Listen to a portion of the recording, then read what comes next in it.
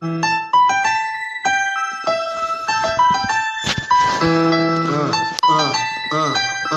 Democrats don't speak for me. Speak for me. Speak for me. Republicans can't speak for me. Speak for me. Speak for me. A bitch ass nigga can't speak for me. Speak for me. Speak for me. You coon ass niggas can't speak for me. Speak for me. Speak for me.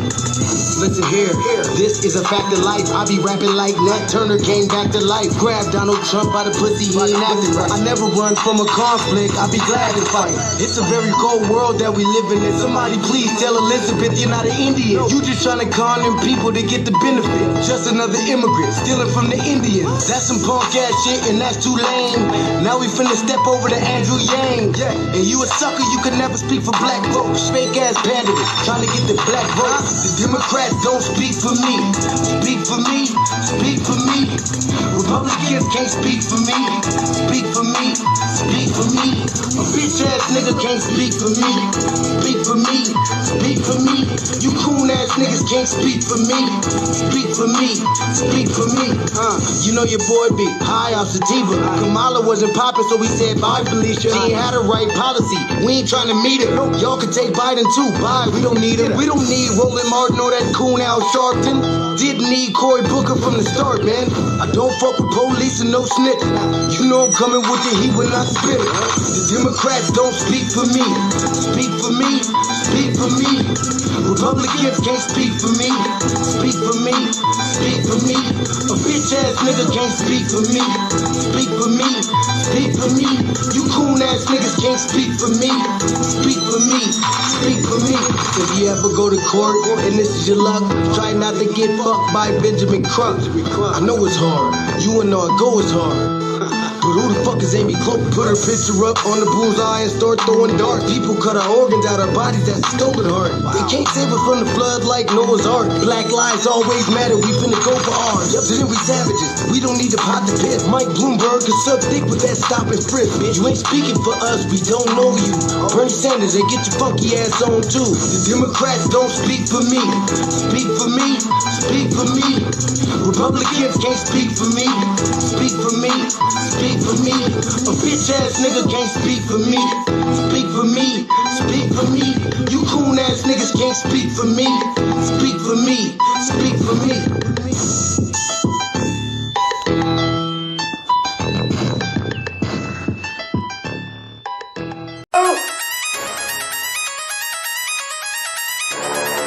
I'm talking about shout it going crazy. People going crazy in them motherfuckers.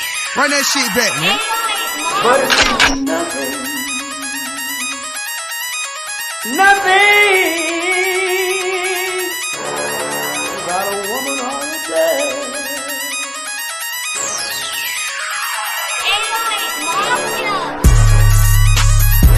Man made the car.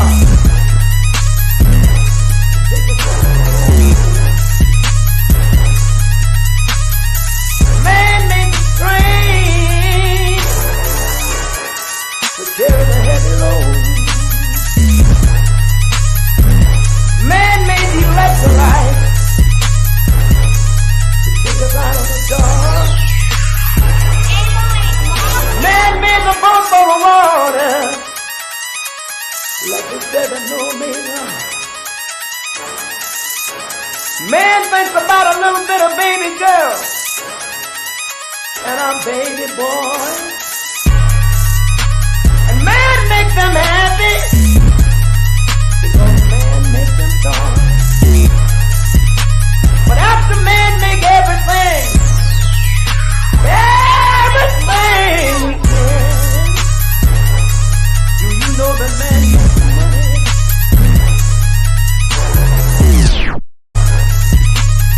To buy from other men. This is a man's world. But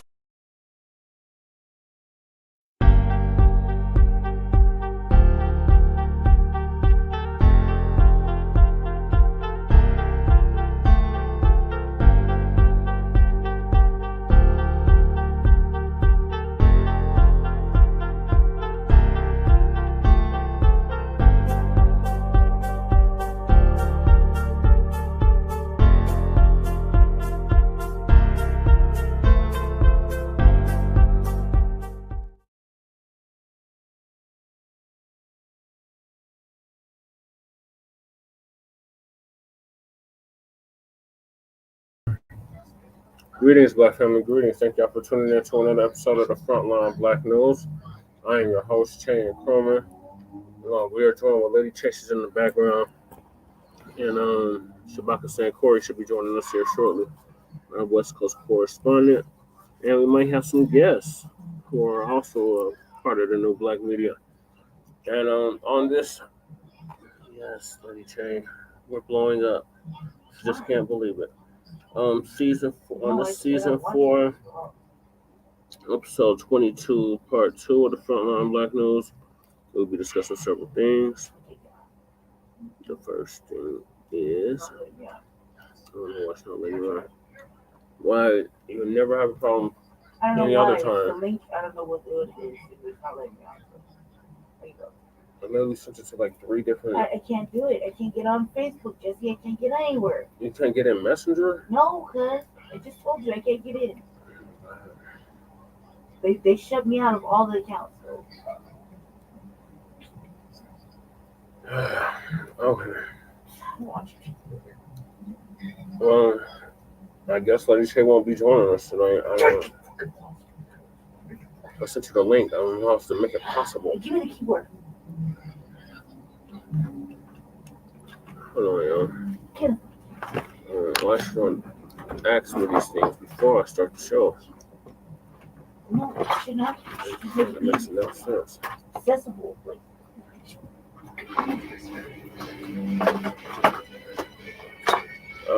So the first topic is why Democrats are purposely not addressing the concerns of Black America.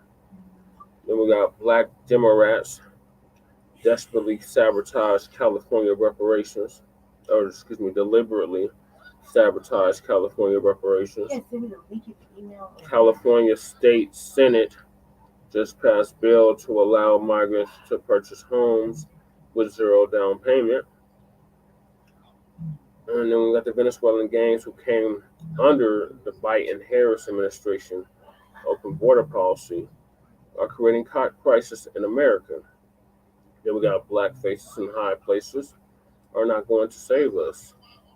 And then we got Black California residents say reparations bills not passing will affect Kamala's chances. Then we got Stephen A. Smith destroys the DemoKKKrats with explosive RANT. You got Venezuelan illegal immigrants take over an apartment building.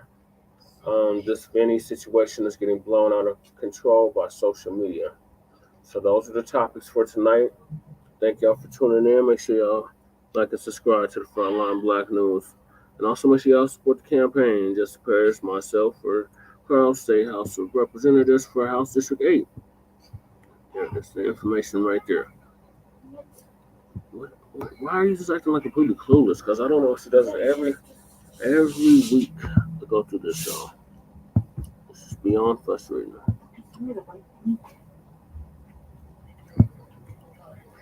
I did send you the right link. I don't know how you're not getting it. I sent a link to like 3 different accounts. Send me the right link. To what? To where? To where the fuck you need to send it to? Oh my God, because I sent it to Facebook Messenger. Well, I don't have a messenger anymore. Then where do you want me to send it to? Email. Can I get an email address? Jesus. That's not on me. That's on them. That you got locked out of your account? No, they did it on purpose. I didn't lock myself out. They did. Did they even tell you why you? No, they didn't. So you can clearly see it on there. Just I didn't do it myself. I wouldn't have to. It was the day you were here and I was over there and I came back and my shit didn't work. So it's my fault. No, it's not. Because a fucking update. Personally. You're wrong to update. Stop. Get it done. She's just so demanding because I'm trying to do it. Get it done. Stop talking. Then you stop talking. You're the one that's being dysfunctional on the air, cuz we're live on the air. Well, it's the second night in a row that you've done this shit. Stop doing it, cuz. God damn.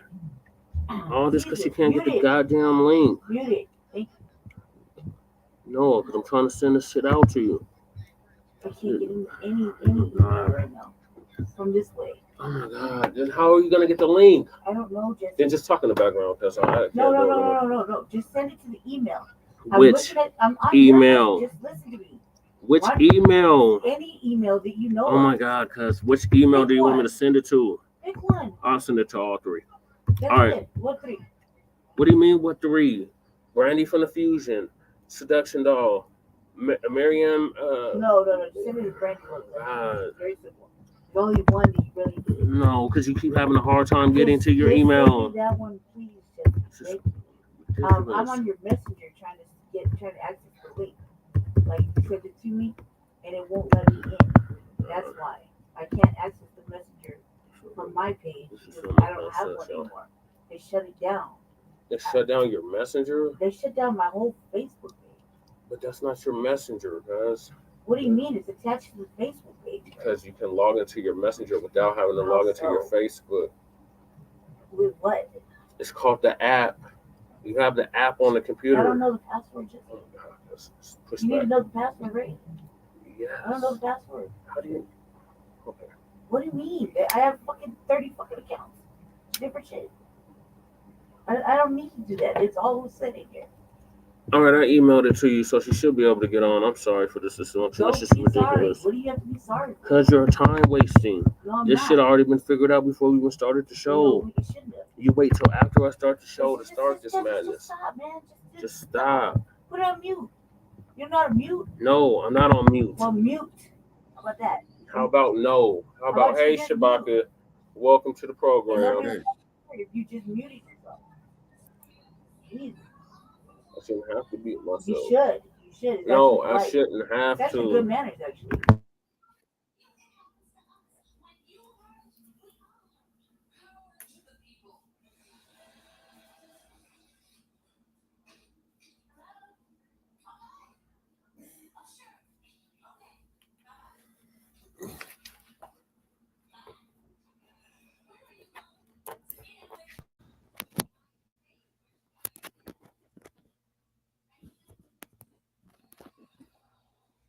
Hey, what's going on? Hey, what's going on?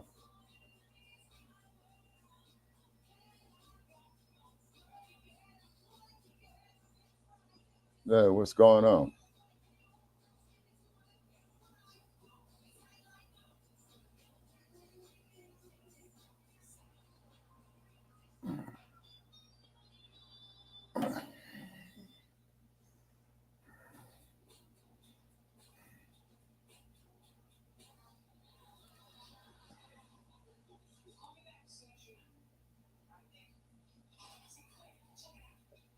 Apologize. I'm sorry, Shabaka. I know. No. Carry on. It It's says just I'm very connected. frustrating. It says stop. It's very connected as you. Why are you under mine? Because that's the link you sent. I apologize. Lady Ch having technical difficulties getting on the show. She just has to be on the StreamYard, even though she's literally right here. Y'all can literally hear her. See the show, Jesse. I'm part of the show, right? So why can't I get on the show?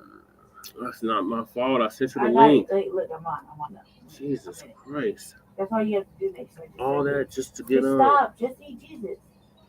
Okay, fuck. Thank you. You're welcome. I'm on. I'm good. Now mute. Jesus. Echo. Carrying on. Okay, keep carrying on. Come on, let's go. I'm ready. Stop is ready. We're all ready. I know. Jesus. I'm sorry, y'all. It's just don't very apologize. I have to. Because it's not professional at all. You None of this apologize. You carry on. 5. You're on the 5th topic. Reading. The first topic. You're on the 5th one, actually. Oh my God. The 5th topic, the first topic for tonight. Why she's trying to orchestrate my show, because I already done it. I already went over the intro. Randy, stop. This is not the RBA. No, we actually have order and function here. What I'm saying is you already read those first 4. Randy, I already went over the title, the topics. Okay, let me run my program like I run my program. Let's go. No, you stop. Let's go. I'm ready. God damn. I'm ready. Just stop talking. God damn. Shabaka. How are you Hey, doing? what's happening? Ages. Oh, it's a pleasant 98 degrees out here in Sin Yeah, City, and then of course, you know, they if you go listen. got all these drunks out here driving and shit. You know what I mean? Because I believe they started college football. You know, they played over there, man, at the Legion Center. You know, and you know, fools was out here, man, shooting off fireworks and all that shit out here in 98-degree temperature. You know what I mean? You know, yeah, real smart. You know, you're gonna shoot off fireworks in 98-degree temperature at night. You know what I'm saying? Yeah, real smart. You know, which could lead to shit like fires. You know what I'm saying? Stuff like that. So, what's on the agenda for tonight?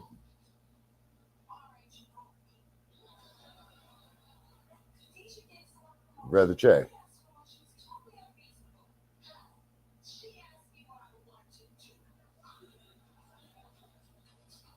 Sure, what's going on? Okay. Well, I don't know if we're giving out a dead carrier or not. No, I'm here, Shabaka. So the first topic is why the Democrats are purposely not addressing the concerns of Black America. Shout out to the viewers. Like and subscribe to Black News.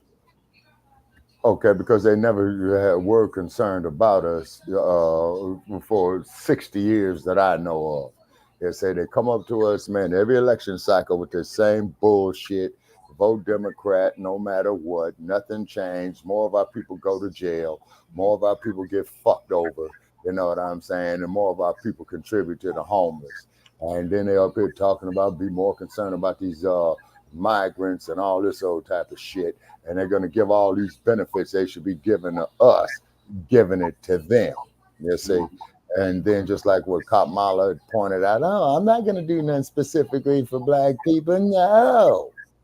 Okay, then, lady, then what in the fuck am I wasting my time looking at you for if you're not going to sit up here and do nothing specifically for my folks? You see what I mean? See, right. Why you sitting up here cosplaying as a Black woman? Yeah, exactly. You ain't going to do a goddamn thing for Black people. Stop. God damn. No, because you keep fucking doing this little shit in the fucking background, guys. Just stop. Jesus, boring. You always gotta say something. Stop talking about it. Randy, it's the topics. I'm going to talk about it. Shabaka just brought it up. It's not the RBA. Let's talk about the RBA. Somebody need to. Go ahead, Shabaka. Yeah, okay. So what it is that, you know, like I said, you know, for the last 60 years that I've witnessed, you know, is that these Democrats that come up to us every goddamn election cycle talking about vote Democrat, vote Democrat, vote Democrat, vote Democrat, vote Democrat, and we sink further and further down on the rungs of the American social order. That say now, you know, they coming up here with this alphabetized agenda, and then you got Al Sharpton out there talking all that shit, where waving a rainbow flag, man, with a banana in his mouth. You say, what kind of imagery is that setting, you know, and subliminal messages that is setting for our youth? You see what I mean? Okay, and then this gender confusion shit, okay, is because what it is the main objective, no matter how you look at it, is to eliminate the Black male. You say they don't want the Black male to be strong. They don't want him running his household. They don't want him having nothing in politics or business or whatever, unless he's with this all-inclusive shit. But as soon as he says, hey, brothers, let's do something for ourselves to preserve ourselves, all of a sudden, you guys are Black racists and all that. Remember this group, remember that group. We don't give a fuck about these other groups. It's because their experience is not our experience, and our experience is not their experience. And I don't give a damn how many of these buck wenches and ghetto gagging bed wenches you got. You see what I'm saying? Yeah, I said it, and I approve of the goddamn message. I'm trying to pull up this damn queue. Okay. One window's damn open. But while we're waiting, have you been following what's happening in California with the reparations? Okay, from what I understand, the last data that I got on it, man, is that they were supposed to be scheduling another meeting up there in Sacramento to discuss it. Okay, Yeah, but they they got did, and the from what I heard so far is the Black Democrats out there on the right. Assembly voted against the office for the genealogical study and another bill. It's like two or three bills that they voted against. hmm hmm Okay, so which means is that the House niggas of California who are on puppet strings, they Hmm. voted against something against their own interests.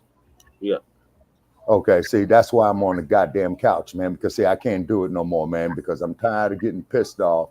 You know what I'm saying? I'm getting tired of a motherfucker sitting up there trying to tell us, well, going up is going down, and going down is going up. So these dumb sons of bitches in Sacramento are going down to the one, and you believe that everybody's going up.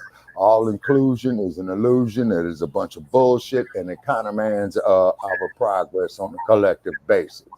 Fuck these other groups. You feel what I'm saying? Is because they put together committees, they put together infrastructures to further their agendas. So why in the entire fuck we cannot do the same damn thing? right. You say, and it really pisses me off, man, to the point where I got to quit looking at this damn internet, man. I got to quit looking at the news because I'm tired of this shit, man. I really am. Yeah, I hear you, You know, Smoking.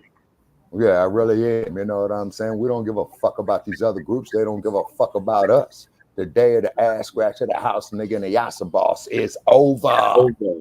Yeah. That shit is over with. And it was a damn tragedy. You see what I'm saying? And then, uh, Travesty. uh, Yeah. yeah, it's a travesty.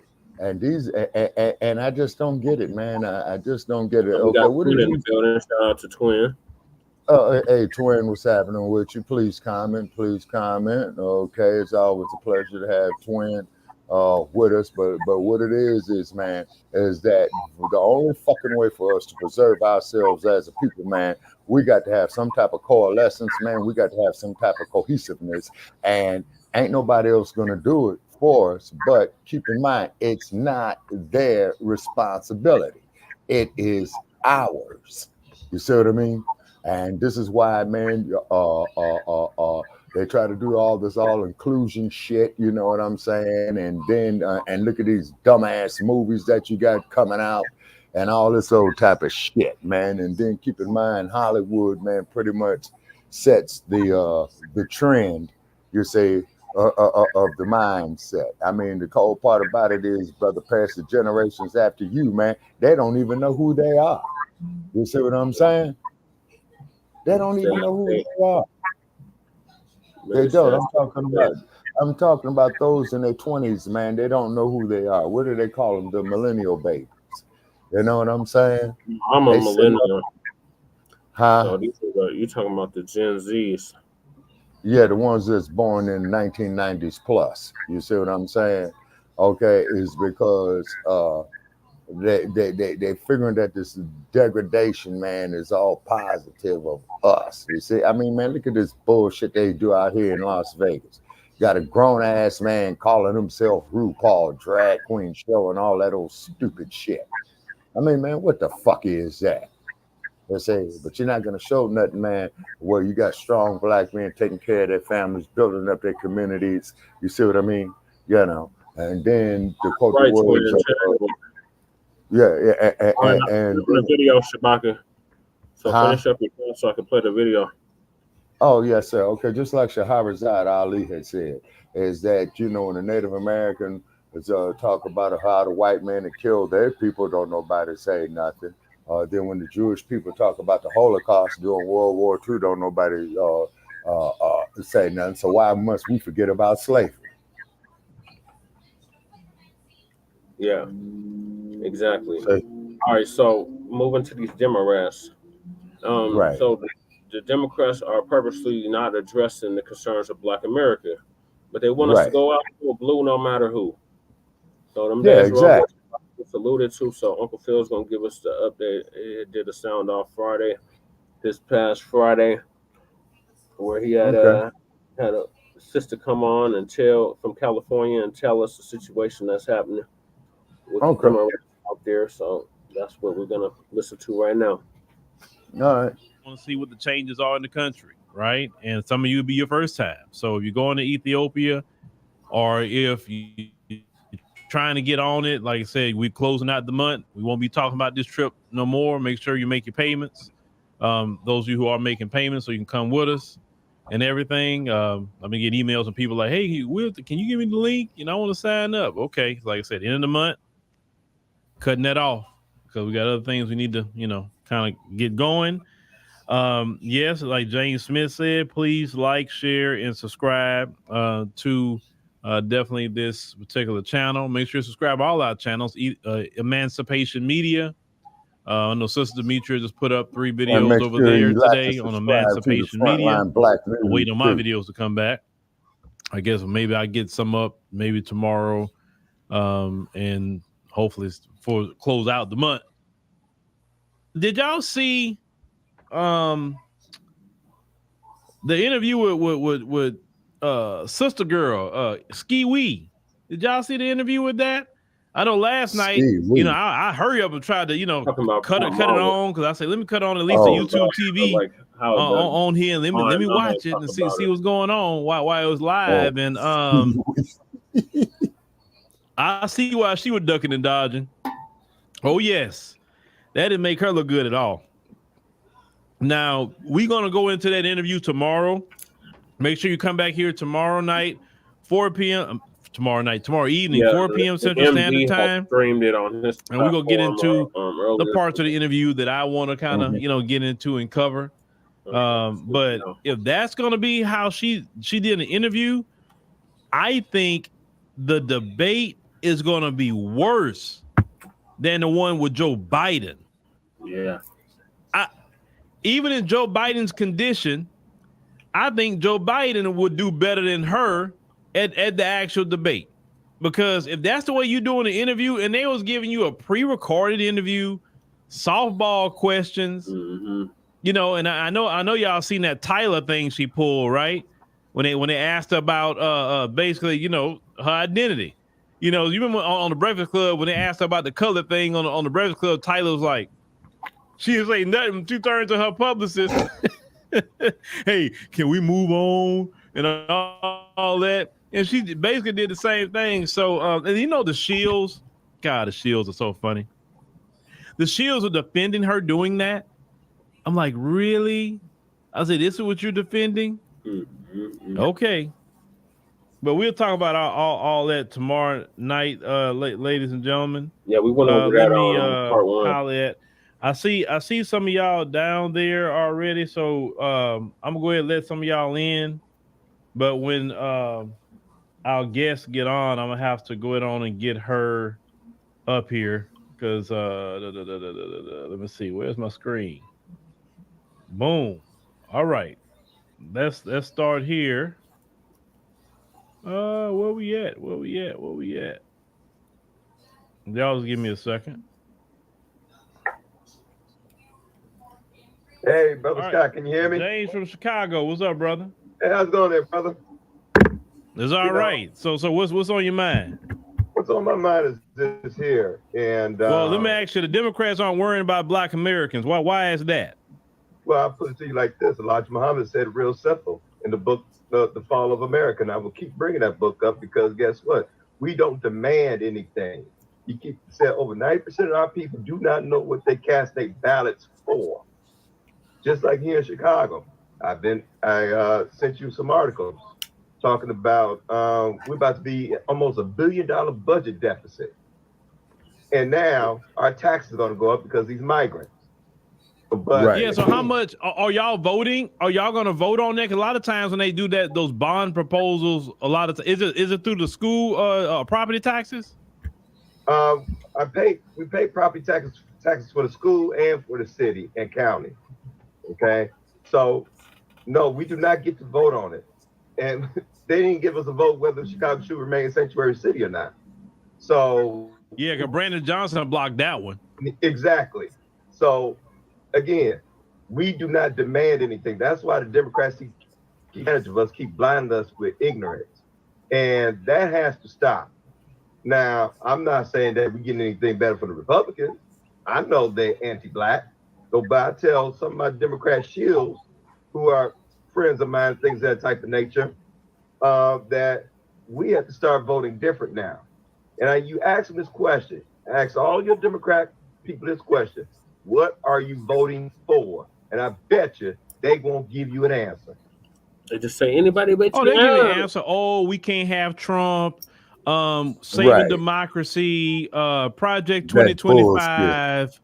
Some of them will talk about, abortion. That's kind of the things that I'm hearing from them. It's not nothing more than that.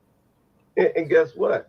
They still don't know nothing about Project 2025 because things they talk about that. Oh, they're gonna cut Social Security, Medicare. Project 2025 never said anything about that. I read Project 2025. It didn't say anything about that. And then you want to talk about unalive children in a mother's womb. I can understand when it comes to a woman's health and being raped. But the problem is this here, that abortion is being used as a birth control in the Black community. Exactly. Have you read the numbers on like the medical necessity, violating a woman, or incest? Have you read the number? Like, what are the actual numbers of abortion for that? No, I haven't read the numbers, brother. It's 1% of the abortions. 1%. The Black babies. I can believe that. Since 1970. 1%. The rest of them, I just don't feel like having a baby right now. Now, you could. What was your plan B? Call and kill people. Oh, matter of fact, why you didn't make that dude? Put the Jimmy hat on. Remember that term Jimmy had back in the day, right? Yep. Why you make put the Jimmy hat on? Or if you know he winning you raw, and he shot your club up.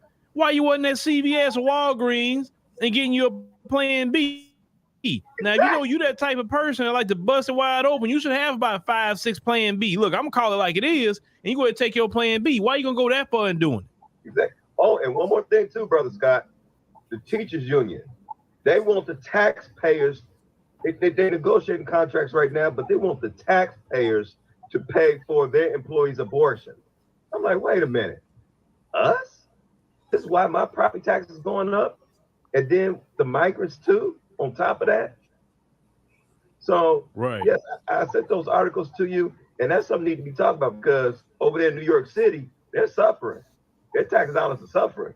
We're about to be the same way. Yeah. Well, all right, brother. I appreciate you coming on. Yes, sir. And read the book, The Fall of America, if you haven't. Yeah, I don't have that one. I got definitely Message of the Black Man, but I don't have that one. I need to check that one out. Yes, please, brother. And you understand why we do things the way we do, especially when it comes to voting. Right. Yes. All right, sir. brother. Appreciate you. Stay easy in Chicago, brother. You too. All right. Let's get somebody else up here. Kayla from Philadelphia. What's going on? What's going on, brother Phil? Can you hear me? All right, man. So your first time up here, and the Democrats are worried about Black Americans. What's your opinion on that? I think that sadly the Democrats don't feel like they have to speak to the community because we've been voting for them for so long, and I think that sadly it's a little. Go ahead, Kayla, brother. Now, if you could stay, I need to get my guest up here from California. So you could just stay, and I'll let you back up after I'm done with her. Okay. All right, no doubt. All right. All right, Sister Camila. Hi, how's it going? Sorry. Oh, I'm good. This is Sister Camilla Moore, who was on the Reparations task force that me and Lady Che have followed extensively for the past 3, almost 4 years. The AB 3121. So she was on the commission. Okay, what city in California is she from? Northern California, Shabak, if I'm not. Okay, so the only city I know. She's from LA.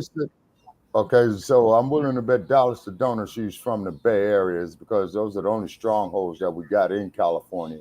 Is Los Angeles and the Bay Area. When you get north and east of the Bay Area, man, all that shit is lily white. Yeah. ain't talked. It's been a minute.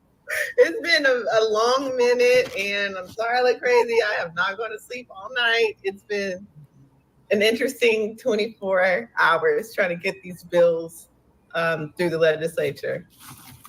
Yeah, well, let me tell y'all what happened. So I woke up this morning about, I don't know. I think maybe around like 3-something this morning because I just been getting up early like that. Don't ask me why. And I looked at my X account. And I said, "Oh shoot!" I say, "Sister Kamala, message, what's going on?" And I read the message, and then the interesting part, you were up because you responded quick. You good now? Yes. Okay, yeah, you had froze for a minute. Yeah, well, anyway, yeah, you responded real quick, and I was like, okay, she up. So that means it had to be what, 1-something in the morning over there? Yes. I messaged you. I messaged Killer Mike. I messaged even Tariq Nasheed. I was messaging myself off last night. All hands on deck in terms of getting these bills off the floor, and I'm happy to share more details. Yeah, well, Sister Kamala, you got the floor. You know, I'm gonna let you just have the floor, and you tell people what's up with the bill. Okay, great. So first, I want to start by acknowledging my shirt. Just a little bit of legislative math.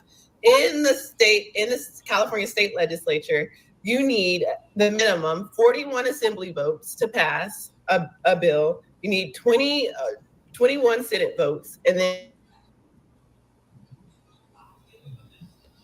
look like your internet froze, Sister Kamala.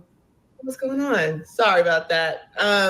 And so this is what's going on, you guys. So State Senator Stephen Bradford, who served on the California Reparations Task Force with me, has introduced, out of all of the Black legislators, the strongest reparations bills to date. The strongest reparations bill since Reconstruction period, right? His bills would create a new state agency just for descendants of American slaves.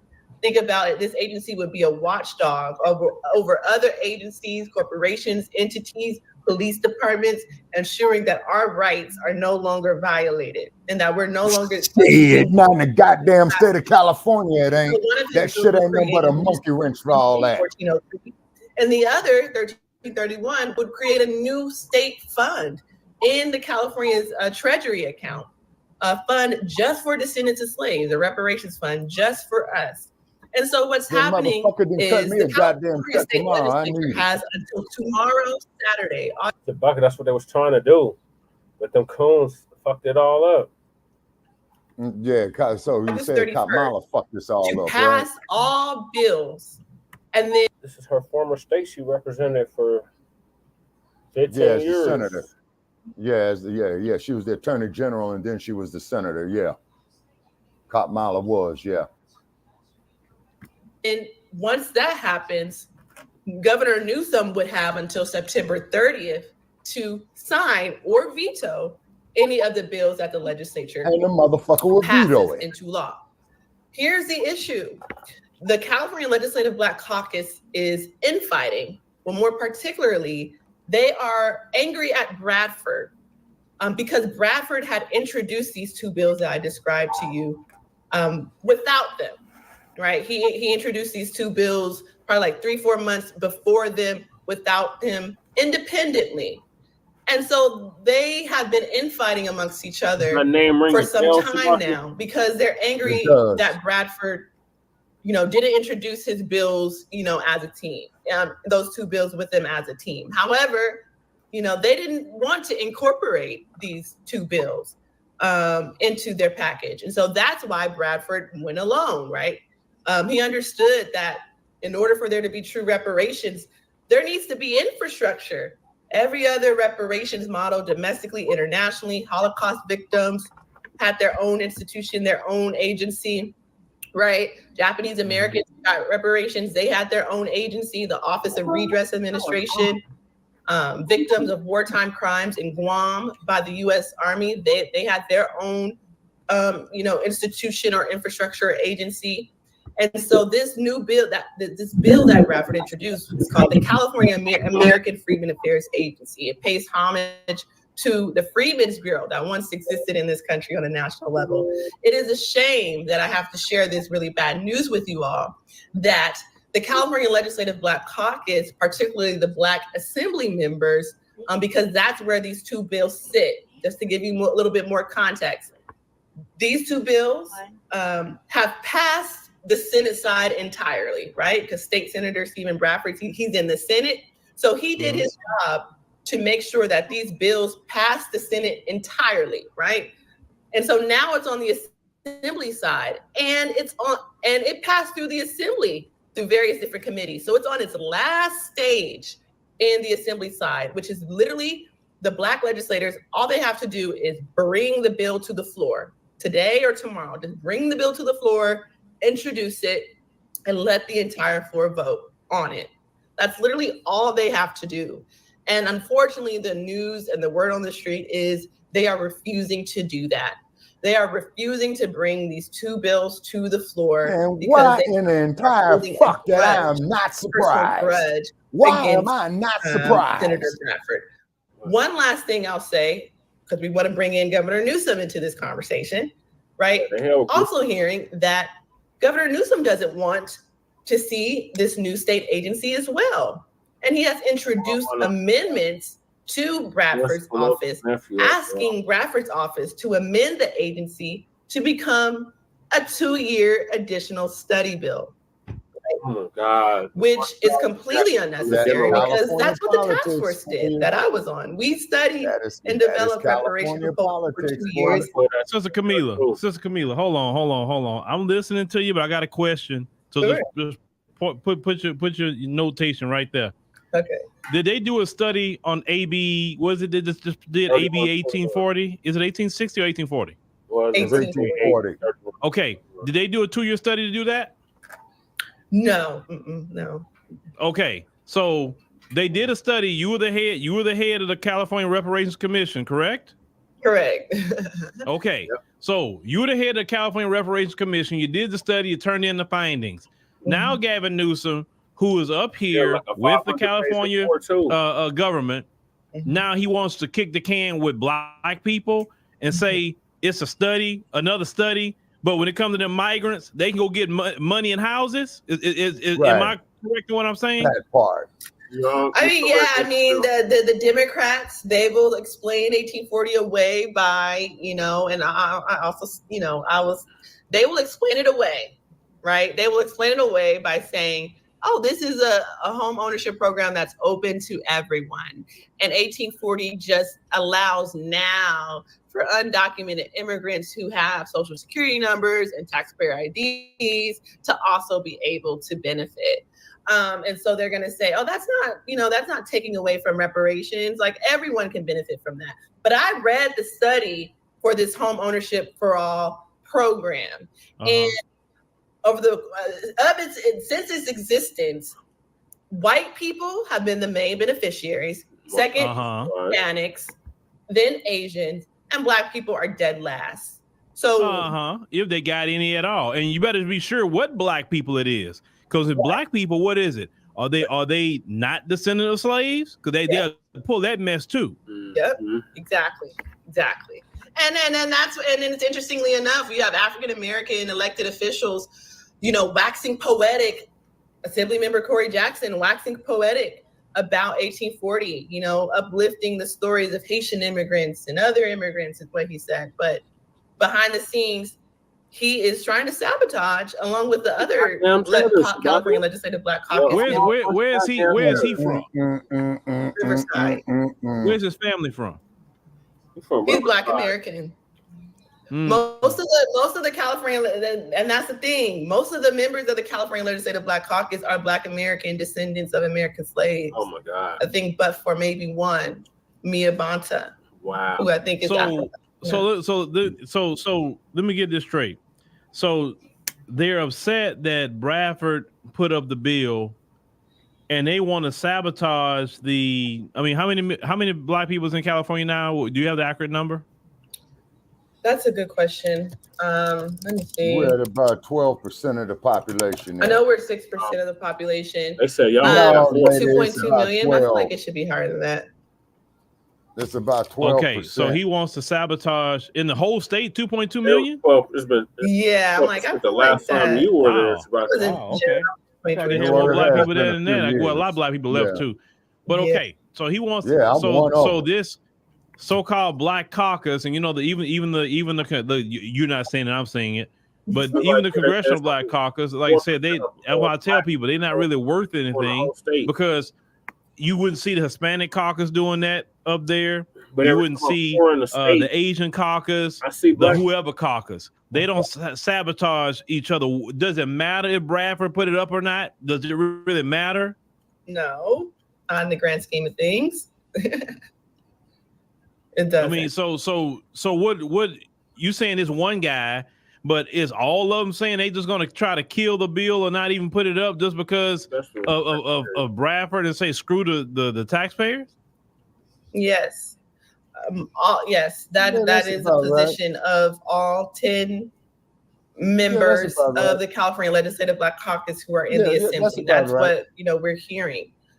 We're hoping that their sentiments change. We're hoping to see, because they're still working right now as we speak. They probably won't adjourn until a couple of hours later.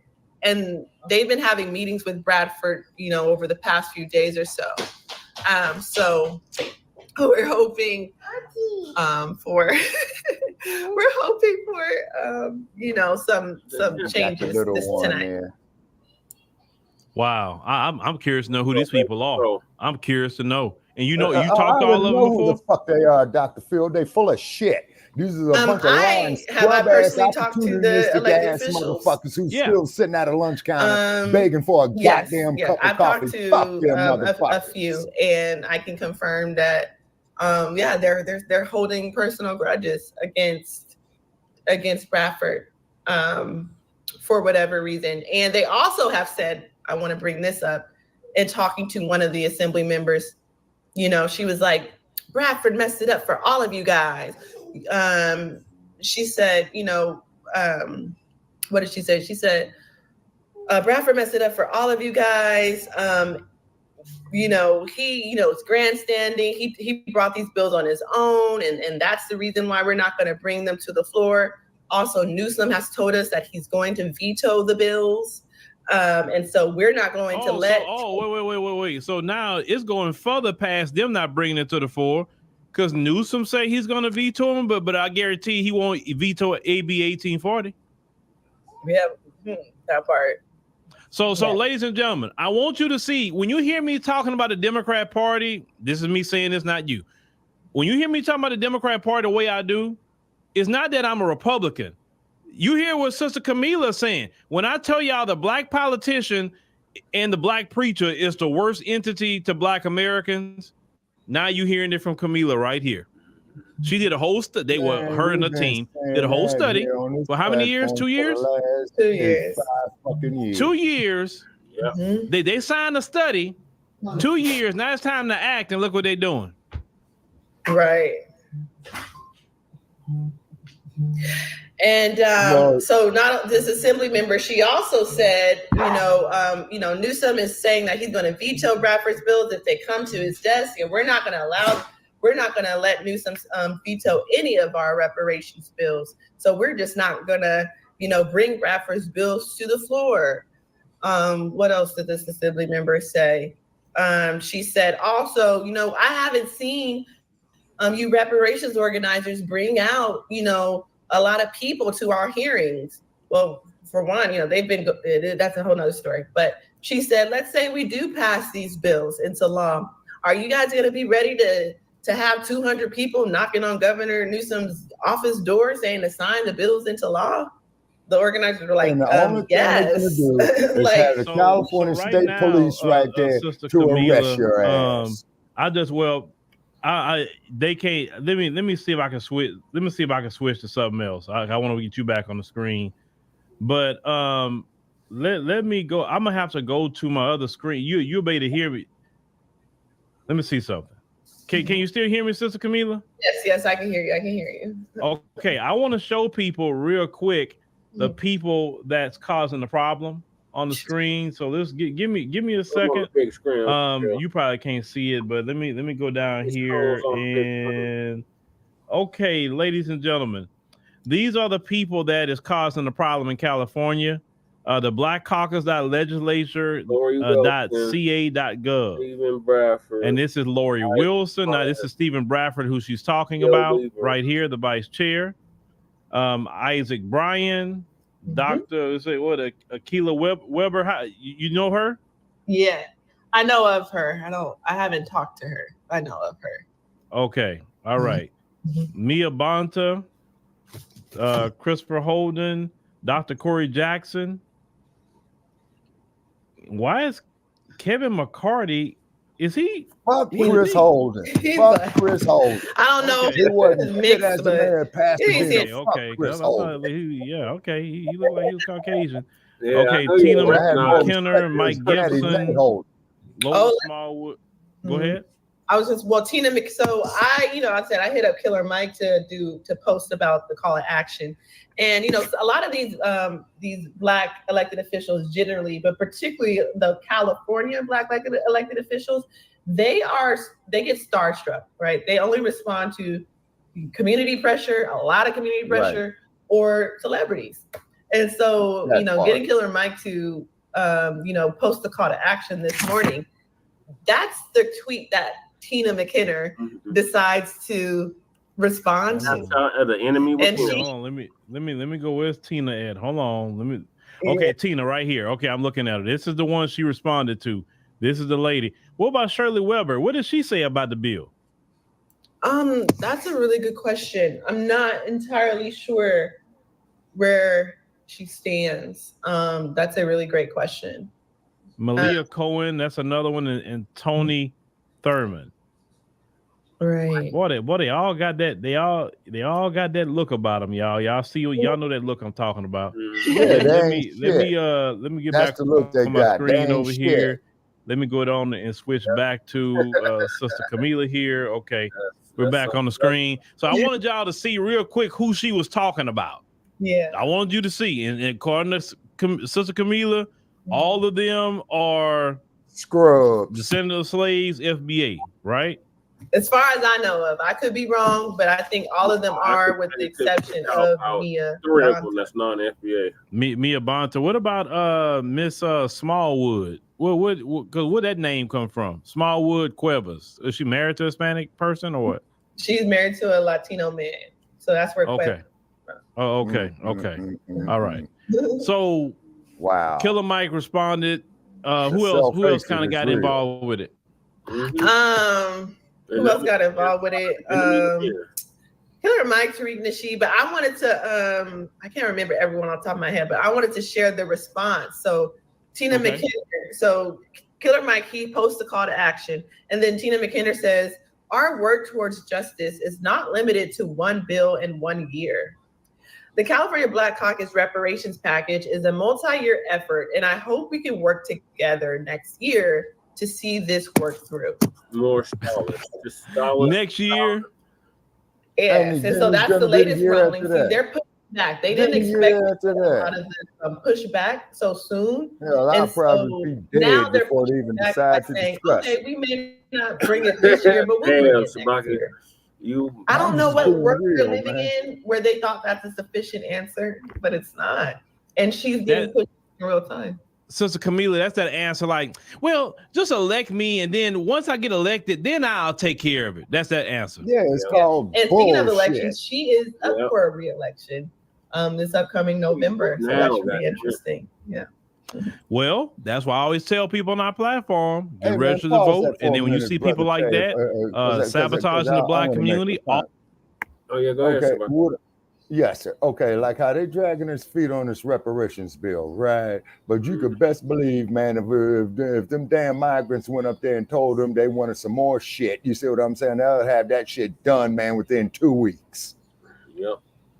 Say, and that's the part of living in that state, growing up in that state, that really is pissing me the fuck off, man, because I've been hearing this same type of prepackaged bullshit all my whole fucking life there in California. Yeah, see, even when they had that old senile motherfucker who became your 40th president, Ronald Reagan. You see what I'm saying? Jerry Brown, okay, so he decriminalized weed in California and shit like that, but Jerry Brown, he didn't do shit for the black community. Okay, no. We're not gonna talk about Gruesome Newsom. He ain't doing shit for the black community. He puts the goddamn state on a fucking lockdown and then goes up there to Napa Valley and have a party wearing no mask for his wife's birthday.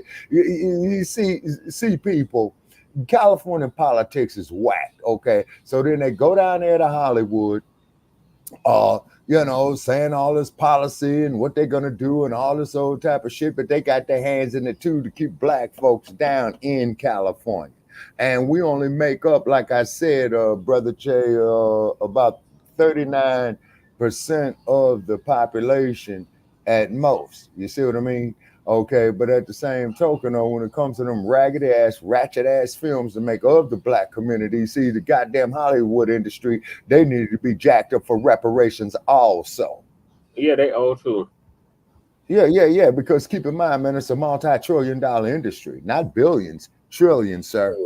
And the next motherfuckers that you go jack up is Silicon Game Valley. Yeah, they both owe. Yeah, exactly. Then maybe they can get that ketchup up out their ass, man. You know what I'm saying? And break some bread. Yeah, it's in addition to the United States government. Well, that too. You see, that too. And these state-sanctioned murders and killings of our people. Right, and then that motherfucker, Uncle Tom Bradley, that you had as the mayor of Los Angeles for 20 years, he didn't do a goddamn thing for the black community. You know what I mean? Blackface in a high place. Your generation, unfortunately, Shabaka was just focused on that. Yeah. See, and that's what it is, Brother Che. And this is why, I'm adamant about what I say and why I'm saying it the way it is. So your generation and generations after, man, that this is a bunch of bullshit. You know what I'm saying? And keep the pressure on them. No, United States, no, California, you motherfuckers owe reparations for all this labor that you got for fucking free. And one damn thing about you white folks, you sure in the fuck ain't gonna go out there and work for free. That's why y'all had a goddamn Boston Tea Party and all that old type of shit. See? Oh, no, man, we don't want to be taxed by England. We over here, man, Hold on one second. I gotta finish this video. We gotta take another 20 minutes. All right. Yeah. Go ahead. You see, so this is what pisses me off, man, about the goddamn state of California. You see what I'm saying? It's all Hollywood. Black people need to come out to vote and vote against her. Who's running against her? Well, that makes it even more interesting. It's a Latino man, Al Hernandez or something like that. I don't know who he is or his politics, but I'm sure some organizers will be probably wanting to know that. Is he Republican? That's a good question. Let me see. Yeah, he's Republican. He's a Republican. Yeah. Why am I not surprised? But her district, is her district a black district or is it mixed? It's a mix, but it's a good number of black folks, and they are pretty strong Democrats in the district. Mm-hmm. No, okay, well, that's the first goddamn. Right. So this is what we got, ladies and gentlemen. We have the Black Caucus out there in California sabotaging reparations, but those same people, including Stephen Bradford himself, because I read the votes in the Senate vote. Stephen Bradford voted for the migrants to have the loans for the houses too. Oh, really? Oh, yes, he did. Because I read the roll call. All the people that voted against it was the Republicans. Mm. Right. Miss Smallwood Cuevas, her too. She voted for it. Mm. Yeah, all the black Democrats are going to vote for it. They weren't going to. Yeah. So let me ask you a question out there in California. Since you kind of look at the politics, why is it that the black politicians want to vote to give advantages to everybody else except their own community? Like, can you explain that to me? Because I don't get it. I wish I could explain it, because if I could explain it, that means I kind of understand it and I agree with it, and I don't. I am, someone who, I'm following the politic of Malcolm X and Martin Luther King in terms of I'm putting the needs of my people first and foremost, and I'm unapologetic about that advocacy. It doesn't mean that I'm bigoted or that I need to be bigoted. Absolutely not. But how you have these, other elected officials that are non-Black, they center their community in their work in the state capitol. And I haven't seen that necessarily from the California Legislative Black Caucus, maybe save from, of course, except for Senator Stephen damn Playboy mansion. I bet you can catch them up there. I bet you can catch them. And see, right there is why Black people stay losing. Right there. Because if you're watching the Hispanic caucus, if you're watching them fight for their, you're watching the Asian people fight for their people, you watch whoever fight for their people. And then we're the only one okay, Gavin Newsom is a problem. Gavin Newsom belongs in jail. Did you say that about Gavin Newsom? Like he basically he don't want Black people to have reparations, basically. And I knew when he went to Fox News, remember after y'all put y'all findings out, you remember that? Yes. He immediately ran to Fox News. Like he's a Democrat. He didn't go to CNN. He ran to Fox News and talked to Sean Hannity about no. There's no money. It's not that. I thought wow, that's interesting. He went to Fox News. I'm not surprised. Just like so once again, ladies and gentlemen, I don't want to get Kamala in trouble. This is why I go against the Democrat Party like I go against them. Do you see how we are sabotaged from the Black Democrat and also the white liberal too? We're sabotaged on both sides. My issue is we can deal with Gavin Newsom, that's fine, but it's the Black politicians is the problem. If we was all on code, like what Kamala is trying to do, be on code, we can go on a unified front and shucking and jiving, boot licking, and they look like they all part of the boule, all of them. They look like it. Or one of them. They probably all part of. Let me ask you a question: how many of them are they a part of fraternities and sororities? Actually, I know Reggie Jones Sawyer. He's a Kappa. Bradford might be. Yeah, I think a few. Yeah, I think a few of them are, but I can't recall all. Yeah, because they I was just seeing that boule look on them, so I was like, are they part of the boule? Okay, cool. All right, no problem. But now y'all see what the issue and problem is, right? So don't come to my page telling me why I talk about the Democrats the way I do. Right. Camila's right here telling you why I talk about it. I'm only fighting for Black people to have what the migrants are having. Now, let me ask you a question about that. How much money have y'all been spending on migrants? I don't know, and I probably should know, but I don't know off the top of my head. And I mean, migrants. That does include undocumented immigrants, people who are migrants, illegal. I don't look, and you're not a citizen of this country. You getting resources that Black folks not getting in California. You shouldn't be getting it. That's just my opinion. You have a lot, good and well. They have a lot of homeless in California. The majority of the homeless population in California are Black Americans. Yep. Why aren't they getting off the streets? Right? Why aren't they getting the homes? Exactly. And exactly. And I just want to bring up Bradford. He introduced, what would you say, 5 bills state of California initially. Spends $22.8 2 of them were killed earlier this summer in certain committees, appropriations committee. One of those bills was Senate Bill 1007, and the other was SB 1013, and both were housing reparations bills for descendants of slaves.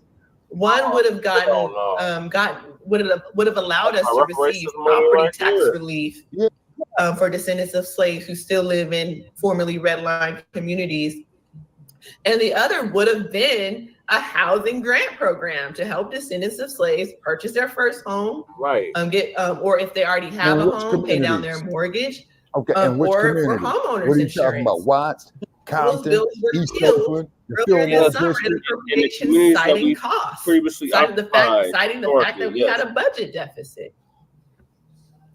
But they ain't got a budget deficit for migrants. And then somebody in the chat, Jane, says that California spends about $27 billion annually. Yep, you just said that. Okay. And then what's interesting about AB 1840, they passed it, but it's largely going to be symbolic because they're saying the program don't even have any money. California, there's no money. It all got tapped out in the initial round through this so-called lottery system, where the majority of people who benefited were white and Hispanic. Like, so that program doesn't even have any money anymore, but yet they passed a bill to expand eligibility to undocumented immigrants that have social security numbers and taxpayer identification numbers. Hell no. Mm-hmm.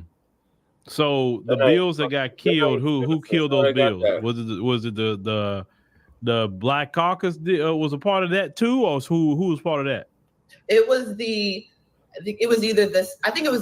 Senate Appropriations Committee. So the chair, I think, was it was mainly like, non-Black people that was in that committee.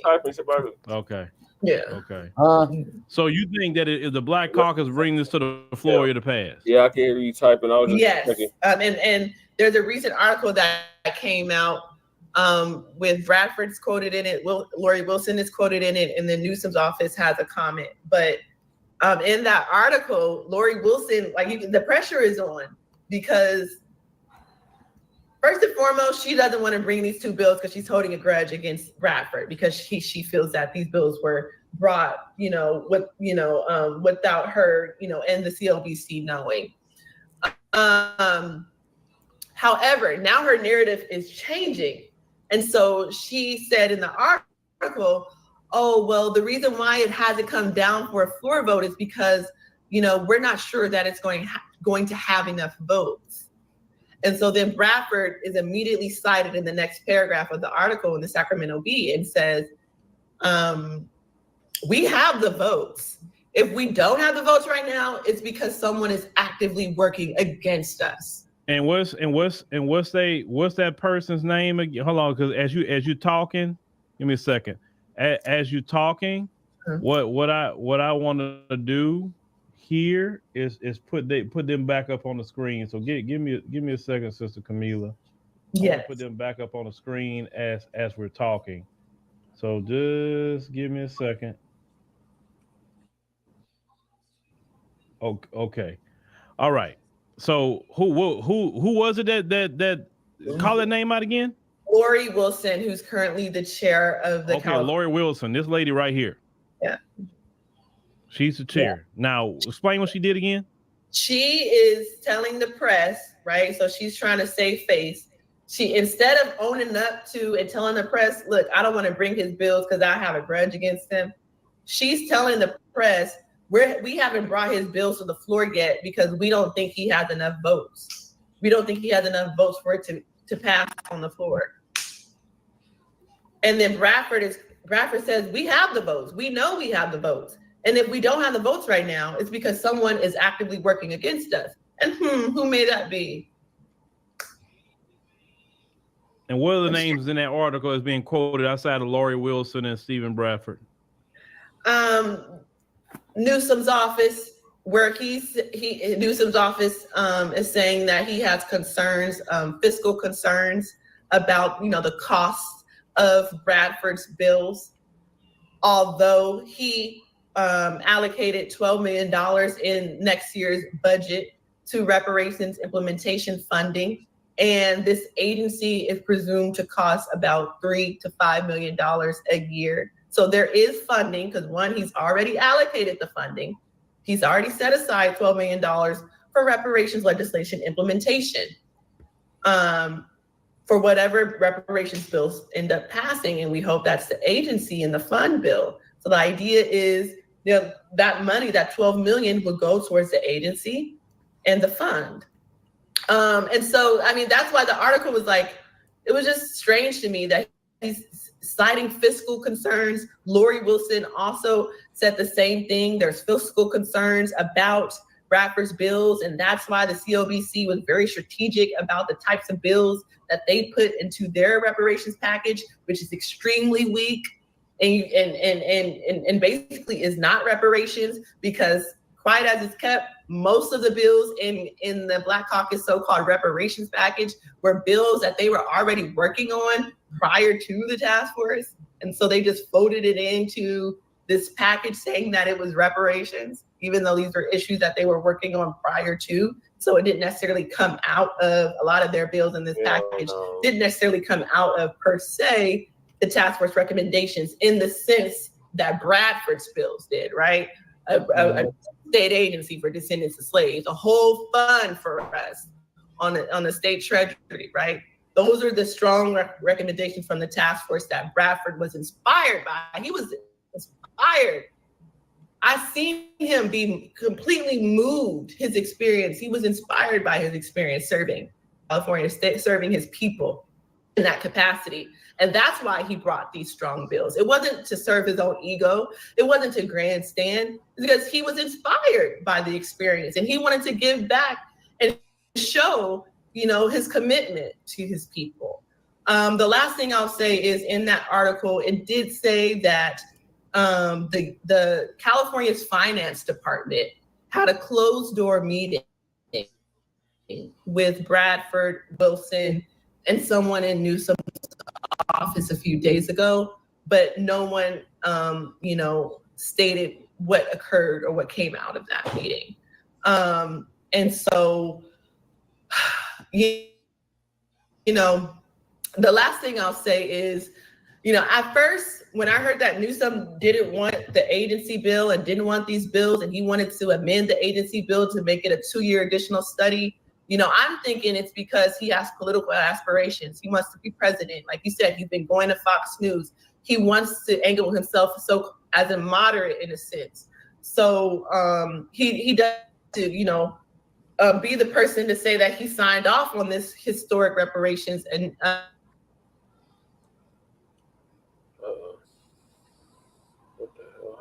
Can't hear you, Sister Camila. However, in the article, and I'll just conclude, in the article, he's giving a different reasoning. He's saying he doesn't, he has concern with these bills because of the cost.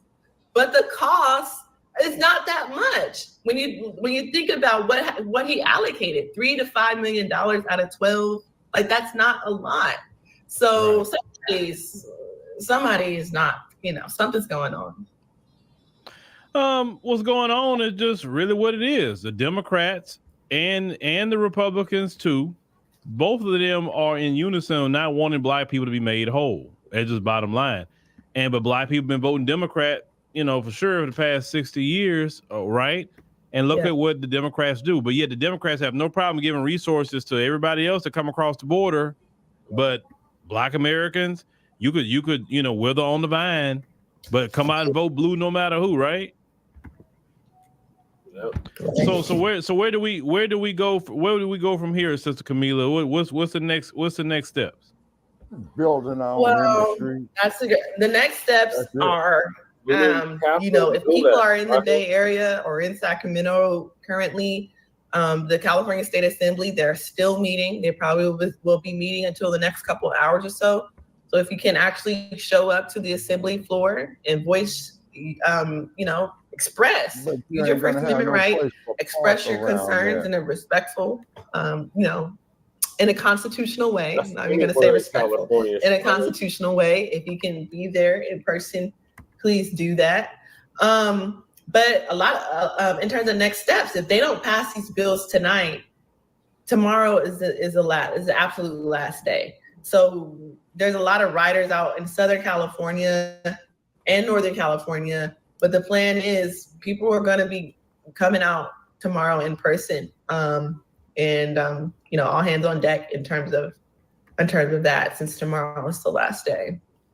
Yeah, and those of you who can make it, go over there and call out that Black Caucus.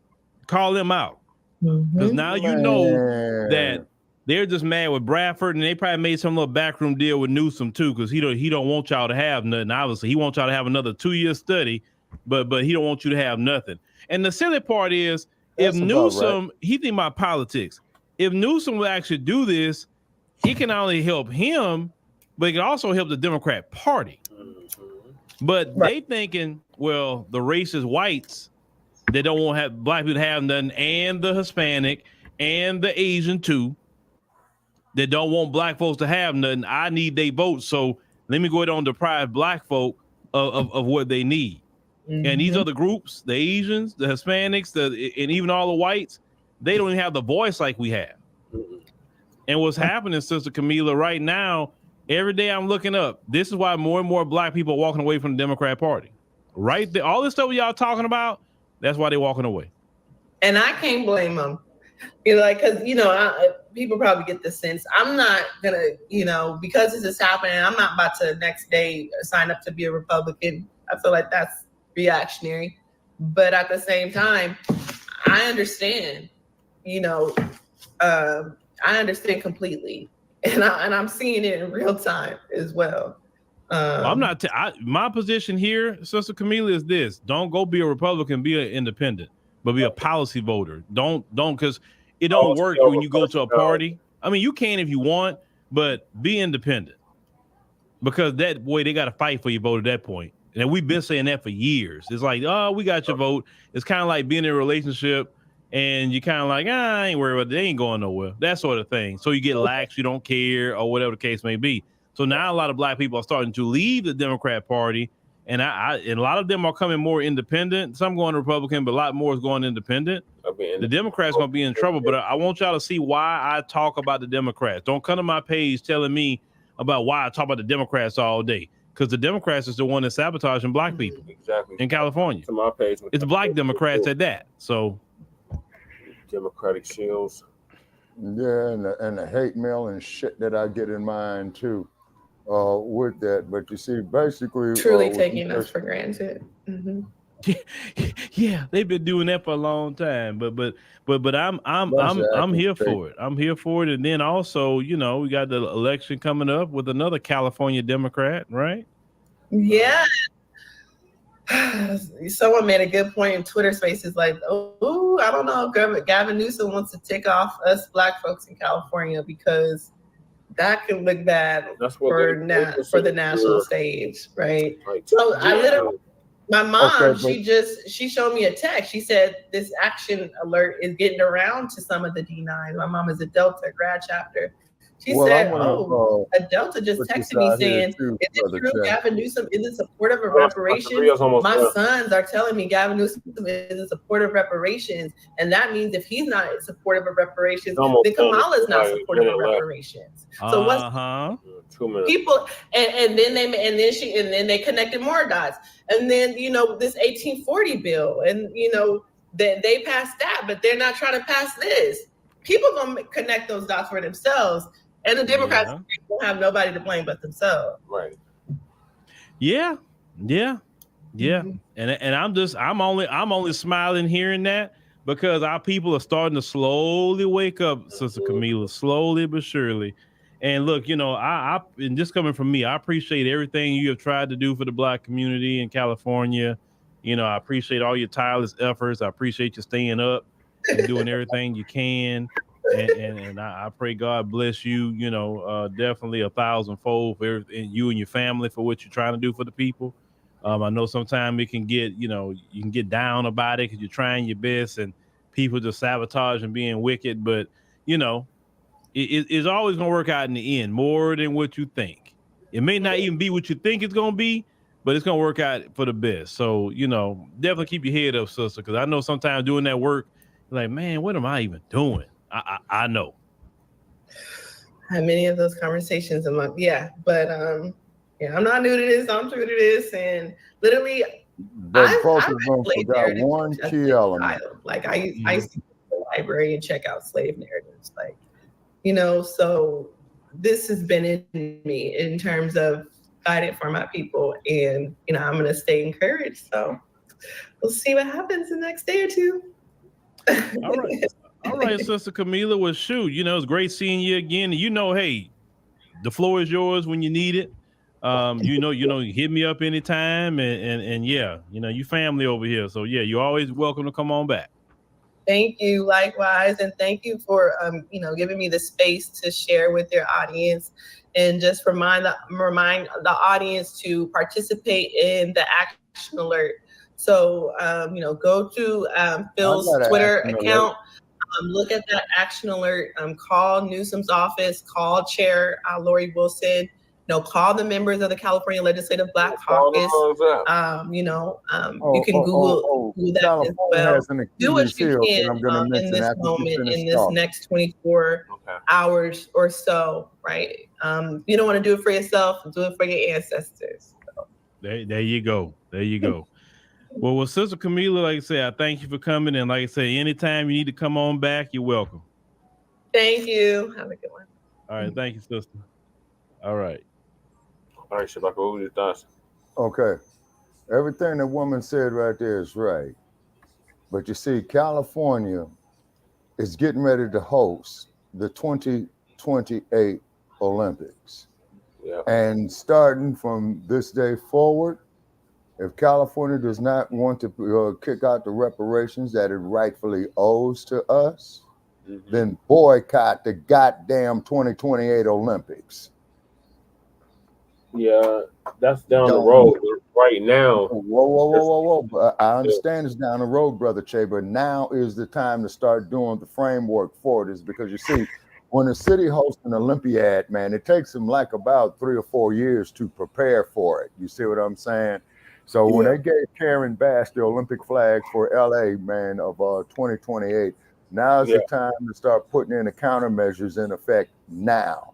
Boycott the Olympics of 2028. And I do know that there are a lot of athletes that train hard, to go to the Olympics, is because to get an Olympian, man, to be an Olympian like Simone Biles, man, you're pretty much writing your own paychecks. But if we can get some of the former Olympians, to endorse what we propose is boycotted, is because California will lose heavily. That will get their goddamn attention. And I mean to get it quickly. Is Thomas Smith still alive? I don't know about Tommy Smith, but I do know that Mr. Carlos is still alive. The last I checked is because I saw a post that he made, and he had said that he would do the same damn thing again in today's standards. He said that he would do it again. So it would be wise for us to get in touch with Mr. Carlos, to have him, on our platform if his schedule will allow, and ask him what he thinks about this. And I bet you California's ass will get his ass in order. Oh, hell yeah. Because see, the state of California is getting ready. Okay. See, the three main investors that you got dealing with the LA Coliseum is the U.S. Department of the Interior. You got to deal with the California state. It's three government. Yeah, you got to deal with the feds, the state, the county, and the city of Los Angeles. County and city of Los Angeles. You see what I mean? Okay, that's why Al Davis had to move out here, because he had wanted to take out about 30,000 seats, so when the Raiders were playing in LA, so therefore they could lift the Blacc out. You know what I'm saying?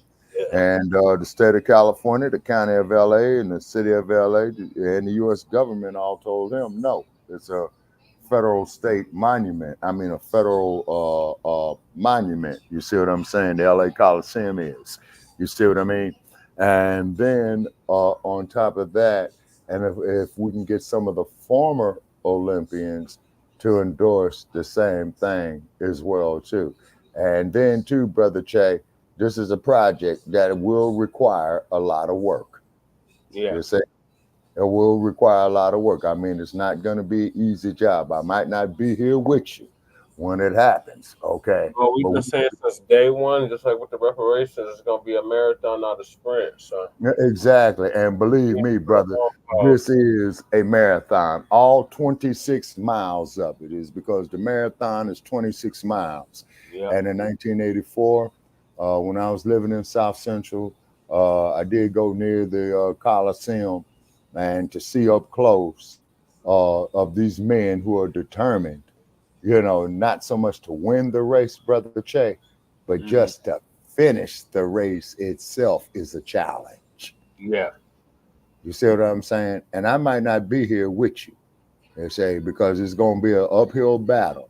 And the only thing I could do is, like I stated before, is relate the historical events that I have lived through. And I do know one damn thing is that the city of Los Angeles is starting to invest a whole lot of money into it, right along with the state of California as well too. Okay. And get on Newsom's helmet, smear the motherfucker on social media. You see what I'm saying? And put him on the spot. Same thing with Karen Bass as well too. You see what I mean?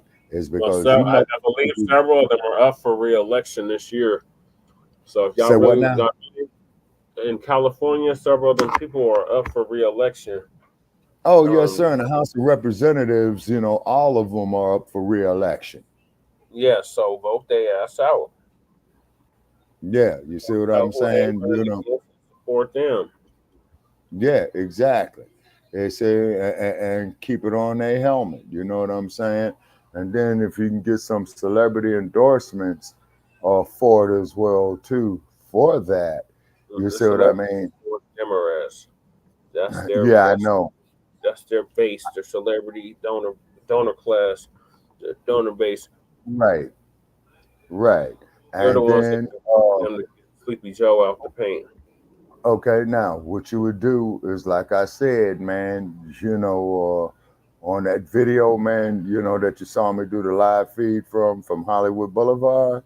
Yeah. As I said it then. Okay. Boycott that motherfucker. You know what I'm saying? But you got to do it en masse. The only way it will work is en masse. Yeah, but start boycotting the jails. The who? The jails? Yeah, stop. Boycott the jails. Meaning don't. Okay, what do you mean? I see what you're saying. In other words, do not go to jail is what you're saying. Right. Yeah, exactly. You see what I'm saying? Walk the straight and narrow. But what Los Angeles is famous for, like I was trying to tell is that you don't have to be innocent. I mean, you don't have to be guilty of no crime to be arrested, man. No, you know what I'm saying? Kamala. Yeah, that part right there. I mean, man, you go up there to the LAPD, man, and tell them, oh, well, man, is that I'm a foundational Black American. Oh, man, we are Moors, you see. We're not Black. The only thing the lapdog's going to do is, nigga, turn around, put your hands behind your head, zip, zip. Yeah, especially when Period. Coming up. Yeah, no, this is what I'm talking about, Brother Che. Like I'm not knocking the brother's wisdom. I'm not knocking the brother's knowledge. I'm just pointing out some facts that he is either unaware of or that he is omitting on purpose. You see what I mean? Because and as you said it too, Brother Che, and this is why I appreciate the work you do, man, like with the Sunday Food Bank and stuff like that, okay, because you really are putting a lot on yourself. You say is that it has to be grassrooted. You see what I mean? And then hopefully some of the celebrities. This is a bottom up. Yeah. You see, it's because like James Brown said in 1968, and his lyrics say a lot. I'm Black and I'm proud. Yeah. We're people too. Yep, we sure are. You see what I'm saying? We're people too. You see, this is what I debate with that neo-Nazi Joe Gibson and what have you. And please look for his show, is because I'm going to go on his show and I'm going to call him out on it. Oh yeah, if it's the last damn thing. It's Labor Day now. It's supposed to be Labor Day where you're at. Yeah, exactly. Yeah, it's Labor Day where you're at. I'm 45 minutes away from Labor Day. You know what I mean? And and I got a lot of other work that I got to do, man. Doing some things that you're well aware of, but I'm not going to say here on, on public airwaves and what have you. So I got to do some work on that, and then also too, another thing is that keep it up in their face. of what happened in California, man, you know, toward the end of World War II at Chicago. Port Chicago. Yeah. You see? And, you know, and they put all them black men up there, man, hauling that ammunition, you know, protecting and taking up for them white boys. You see what I'm saying? Like what Denzel said in the Soldier Story. And then also, too, I wish black filmmakers, man, will pull their resources in the entertainment field, you see, and start projecting positive images about us. You see what I mean? Okay. Oh, the Hidden History Museum. So they finally opened it. Okay. There's Tariq Nasheed. Okay. Okay. All right. I got to go check it out the next time I hit LA. I got to go check it out. You know what I mean? Yeah, it's in the West Adams Jefferson Park District. Yeah, right. And you told me, man, it was over there on the corner of Jefferson and Adams. Not Jefferson and Adams. 2131 West Jefferson Avenue. Okay. I think the cross street is either Arlington. I think the cross street is Arlington.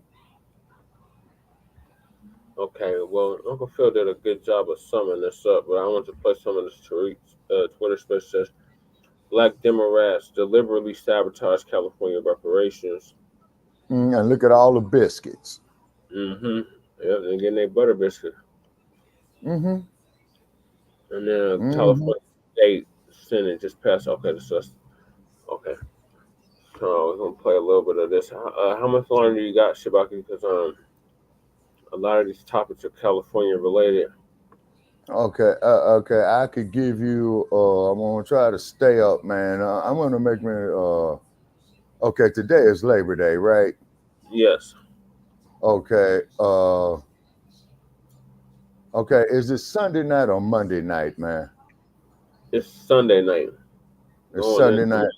Morning. Okay, so what I'm gonna do, man, I'm gonna make me a cup of coffee, man. You know what I'm saying? You know, while the next videotape plays or what have you, you know, sip my coffee. So that means I probably won't be going to sleep, man, till about 8 o'clock tomorrow morning, you know, which is fine.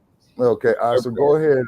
Okay, so play the tape, you know what I mean? And I'm gonna hopefully have this coffee. What's going on, everybody? What's up, family? Okay. You start recording and y'all let everybody know that we are live right now, ladies and gentlemen. What's going on, fam? Y'all good? What's going on with everybody? I'm actually going to go to his live that he did earlier tonight because it's just a Twitter space, people just talking, mainly Democratic shields, trying to get us to vote for Kamala.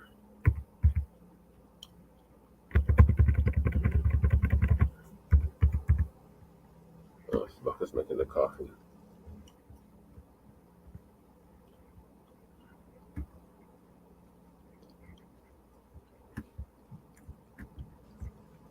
Here we go.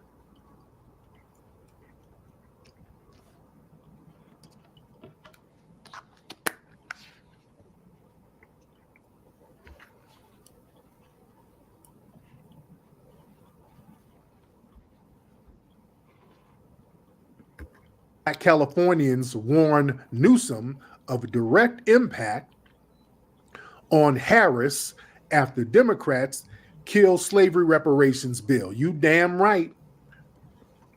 You damn right. Black activists in California Assembly threatened a direct impact on Vice President Harris' presidential campaign after state Democrat lawmakers held off on 2 bills that would have greenlit slavery reparations. All right. Yes, this is going to impact because now we're seeing the Democrats for the abusive liars they are. Mm-hmm. All right. The deceptive Democrats are abusive liars. This is completely unacceptable. They're splaining to us while they have sat up here and given money and resources to all of these non-citizens. It is not acceptable, and we're not buying none of this. That's right. And we are the voting bloc that put these people in power. They screwed up, and they know they screwed up, and they went and crashed out this weekend because they didn't want to pass it anyway. But here's the thing. They thought that they would dangle the carrot, but they didn't expect us to delineate the way we did and make sure the language was right and exact. So now if they passed the bill, they could not have tricked up the language. So they said, well, damn it, we got to crash out. So we got to create some kind of infighting or whatever. We done worked on this thing for the last couple of years. So now we got to come up with some weird, janky excuse to crash out over it. Their excuse for crashing out is janky. They never wanted to do it anyway. Mm-hmm. And they thought that they were going to dangle this carrot over our heads to get us to vote so that they can let all of these other groups in. But we were holding their asses to the fire on this, and they weren't expecting us to do this. Yeah. And family, this is still a good thing. This is a great consolation prize. The consolation prize for me and for all of us is the Democrats crash and burn. Yep. See, we got to start knowing how to enact punishment on people when they disrespect us. Right. Black people, it's time to get serious, and it's time to man up and start thinking in terms of business and manhood and power. Yep. Hold on one second. Oh, I hate when my lady holding me, texting me while I'm live and I'm on a roll. I'm about to start cooking tonight, man, because we're going to have some real talk tonight. My lady is out at the grocery store getting ice cream with the kids. Hold on one second, man. Y'all bear with me 1 second because my lady asking me something. Hold on one second. Y'all bear with me 1 second, guys. Hold on. Hold on 1 second. Okay. Okay. Now, what was I saying before my lady disturbed my ass? What was I saying, y'all? I was about to start cooking. I felt this, the Majora spirit was about to cook up on me. My lady distracted me. What was I saying? Remind me, guys. Where was I going with this? Where was I going? Because okay, I know where I'm going. Listen. See, listen. This is a good thing because now we see what the Democrats are really about. We see the level of disrespect they have. It's time to enact punishment on them by letting them crash and burn. Yeah. We have to let them crash and burn, family. Been saying that for 5 years. The Democrats, this is such a blatant level of disrespect. We should not support them at all. Mm-hmm. Family, if you support the Democrats at this point, you are a damn idiot. All right. That's what I said. For them pulling such a disrespectful move like this while they're allocating resources to non-citizens and they're stalling with giving us what they're supposed to get, that we were promised to get, that we've been working on for the last few years, and they pull this move, do you understand the level of disrespect?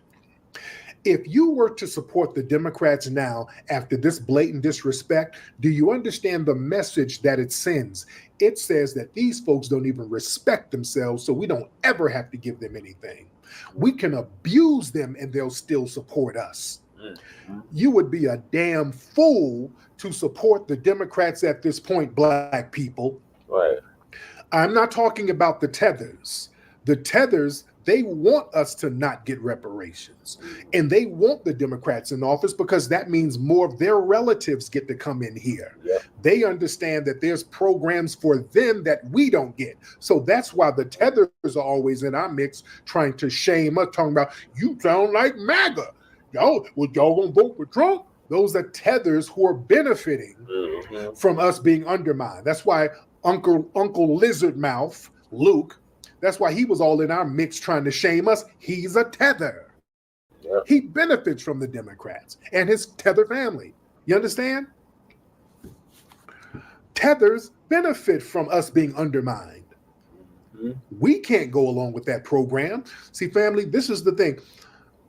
When they started dangling the reparations carrot and they started to commit to it, say, hey, we're going to try to come up with a study to give reparations to Black people in California. I said, hey, we got them. We got them. We got them. Yeah.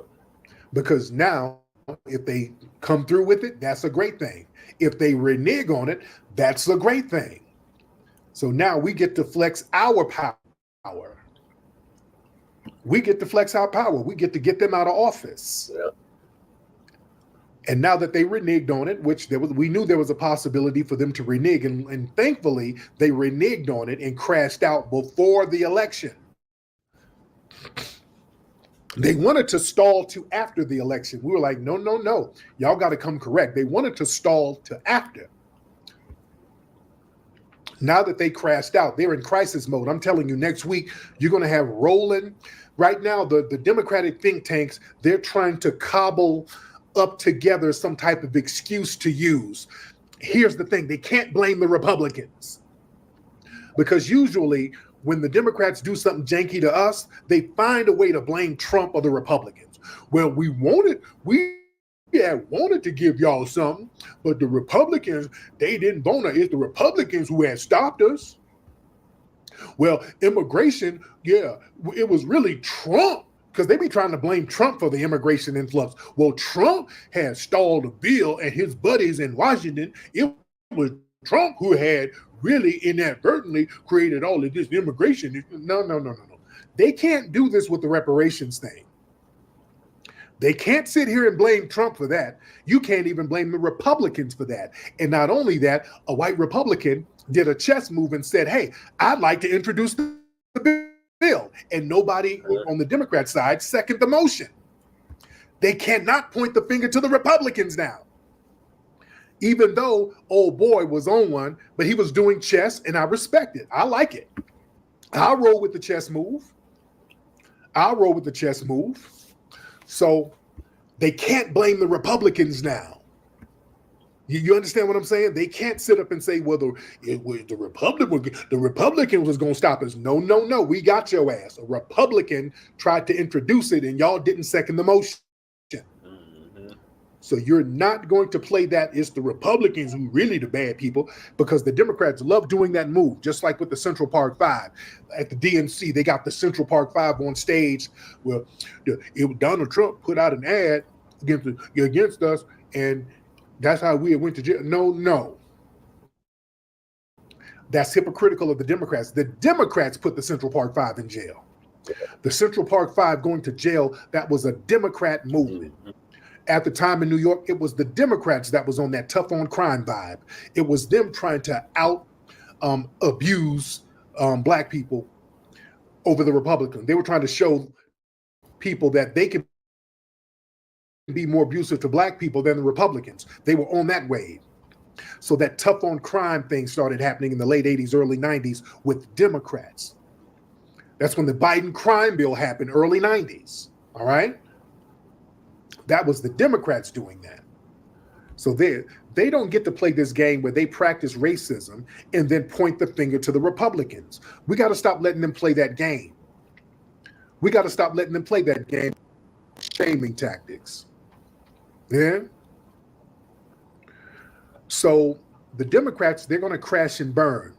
This level of disrespect that they've shown us, you would be an idiot to vote for them, and they're going to be in crisis mode. So they got to figure out how to split out of this. They can't explain their way out of this. And having Roland and all these people trying to curse people out, that ain't going to work, because people are rolling up on Roland's little jolly ass in the streets. Yeah. People ain't playing games no more. When you go outside, all of that, you stupid fool, you dumb as hell, you dumbass fool, all of that. Now people are running up on Roland when he show up to the Boule banquet and the NAACP buffet. Cats are running up on him. Hey, man, what's all that you were saying online and on your show? I'm all types of stupid asses and what? Now say that now.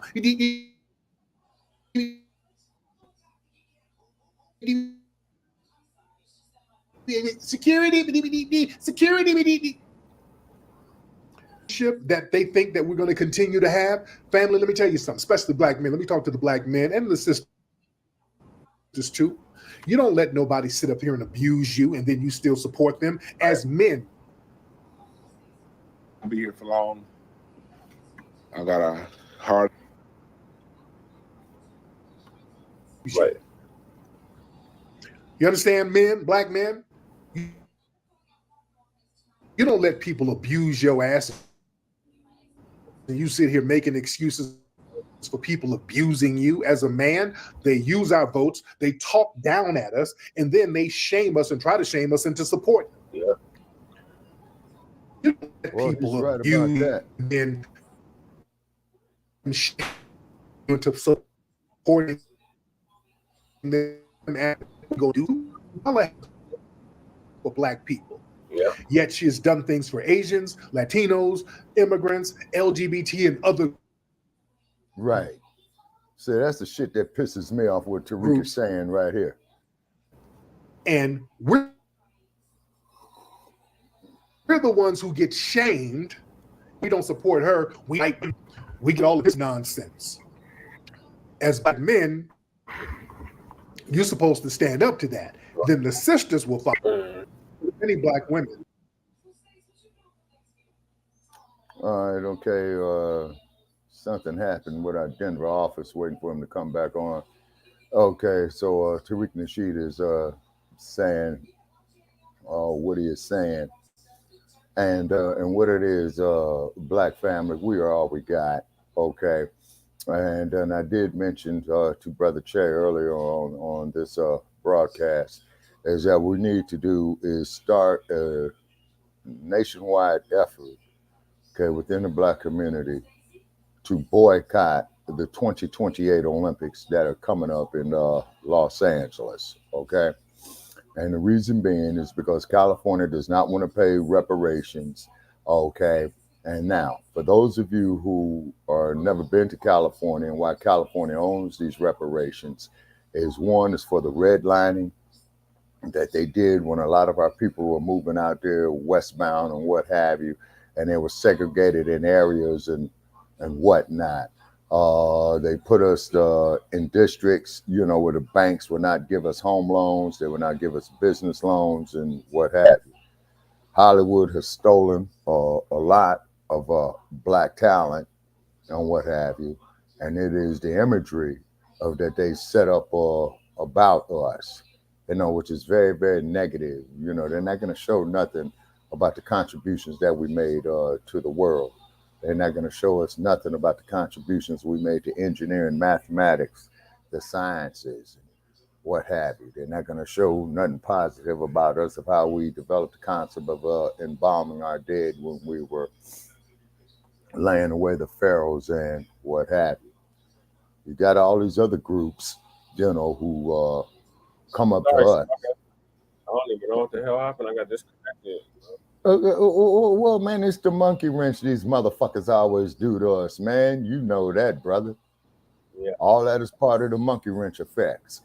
And the arthritis and get brother Tariq back on, yeah. With. You see, a lot of Black women don't rock with no Kamala like they make it seem. They don't look at Kamala as no sister girl. They don't. They know Kamala's phony. They know that she's performative. Yeah, Twain, he's 100%. They ain't on that, right. and they know that she's not from our lineage. You understand? And all of that, Black woman this and Black woman that. Again, there's no evidence that Kamala Harris, her dad, identifies as Black. There's no evidence of that man has identified as Black. None.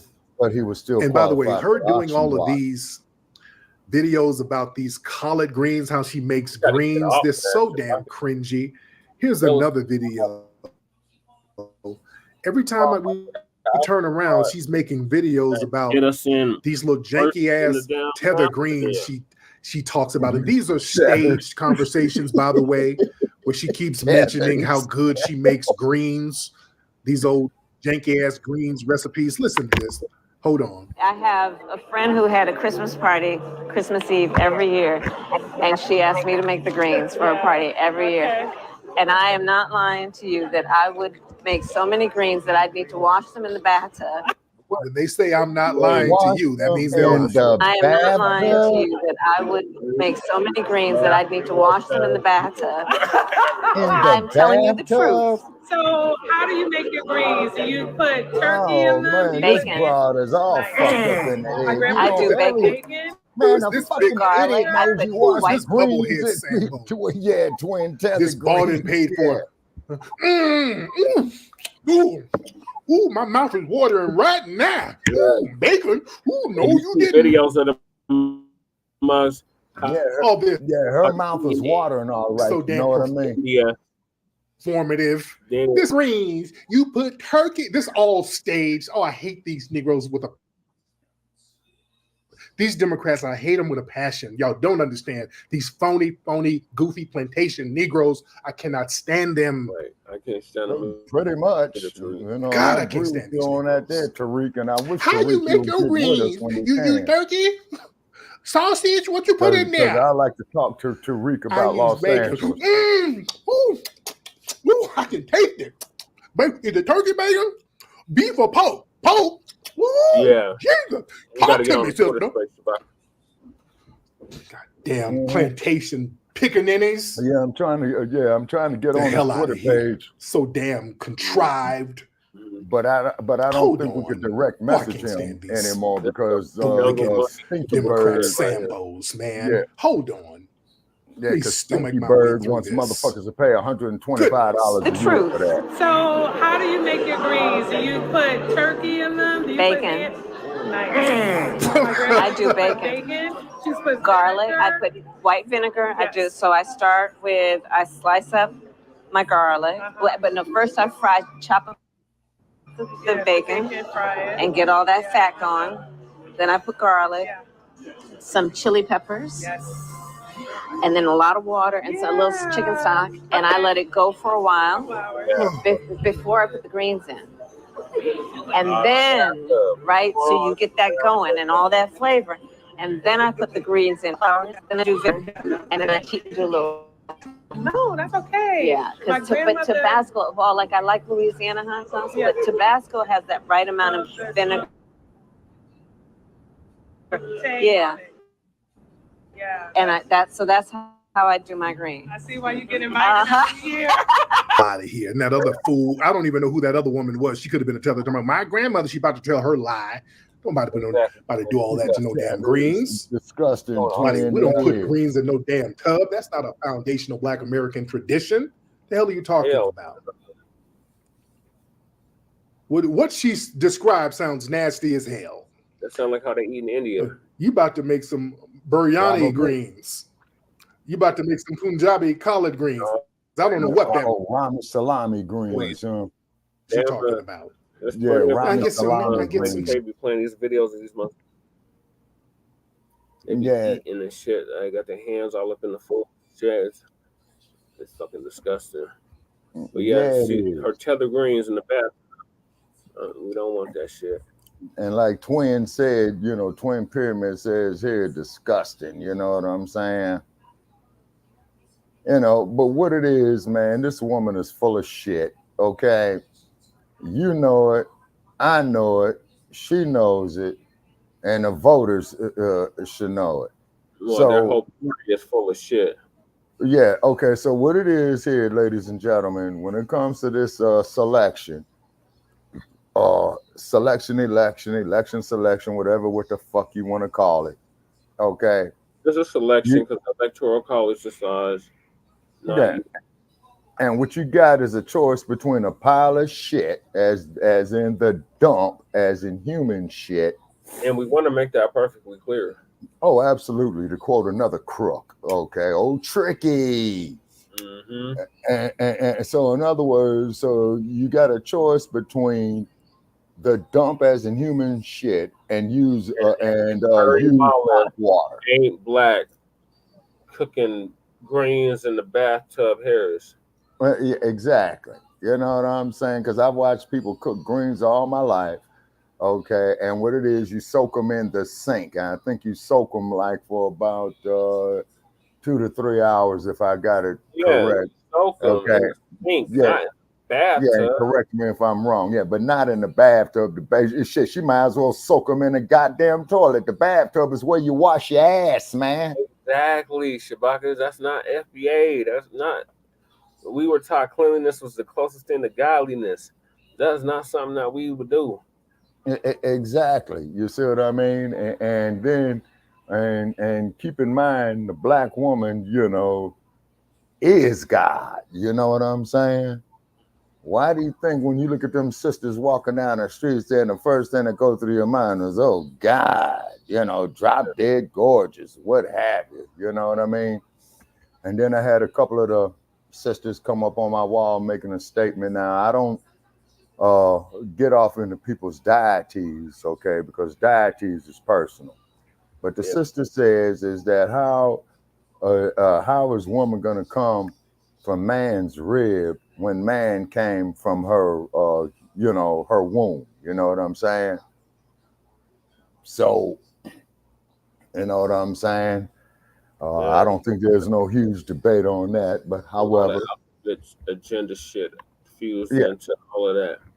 yeah. But this is why it's called faith. You know, I don't knock nobody's faith. You know, because they say The faith, you can have all the faith you want, but if you ain't got no deeds to back it up, then it's dead and meaningless. well, that holds a lot of water too, brother Che. You know what I'm saying? That holds a lot of water. That holds a lot of water. You know, and then Tariq Nasheed, I believe, you know, I came across an individual that he was having a dispute with up there off of Crenshaw and Jefferson, I believe. And I believe with Mr. Nasheed did. 31 West Jefferson Avenue. Okay, what's it? Okay, the museum?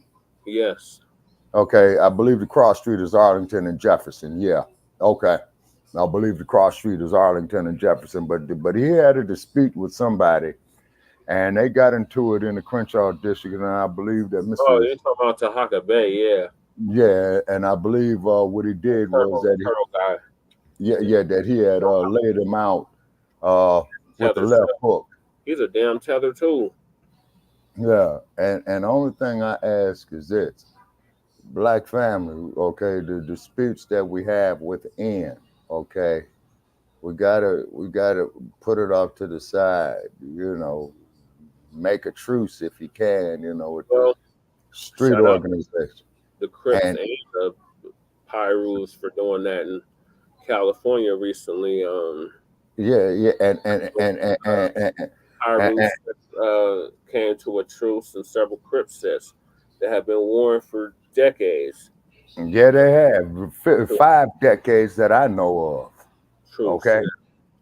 Yeah, 50 years, you know. So yeah, they gotta make that truce. But as I was discussing with a brother about the truce a couple of years back, he says, okay, the truce is great, it's beautiful, but are you gonna forgive somebody, man, that murdered your mother? No, that part. Yeah, see, yeah, see, so this is where you got a paradox at. You see what I'm saying? What is a paradox? A paradox is a contradiction that is true. Of course, no man or no one in their right mind is going to forgive nobody for murdering their mother. You know what I'm saying? We always taught us forgive. Yeah, but you know, but brother Che, I'm not even going to get on it any further because my mother is deceased. You know what I'm saying? And if she was a murder victim, I would not be responsible for my actions. Right. You see what I'm saying? Because when it comes to mama, you know what I'm saying? Everybody loves mama. Mm-hmm. You know what I mean? They say when it comes to mama. They say because, you know, there's a sanctity when it comes to motherhood and the same thing with fatherhood, you know, as well too. But once again, man, you know, everybody has a different perspective on it. That is just my perspective on it. So I hope, man, that they are serious about this truth, is because when I travel through the streets of Los Angeles and hear gunfire, man, I roll down my window here with the direction it's coming from. Then the next thing that I'm listening for is the lapdogs making a move. You see what I mean? Because when shit like that goes down in the city of Los Angeles, every black man is a suspect. Yep. You see what I mean? And you're always matching scripture. It's like that here in Colorado too, Shabaka. Oh yeah, well, Colorado, man, you guys are more, how should I say, are more conservative than what California is. Because in Colorado, I've seen them. Yeah, it's a red state outside of those Yeah, because in Colorado, I see them put police cars on the side of the roads with dummies in them. Mm-hmm. Oh, you talking about the photo radar vans? Yeah, you know, It because took you a see number the of years for them to get in trouble for that, but yeah, they finally got. They had to get rid of that shit because yeah. I'm glad they did is because suppose if there was an emergency near this police car road accident or something like that, you know, and you go up there, hey, policeman, and you talking to a damn dummy, you know what I'm saying? Might as well put a damn crash dummy up in the motherfucker, you know what I'm saying? Whenever you're talking to an actual one, it's like talking to a dummy. So what's the difference? Yeah, particularly in Los Angeles. Mm-hmm. The next topic, Shabaka, is California State Senate just passed bill to allow the illegal immigrants to purchase homes for zero down. But yet Zero they down. reparations. Yeah, zero down. So in other words, basically that's a fancy way of saying is that if you got a vacant piece of property, you can let the fucking migrants move in. So look at the screen, Shabaka. This is the people that were on the assembly that voted for this shit. So the ones that voted yes, they need to get the hell out of office. Okay. South, because I believe they're all up for re-election in November. Okay, a few of these names look familiar to me, such as Archuleta, Ashby, okay, Caballero. Okay. Let me see. Rubio, Skinner. Okay. And I think those ones there that I've mentioned are probably the offspring of previous politicians you had in California, is because sounds like nepotism to me. Oh, that's exactly what it is. Okay, like Gil Garcetti, who used to be the Los Angeles district attorney during the O.J. Simpson case, right? His son Eric winds up becoming the city attorney of Los Angeles. So so that there ain't nothing but nepotism. He was the mayor before Karen Bass. Huh? Eric Garcetti? Yeah, he was the mayor before Karen Bass, yes. And then you had a mayor there, Villanueva. Yeah, that was the sheriff. Yeah, but I'm talking about the cat who was the mayor of LA. And, and he did a lot. Early 2000s, I think. Yeah, and he did a lot, for his community, and I'm not mad at him for that. It's because damn is right.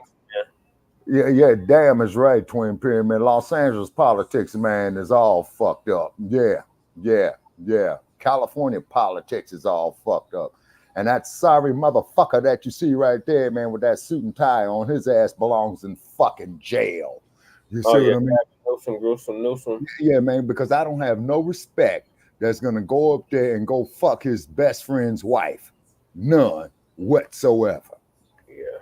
And Gavin Newsom, your ass is welcome to call in the motherfucking platform, and I'll go to argue and debate with your stinking ass. Then what you do, Gavin Newsom? You go have a birthday party for your wife, you know what I'm saying, up there in the Napa Valley. And you got the state of California on lockdown. But you're violating the law that you signed is, everybody got to wear a mask and COVID and all this old type of shit. You know what I mean? And then also too, they still coming after us behind that word. Just say C-19 or the scandemic. Yes, sir. I stand corrected. Okay. Or the scamdemic. You know what I mean? Okay. And it's genocide is what it is. They want to kill off a certain segment of the population. And if you recall too, Brother Che, that there was a doctor, a black woman doctor who was on her deathbed due to the element. You know what I'm saying? And I believe that was her last video that she did, where she says, whatever you do, avoid that stuff. Avoid it. You know what I'm talking about? Yeah. Avoid it. And these were the woman's dying words. Okay. And I think in most jurisdictions is that if they got what they call the quote unquote so-called deathbed confession, it must be interpreted as to being the truth. You see what I mean? Okay. And then of course they're trying to come with another round of shit. The monkeypox. People are. Oh yeah. And let's just take a quick look at this real quick so you'll know who's voted this in. All right, so we on the California State Senate website. And as you can see, you know, Benjamin Allen, he's a Democrat. You know, she's a Republican. And yes, that is the actual photograph of the California State House. I want you to see who's on this California Senate. On the Capitol Go down, just kind of look here. Now, from all my research, I'm sorry, all the Republicans voted no. Stephen Bradford is the only black person that's there, and he voted yes for the migrants. See, that's what I'm talking about, right? Our representation should have been voting no with the Republicans, but no, not Stephen Bradford. He's voting for the migrants. So there you go. And if you don't believe me, say, well, did he really vote? Oh, yes, he did. So this is the same Stephen Bradford that was in support of the reparations. But then on the backside, he's sitting up here voting to give illegal immigrants low, zero down payment assistance to buy their home. Let's pull that back up. See Bradford right there? Yes. I won't let you know who voted. Let's go back down here just so you can see who's actually there. You got this other woman here coming up. I don't know if she's Afro-Latina or she married a Latino person. Oh. I just want you to see everybody that's there. No black folks, you know, Asians, mostly Hispanic, white, another Vietnamese lady right there. I just want you to see who's there. Now you have this California Reparations Commission bill. How confident do you feel this group of people is going to vote for black Americans to get reparations in the form of cash payments? It's not even no black people here. Like 20, Lola Smallwood Cuevas. Now let's look at how she voted. Let's get back to that. Pull it back up. And as you can see, Miss Smallwood Cuevas voted yes for the migrants. Just want you to see that. This woman right here. Okay. Married someone. See, this is your black representation here. So I did count, like all the Republicans voted no, just so you can know, and just want you to see who was on the California Senate as of today. Now, this is the policy of the Democrat Party. This is the policy of the Democrat Party completely. This is who they're prioritizing. Yep. And at this stage in the game, Black America, you can run around here playing this symbolism game if you want to. You can run around here talking about the first this, the first that. That lady, Vice President Kamala Harris, is not a Black American woman. Nope. I can't even say she's a proper representation of a Jamaican woman. Nope. I can't even say that. She has been raised to be East Indian. Yep. Her name is East Indian. Yep. She went to India constantly. All she kept talking about in her speech at the DNC was her mama, her mama, her mama. She mentioned her dad briefly, but it was all her mama. Yep. And in India, she would be at a higher caste because of her skin tone. Right. Now, her sister, Maya, she would be a lower caste in India because of her skin tone. You understand? They have a lot of self-hating colorism in India. For real, for real. Okay, I think but they real quiet about more clarification on that. What do you mean you need more clarification? Like I said, they have a caste system in India. Right. Okay. Okay, hold on. Okay, well, hold on, Brother Che. I'm not doubting your wisdom, brother. Hold on. I'm just gonna pull up here caste system in India. In India. Okay, hold on, Brother Che. Okay, now they got. Okay, here's what we got. We got caste system in India today, caste system in India definition, caste system India 2021, PDF, UPSC, images, sociology, caste system in India explained. Okay.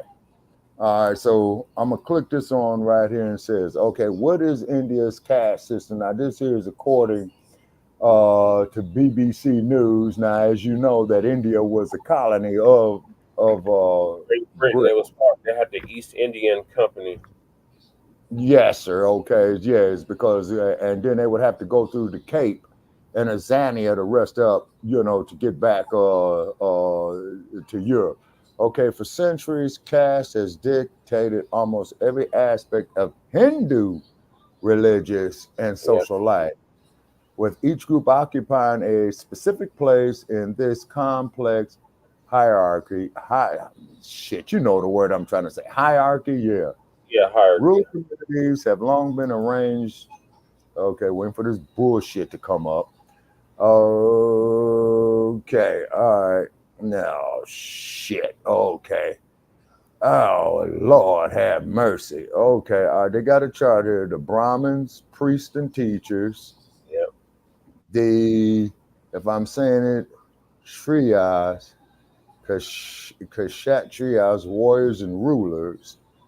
The Vaishyas, farmers, traders, merchants. Okay, the Shudras, laborers, the Dalits, the outcasts, street Yeah, the sweepers, dollar, latrine, yeah, otherwise street known as the sweepers, yeah, and latrine cleaners. Okay, India's caste system is among the world's oldest form of surviving social stratification. The British Broadcasting Company explains its complexities. How did the caste come about? Oh boy. Okay, Manus Smriti, widely regarded to be the most important and authoritative book on Hindu law and dating back to at least 1,000 years before Christ was born, acknowledges and justifies the caste system as the basis of order and regularity of society. The caste system divides Hindus into four main categories, as you said, Brother Che: the Brahmins, the Kshatriyas, the Vaishyas, and the Sudras. Many believe that the groups originated from Brahma, the Hindu god of creation. Okay. At the top of the hierarchy were the Brahmins, who were Brahmin mainly. is, so there's like 5, 6 to 10 Hindu gods. So that the Brahmin is the god of creation, the god of destruction. Can you guess what that is? Mm-hmm. Shiva. Okay. Hey, cuz, Shiva. Okay, Shiva. Shiva. You Shiva. mean okay? Sheva. Yes, Shiva. So Shiva is a statue. They have a statue of Shiva in front of CERN, where they're trying to recreate the Big Bang in Mm-hmm. Switzerland. They have a statue of Shiva, the god of destruction, the Hindu, in the Mm-hmm. front of it. Mm-hmm. Mm-hmm. Damn. So some people that are hella religious are trying to say that the dump is the Antichrist. And I say if the dump is the Antichrist, then Kamala is Shiva, Mm. destruction. Now get a load of this shit right here, man. Now this is really gonna piss you off. For centuries, caste has dictated almost every aspect of Hindu religious and social life, with each group occupying a specific place in this complex hierarchy. Rural communities have long been arranged on the basis of caste. The upper and lower caste almost always lived in segregated colonies. The water wells were not shared. Brahmins would not accept food or drink from the Sudras, and one could marry only within one's caste. Yeah. The system bestowed many privileges on the upper caste while sanctioning repression of the lower caste by privileged groups. Often criticized for being unjust and regressive, it remained virtually unchanged for centuries, trapping people into fixed social orders from which it was impossible to escape. That sounds like slavery in the United States to a point. Yeah, Despite the like obstacles, a cat from right here in the United States that nobody wants to talk about. yeah.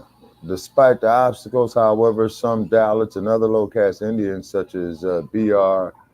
Ambedkar, who authored the Indian Constitution, and K.R. Narayanan, who became the nation's first Dalit president, have risen to hold prestigious positions in the country. Is this system legal? Independent India's constitution banned discrimination on the this is how you know I'm tired. On the basis of caste, and in an attempt to correct historical injustices and provide a level playing field to the traditionally disadvantaged, the authorities announced quotas in government jobs, educational institutions for scheduled caste and tribes, the lowest in the caste hierarchy in 1950. Okay. Yeah. 1950. Wait a minute. What year was Gandhi assassinated? 1947, right? Yeah, I believe so. Okay. In 89, quotas were extended to include a group called the OBCs, other backward classes, which fall between the traditional upper caste and the lower. Yeah, that's fitting. Or what is it? Bellum? What is it called? They have made a whole movie about it. Okay. Well, here's one thing. I will not be going to India. Yeah, fuck India. I wouldn't want to go there either. They hate black people. I wouldn't. I will not be going to India. Nasty as hell there. They shit and piss in the streets there. Like anything goes there. It's really bad. So nah, I'm good. And then keep in mind is that when Gandhi was doing this thing in South Africa, you see what I'm saying? No, scratch the term South Africa, Azania. Okay. Yeah. Is that he was only doing it from people from India, and he still regarded Kafirs, which is a word used in Azania, which means like the term niggas is here in the United States. And Mama Africa, and keep in mind, as we all know, is that Mama Africa, is staunchly against that. And few about in the 1990s, I had a job, a little job, wasn't paying much, working with some brothers from South Africa. You know what I'm saying? Yeah. So quite naturally, of course, I was asking them, questions about it, and they was asking me questions about here in the U.S. And one of the brothers that asked me, he says, man, in 1992, how come you guys didn't keep it going? I said, please specify. He stated that when they had the Sharpsville massacre in 1960, we kept that shit going all the way to 1994, man. You know what I mean? Because if you pull up the Sharpsville massacre, man, it was horrible. And it was pretty much no different than what the fire hoses was, during the civil rights movement and what have you. Yeah, see, so therefore, I make it a point, if they're receptive to it, if you don't come across any, as you say. Heather. 1948, Shabaka. Gandhi, I would say Mahatma, he was not a great man, like Renoko Rashidi said. And then he didn't do nothing for the Black Tanzanians. He didn't do nothing the whole time he was in South Africa. He did nothing to help the untouchable Dalits, the Dravidians in India. So he's just anti-black racist, just like the rest.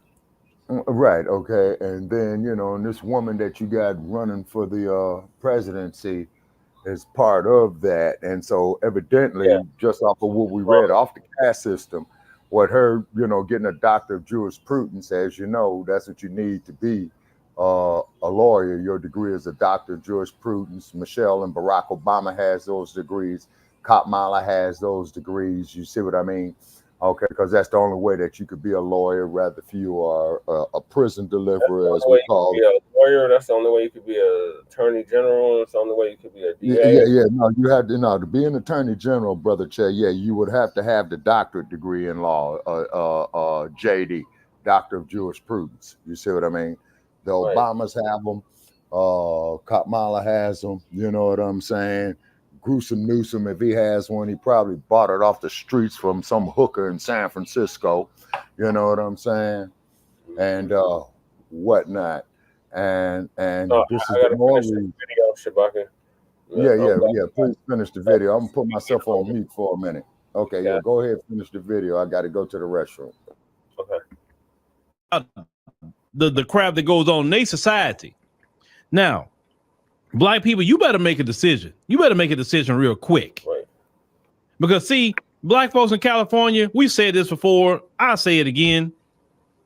Black people are done in California, bro. It's a wrap. It just, listen, I love y'all brothers and sisters in California. I know y'all trying to hold on for dear life, but y'all have way too much against y'all. Y'all have all these different groups against y'all. The state government is prioritizing migrants. Y'all been renting for years. Y'all have been generational renters, and they're not going to help you, but they're going to help people that just came over. But see, this is what happens when Democrats get a super majority. Do you see? So now, Black America, you better make a decision, and you better make a decision real quick in this election. Let me tell you something. You keep playing these little games that you're playing, and want to side with the Democrats and all of that. I'm telling you, you put them in power, and this time around, you're done. You're done. And I tell you, you put them in power this time, by 2028, I can officially tell you, by the time Kamala's done, the black vote will be neutralized. Mm-hmm. I will promise you that. The black vote will be neutralized because she's going to make sure that all those people that came in and have an illegal status right now, they're going to have a legal status by the time she get out of office. She's going to make all of them legalized. She's going to make sure all of them can be here, can vote, can get anything they want to get.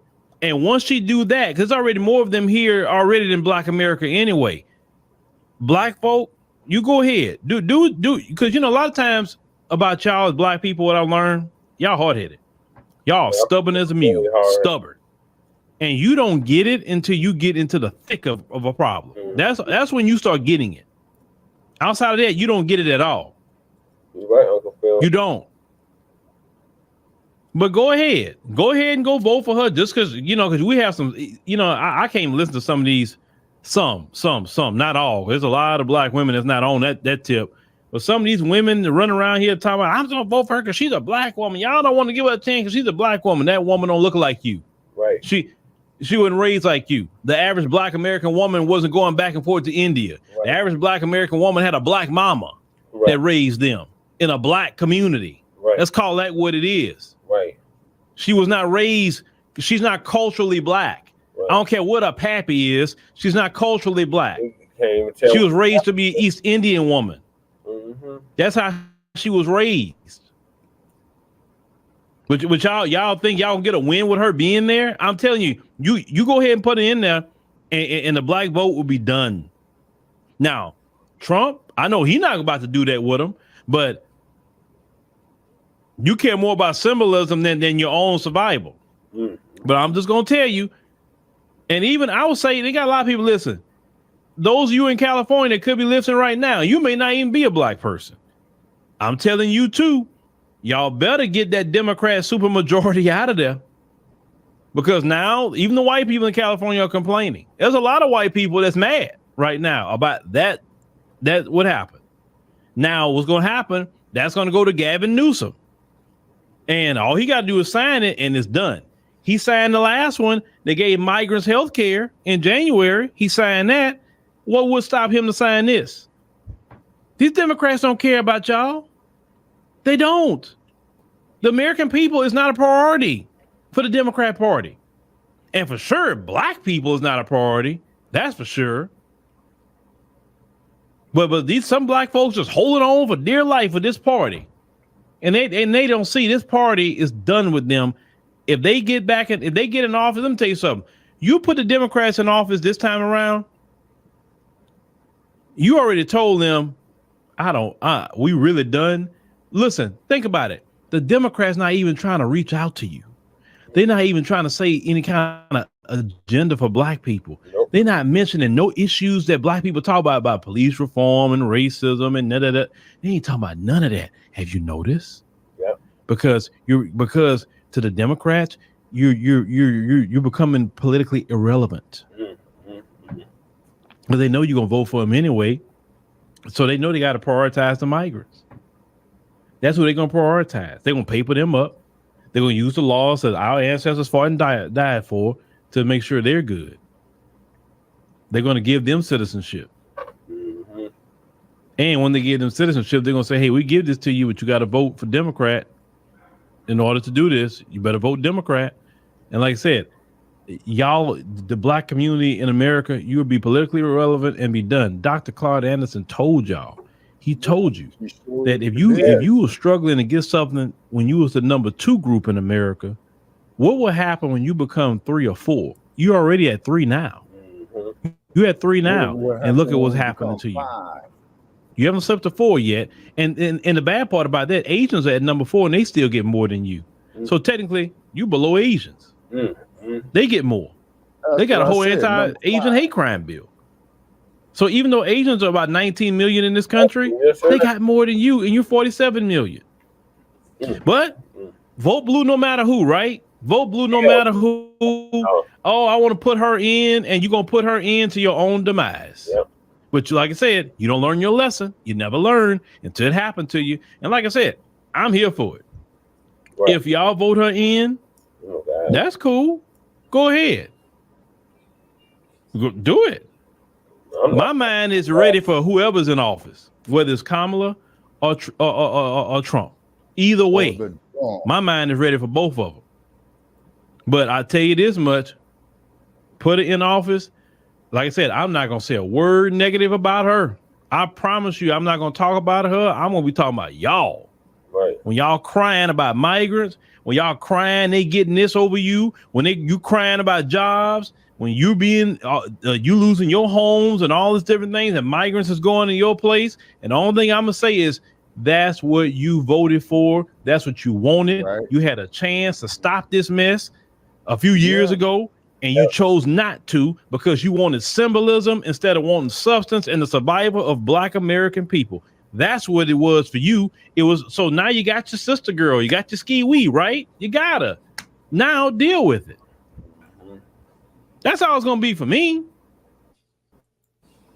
That's it. Because at the end of the day, I want to live my life, and like I said, I don't know what my position is gonna be by that time. I don't even know, right? But y'all better think. Y'all better think. Right. Y'all better think because if you go out there and you put the Democrats back in office, whatever happened to Black America, that's on you. And welcome back here to.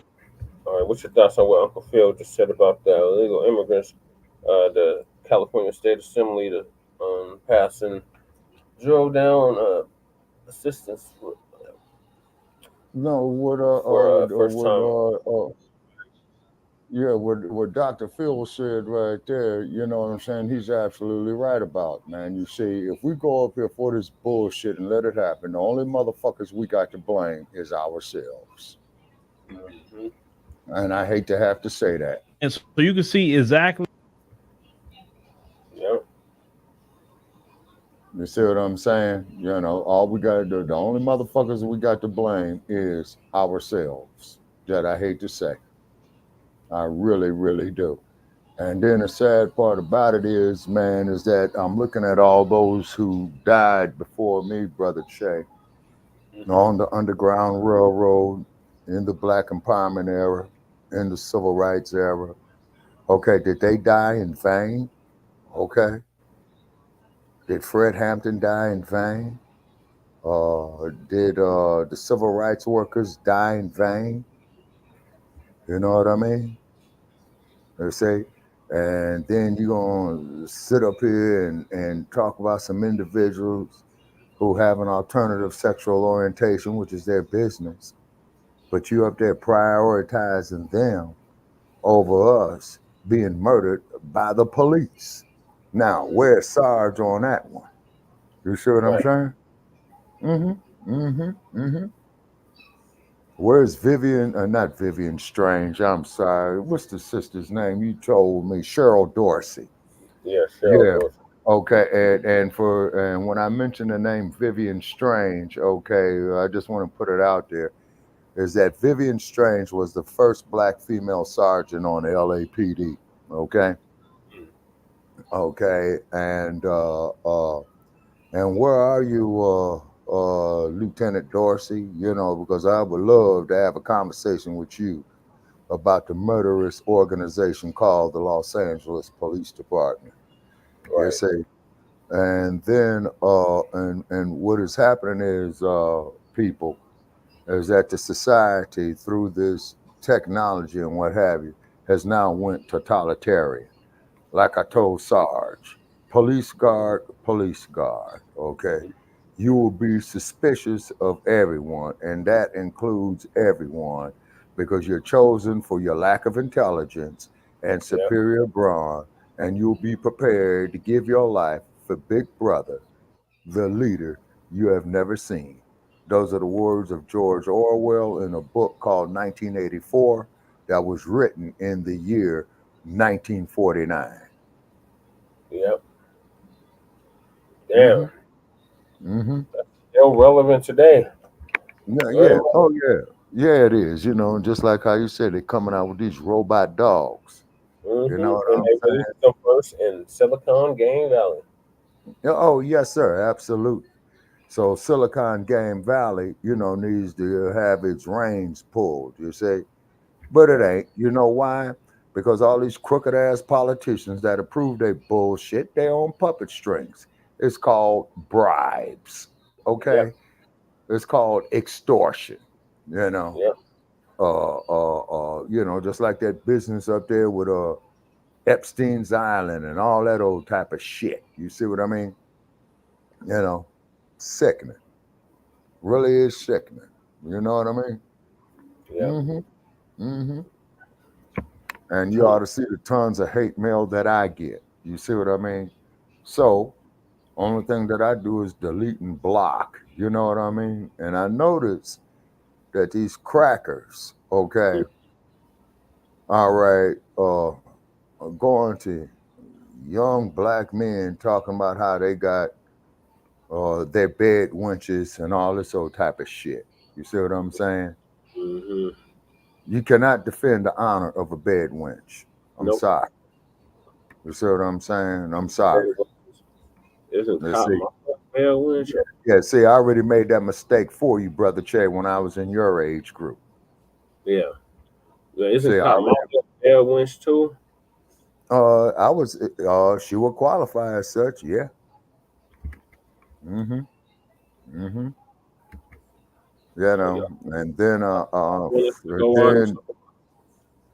and then what they want to come up and talk about that we're all the same and all this old bullshit. And so far, nobody's taken me up on my challenge. Come bring your lily white ass here to this desert. You know what I'm saying? And of course, Brother Che, I've already made statements about that, and I stand by those statements.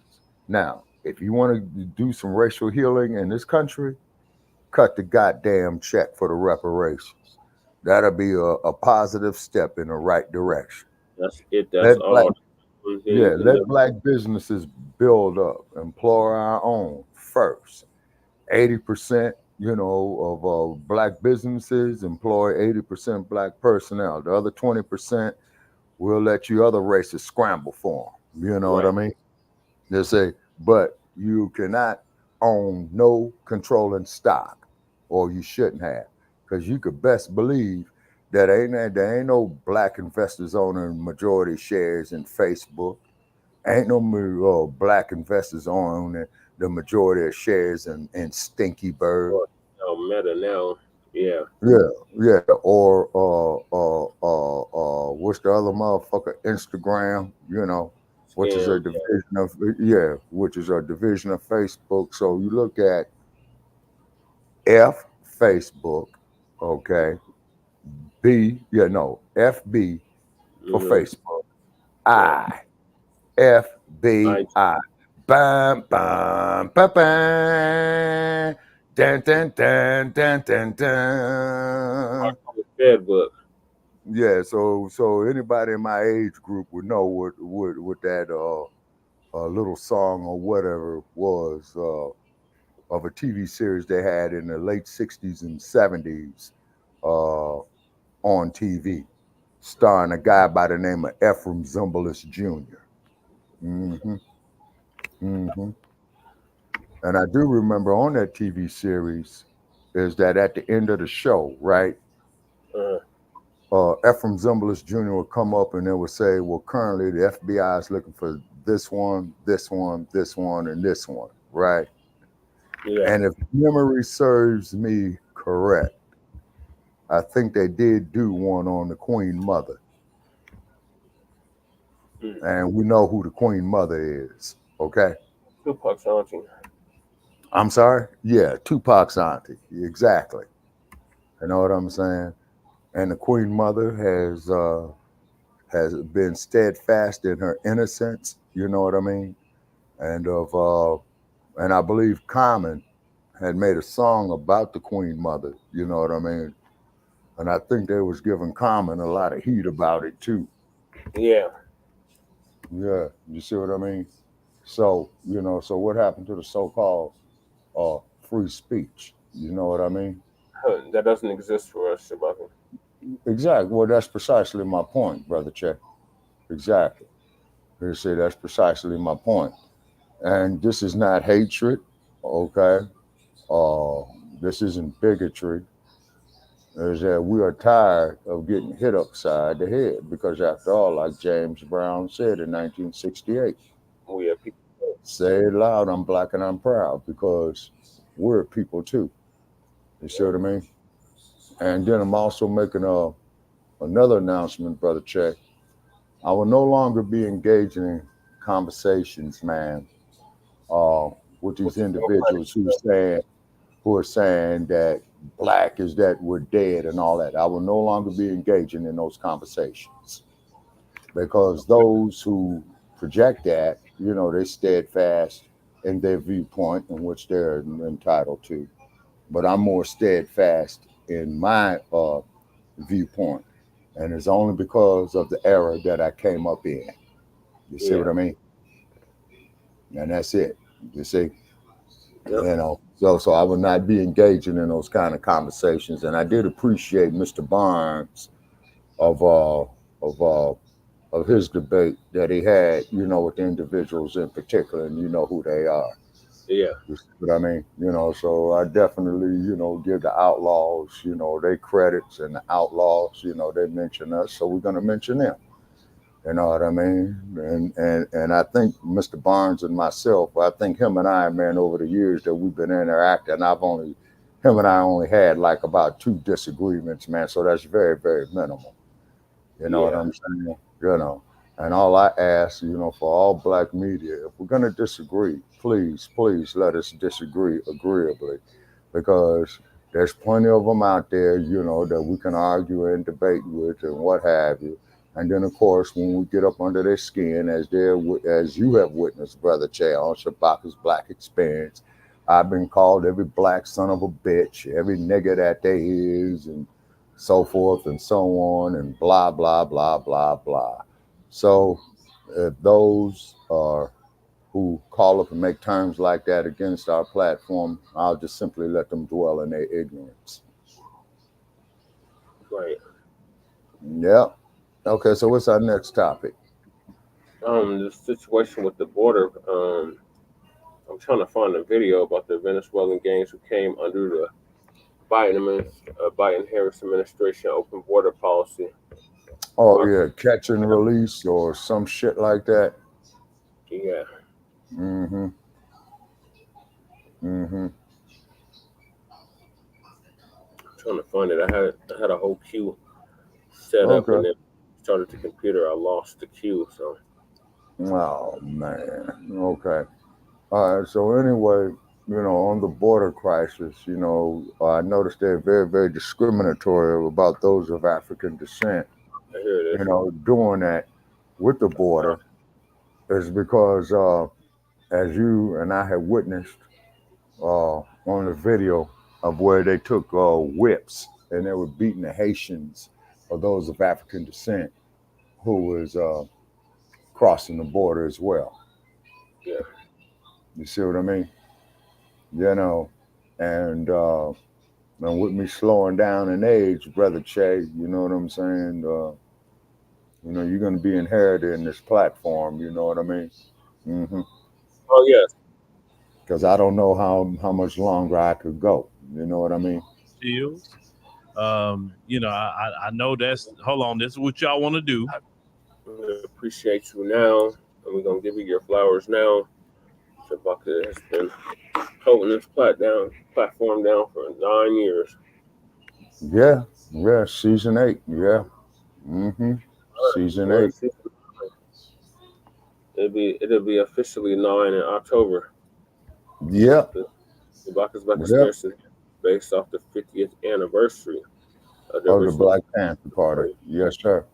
In Oakland, California, October 16th, 1906. Yep. Yes, sir. You come to destroy me. Yeah, I know that's what y'all want to do, but we're gonna teach you something today that you can take back to the DNC. Okay, that's what we're gonna do.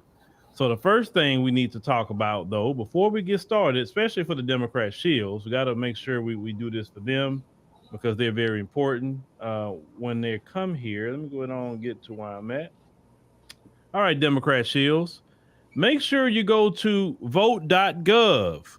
Vote.gov is a official website of the United States government. Now, why are we going to vote.gov? We are telling people to get registered to vote.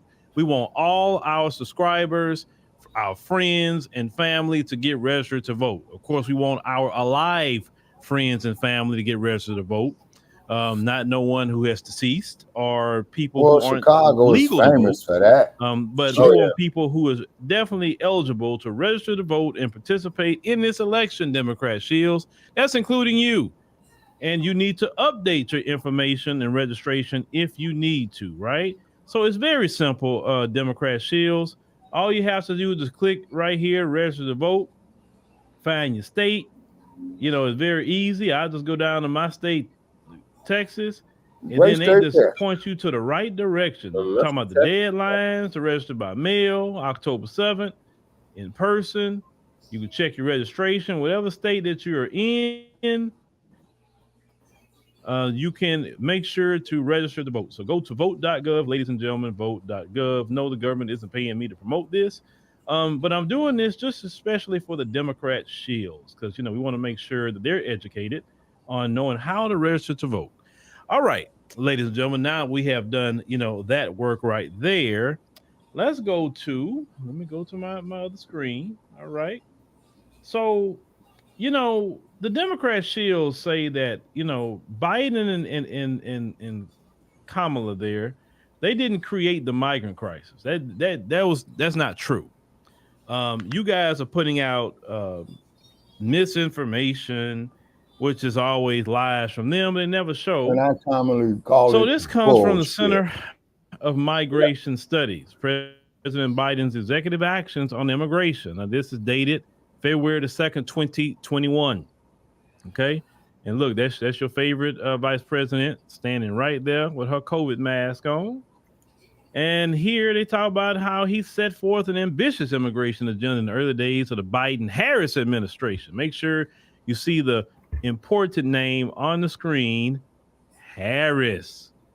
Committing both to reverse harmful policies implemented by the Trump administration and revitalize the U.S. immigration system more broadly. In his first 100 days in office, President Biden articulated his immigration refugee protection goals and reversed many of his predecessors' policies in a series of executive actions.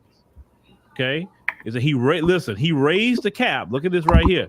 He raised the cap, raised the refugee admissions cap for fiscal year 2021 and endorsed the U.S. Citizenship Act of 2021. It said, and it would represent the most sweeping immigration reform legislation.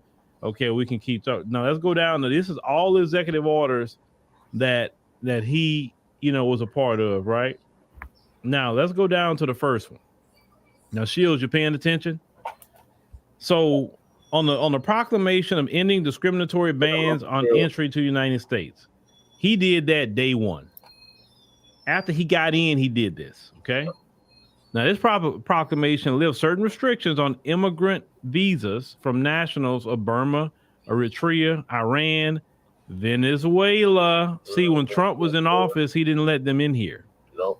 Kyrgyzstan, Libya, North Korea, Somalia. Hey, you know how some of these people be on X? There's been some of the Somalis that they have a lot of anti-Black American sentiment. Not all, but some of them do. Well, Trump wasn't letting them in here. Sudan, Syria, Tanzania, and Yemen. Now, they said at that time, it said U.S. embassies and consulates in those countries can resume visa processing and must ensure that pending visa and waiver applications are not prejudiced by the previous bans. Okay, so this is day one. So when you talk about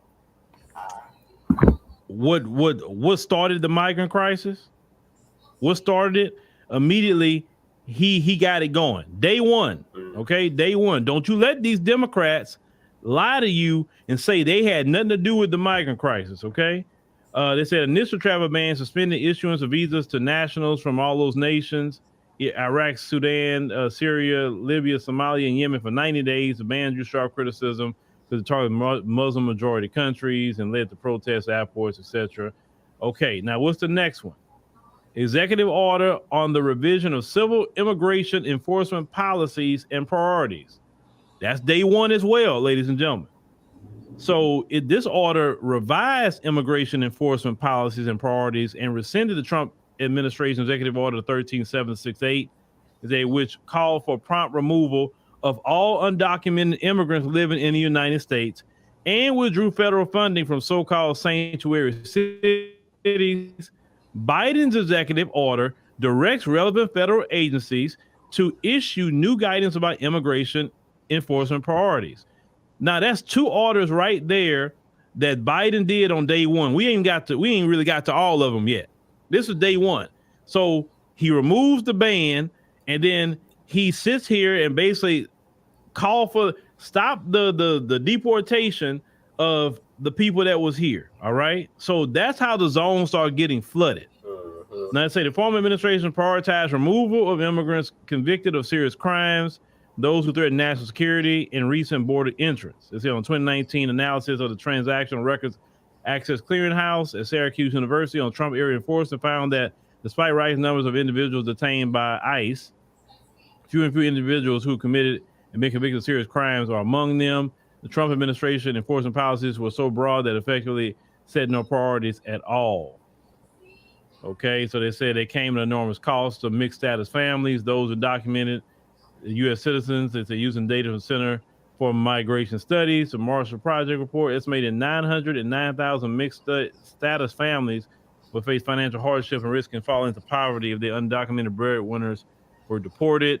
The cost of deportation of families include financial hardship and the trauma of their separation and division. Okay, so we just kind of looking at this, going through all of that, but basically this executive order is what I want to point out. Stop the removals. Okay.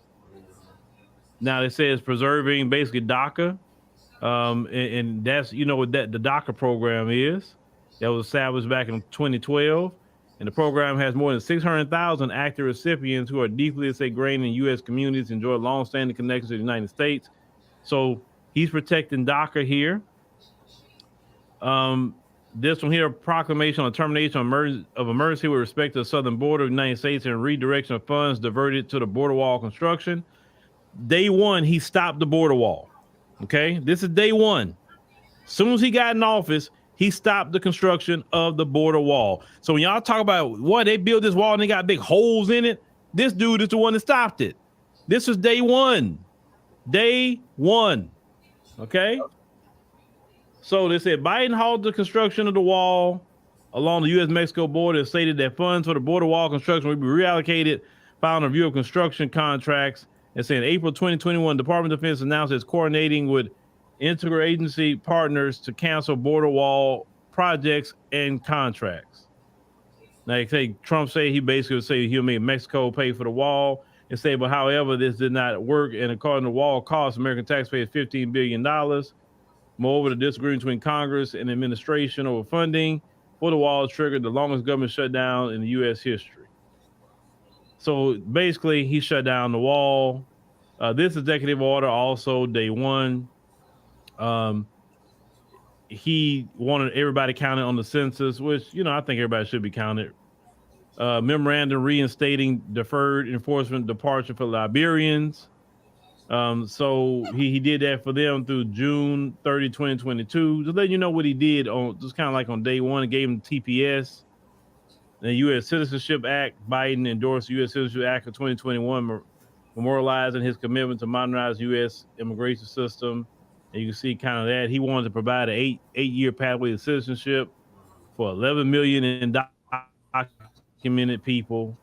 And you see reduced residence requirements for naturalization from 5 years to 3 years, which no country does that.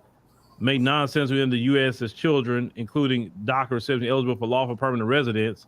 I mean, he just went ahead just doing everything with change the word alien to non-citizen in all immigration laws. I mean, you can just kind of just go through this, provide immigration relief for permanent LGBTQ couples that cannot get married in their jurisdictions. Permanent partners will be considered equal to a married couple. Children of an immigrant permanent partners will be eligible for immigration relief.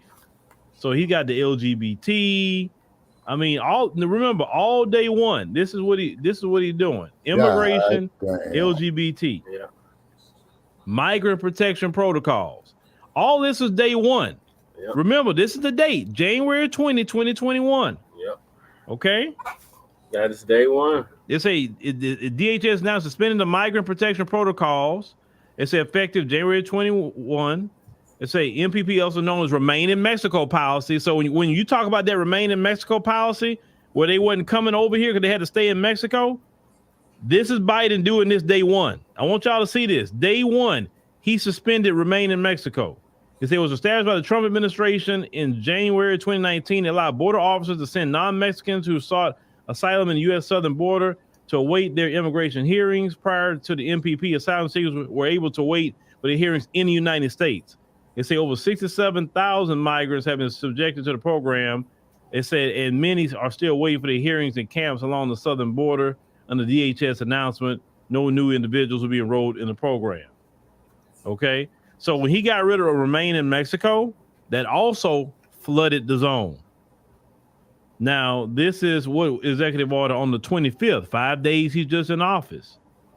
He reinstated COVID-19 travel restrictions on most non-citizens travel, which that's that. Reunification of families, that's February the 2nd. Restoring faith in our legal immigration. Everything's just immigration, immigration, immigration. So now, remember, look who's up here with it. That is when you vote for her, that's an extension, and she's already talking about immigration. Immigration does not benefit the U.S. Citizen, right? It definitely don't, because they're taking away resources. Now, we just want to give you just a preface, okay, Democrat Shields? So you need to go back to the drawing board, and you need to try to lie and explain how your president and vice president start opening up the floodgates. When you hear me say an open border policy, that's what I'm talking about. He got in immediately and just basically swung open the border. Yeah. And because they swung open the border and they let anybody over here, they didn't check these people at all. They didn't know there was gang members. They didn't know whoever. They said, oh, I just want to work. I would need asylum. And say, come on, just rushing them through. Now we got a problem. Yeah. What's our problem? We're going to go through some crimes that they are committing that is quite eye-opening. Yeah. They're forming gangs or have a gang over here. So let's look at one story so far that's really kind of shocking. A group of migrants tried to board a school bus this morning while it was traveling to a school. The superintendent for the Humboldt del Zura Union School District informed parents of that incident earlier today. It happened at one of the stops on the school district's bus route that heads to Oak Grove Middle School and Humboldt Primary. Meanwhile, yesterday afternoon, in a similar area along another route, the superintendent says that a group of migrants tried to stop another bus. Border Patrol, CHP, and the Sheriff's Office have now been informed of these incidents. The superintendent says that for the safety of everyone, if a driver sees a group of migrants at a bus stop, they will drive past it on and move on to the next. Because CHP is the initials for the California Highway So the Patrol. migrants was trying to basically commandeer a school bus full of children. This is what they're doing. And and from what I've seen, it's a bunch of the males. They're military age males. They're young, and they're out here looking to do God knows what. Some of them are looking to do straight crimes. This happened out there in California. Okay, so Democrat Shields, when you lie and say immigration doesn't hurt nobody, you guys are being anti-immigration. Nobody's anti-immigration. We're for legal immigration. I'm pro-legal immigration. But I'm anti-open borders. Right. I'm anti not checking people out and see who they are. Do they got criminal records? Who they got? What they got going on? What's their medical status? Do they have any communicable diseases? What do they got going on? Because we don't need another pandemic, right? And yet you're letting in all this crime that's going on in this country. How could any of you, I'm talking about just in general, sit up here and say, you know what? I'm going to go vote for Vice President Kamala Harris because do you want more of that? Do you want more military age males coming to this country, going to a city near you? Do you want that? You go vote for Vice President Kamala Harris. That is a policy of the Democrat Party. Remember, we just covered this, ladies and gentlemen. Day one, they start removing shut down the border wall, got rid of them remain in Mexico. The Venezuelans couldn't even come over here during Trump. And that's the people that's coming over here doing the things they got no business. The ones that was on the travel ban. Yep. It's a reason that he did that, right? Put their name on there. But vote blue no matter who until they got your kids hostage on a bus. Yeah. Then you're gonna be crying. Yep. California, all that Democrat supermajority you got over there. Then y'all voting for them to get homes while you got American citizens. Not a person should be on Skid Row. Right. If they getting homes. Right. But I guarantee you Skid Row will still have people there while the migrants will be laid up in homes in California. Yep. And I don't see how y'all keep voting for that. Right. How? This is your tax dollars. That should be criminal, in my opinion. It should be criminal to spend taxpayer funds on that issue. Right. It should be criminal. Now, a private company, a private organization wants to do what they want to do with their private funds. That's their business. We're talking about taxpayer money. How is that even legal? Right. I believe a law need to be passed that says you cannot use no taxpayer funding toward anything outside of the American citizen and the American people. You cannot fund these programs. We need something specifically for us, Dr. Because Phil. you incentivize people we need something coming. And what? So now do you understand why the zone got flooded? On top of that, Biden was flying in 30,000 of them a month. On top of all of that, what he was doing during his presidency in the Biden Harris administration. What she said in 2019. This all things you can go look up yourself. You don't have to take my word for it. Go look it up. Remember this? So I'm not. So tell me, do you want 4 more years of that? No. Let's continue to look at more things that is going on because this is the result of the open border policy of the Biden Harris administration that you Democrat Shields are trying to come tell me about, right? Let's get back to something that you Shields can see. Hold on, Shields. I know you're here. Aurora says it's closing this apartment complex near Colfax and Peoria due to a long list of code violations going back years. We are not buying this. Aurora City Councilwoman Danielle Jurinsky and some of her colleagues believe there's more to the story. We believe they're lying. This all gotta know they're lying. So Jurinsky's lying, Kaufman's lying, Johnston's lying. Any of these politicians that you see on the news talking about the situation here in Aurora, they're lying. It's not. Believe that, yes, there are code violations, but this started because of a gang takeover. That's what we believe. The company that manages the site says the same thing, that a gang from Venezuela have taken over the property, making it too dangerous for their staff to be there. Aurora police have not said whether those claims are true, but say they are investigating. I know it's been shootings here, but it's not because of people from here. It's people from other places that comes here. And I'll get to that footage just now. That's something that just came out, what you saw on the screen. So this lady saying that the people that the crimes are not happening with the residents of Aurora, Colorado. It's happening with the migrants. But once again, that is a result of the Biden-Harris administration. Yep. You understand?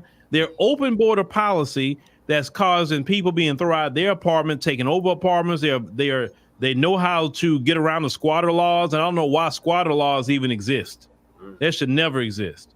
They learn how to get around the squatter laws. They're commandeering buildings. They commandeering homes, all kinds of things that what they're doing, right? So Democrat Shields, you tell me I should go out and vote in November for more of what you just saw on the screen? Hell to no. That's what I'm supposed to go out and vote for. More of that. I'm sorry that when it comes, and I say this, I will openly say this. When it comes to the immigration issue, I trust Trump on that one. I give Trump all day on that one. Yep, Trump. I say that openly. Well, Trump is the one I would say, but you got to make a choice. It'd be Trump, because Trump gonna get on out of it. No, he's not an option. Now, I'm curious to see how he gonna do it. No, Trump is not an option. Do you want more of that? That's the thing. When you go vote in November, you got a choice to make. Do you want more of what you see on the screen? Let's continue. And remember, these people was not here because Trump kept them out of here. Biden is the one that got rid of it and say, come on, flood the zone. And now this is what the American people are dealing with. Let's check this out. This is new footage. And they got, look all the guns they have. And they just going, look at them.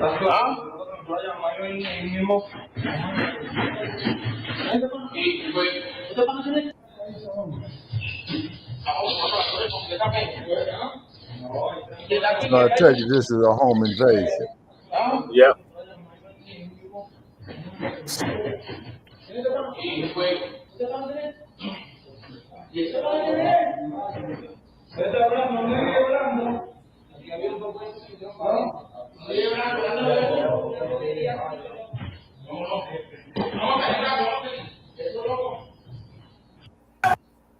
Now, before we play this next one, so, and I keep saying this, you keep letting all these males over here, and I'm trying to figure out the logic in that, a bunch of males, because if it had to be me, you talking about asylum, I'm like, women and small children, right? Not even teenage boys, women and small children. The reason why I say women and small children are elderly people, because they the one need help, they defenseless. You're a grown doggone man, stay in your homeland and fight. Right. Go build your homeland up. You should be running from anywhere. And there's plenty of people in Venezuela right now that didn't run from their homeland. There's black folks, there's black Venezuelans down there. You don't see them running up here. Because I keep saying that it's quite interesting that you never see the black Latinos coming up here. Yeah. You never see them. Why is that? I think that's a coordinated plan. Now, people have said that Maduro down there is emptying out his prisons and sending them up here. Yeah. Because there's a lot of them people in prison up there. That's what Castro Makes sense of what they're doing here, right? Yeah. But vote blue no matter who. Vote blue if you want more of that.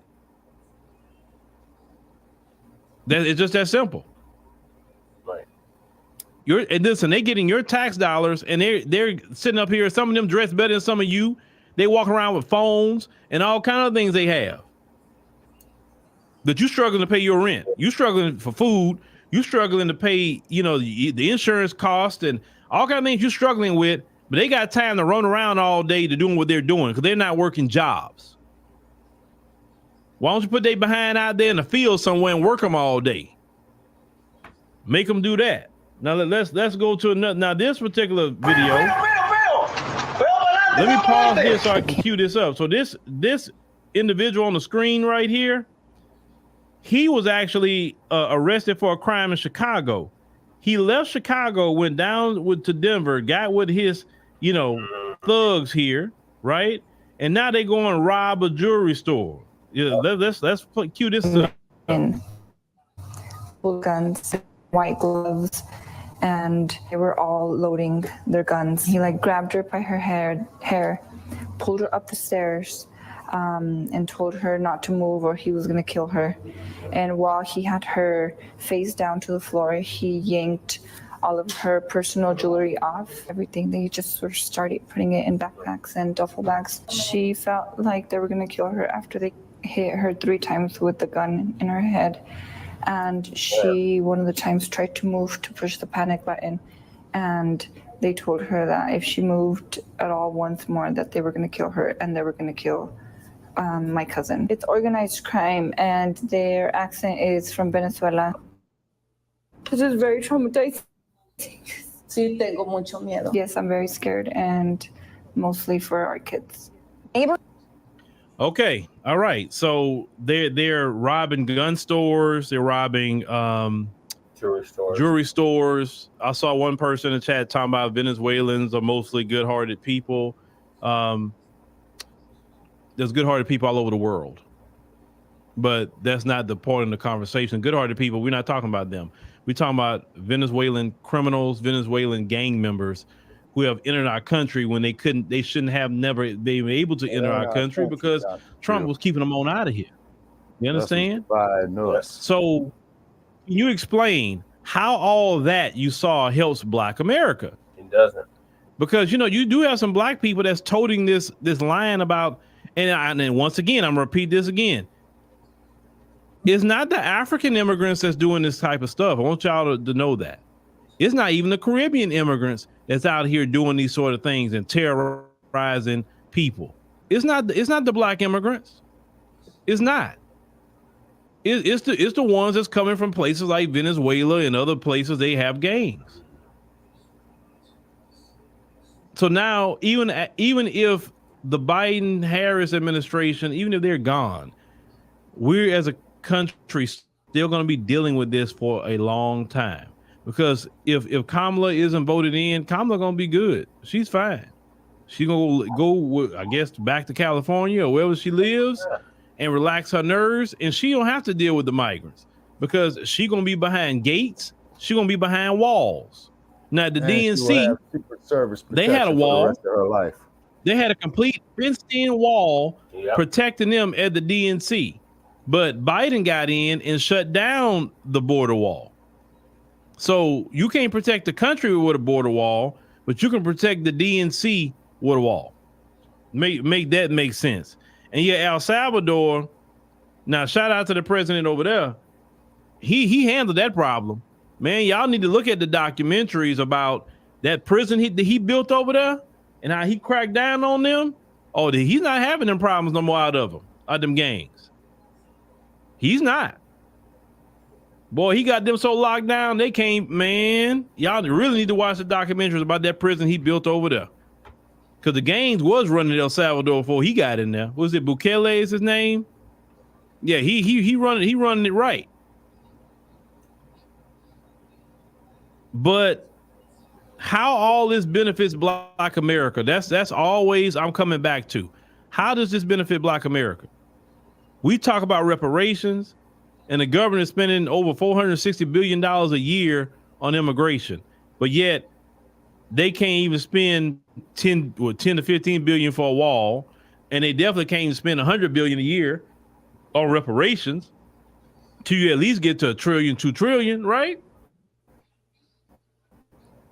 You're gonna spend more money, and they have spent more money on the migrant crisis.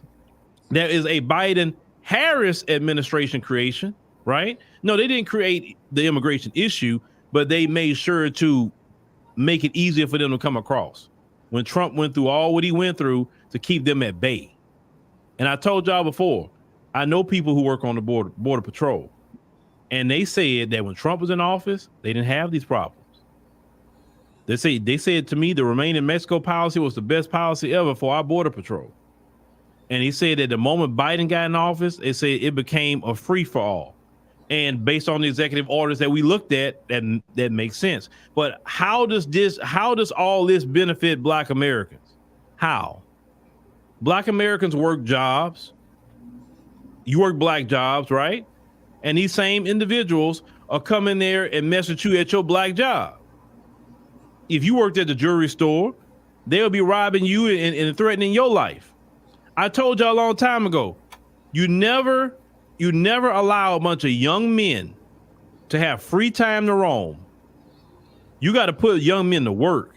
You got to work them 12 hours a day. The only thing they do is get off of work, go they behind to home, they want to shower, they go on food, and they get they behind right back up the next day and get they behind out to work for 12 hours.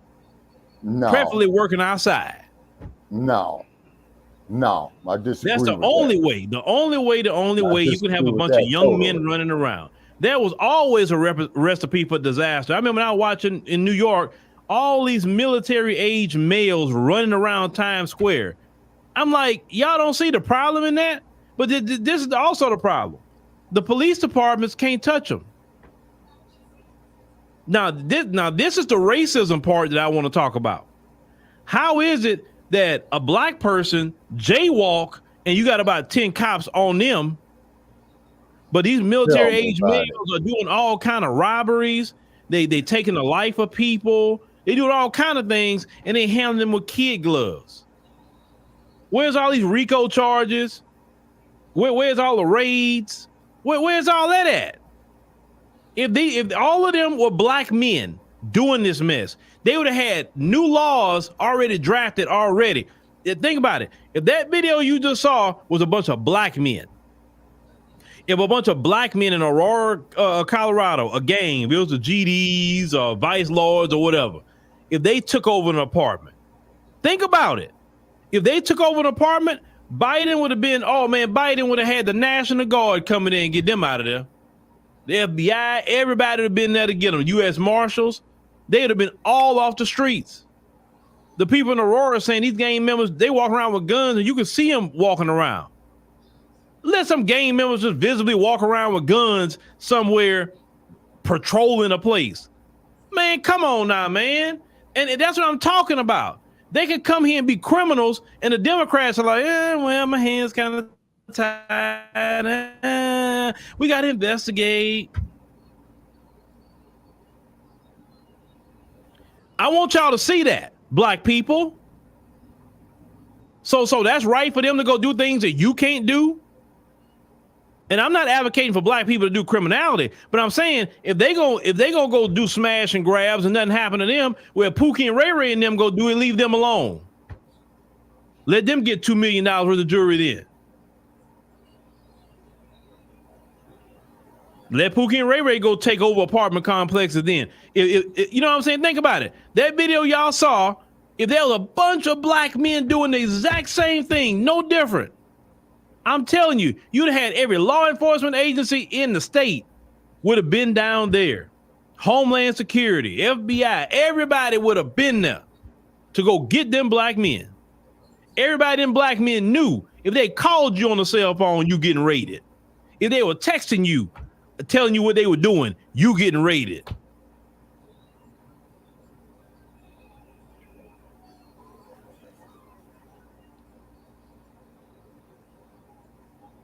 William, that's a good question.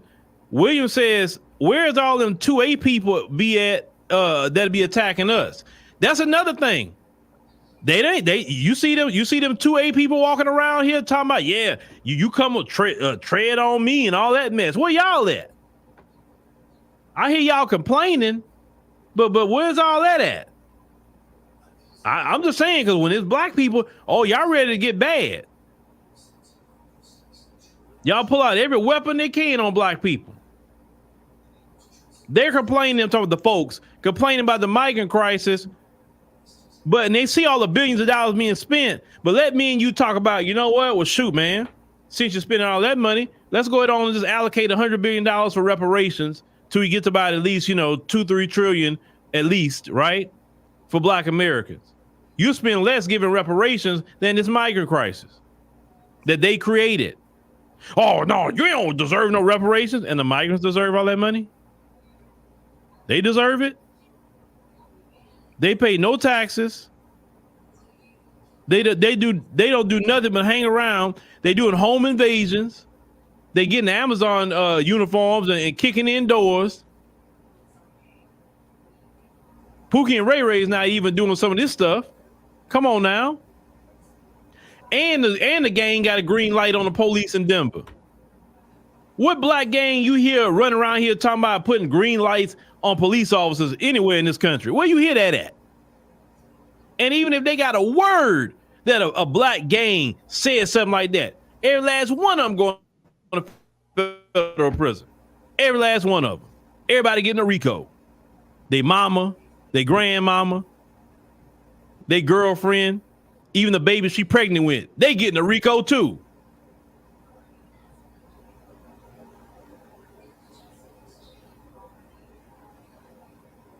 Wow. Yeah, well, yeah, Biden did say you better get used to it. Because look at the executive orders he did. Well, on day one, that was already his hand to do. So yeah. Let's kick this up here. But you Democrat shills, explain to me why we should accept this, and explain to me why we should go vote for Vice President Kamala Harris. Just give me a logical explanation. There is because I don't see one with the actions of what they've been doing, and we're not even talking about the economy, because that's even worse. Well, let's cue this last little bit up. Green suburb of Aurora, Colorado. That's according to a new exclusive from the New York Post. The town of Aurora is now grappling with the arrival of a notorious Venezuelan prison gang, leading to a surge in violent crime. It's become a hub for the brutal Tren de Aragua gang, according to local law enforcement sources who spoke with the Post. This criminal organization has taken over multiple apartment complexes and is wreaking havoc in the community. Since December of 2022, Denver, often described as an immigration sanctuary city, has seen more than 40,000 migrants arrive from the southern border, making it a leading city in migrant arrivals per capita. The city has gone to great lengths to provide aid, even cutting back on emergency services to manage the costs, which have already exceeded $68 million. However, Aurora is not embracing this influx of migrants. In February, the Aurora City Council passed a resolution explicitly stating that it would not offer resources or support to migrants coming from neighboring cities like Denver. Despite this, Denver's migrant policies have still led to a spillover into Aurora, bringing with them the dangers associated with Tren de Aragua. All right, ladies and gentlemen, yes, it's a prison gang. The gang that's here now, it is a prison gang because they let them out of their prisons. They open up their mental institutions too and just tell them, hey, come on, go to the United States, get on out of here.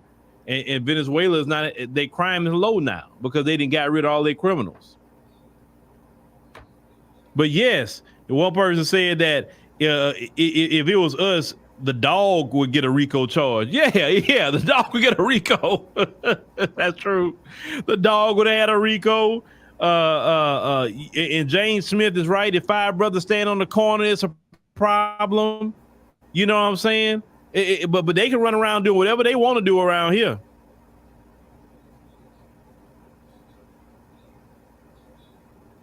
Well, Alonzo, the mainstream, let me tell you about the mainstream, Alonzo. They're not going to have me on. The only people that's willing to have me on, and I appreciate them for it, is African TV. You know, I can go on African TV, and they've allowed me to cook and everything else on African TV, and I appreciate it. You know, that's why I tell people I get more love over there than I get even in my own country. I don't get no love in my own country. That's fine. Brother. I don't have to get no love.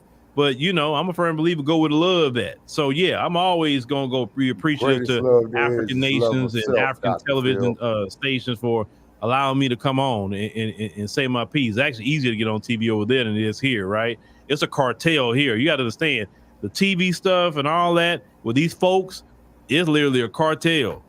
and I'm just not gonna fool. You know, like I said, if you invite me to come and it's a contributor type of thing, that's fine. I'll say my piece, but they don't want to hear what I gotta say. No, Lord, you know, that's just bottom line. But Lisa, I have my own show. You own it right now. I have my own app. You know, if you don't have it, get on it. Sure, I have my own. It's cool. You know why? What's the point of being on their stuff? What all they can do is edit you out, shut you up, and do whatever else. Like They're not gonna let me cook us. like this. Not on their platform.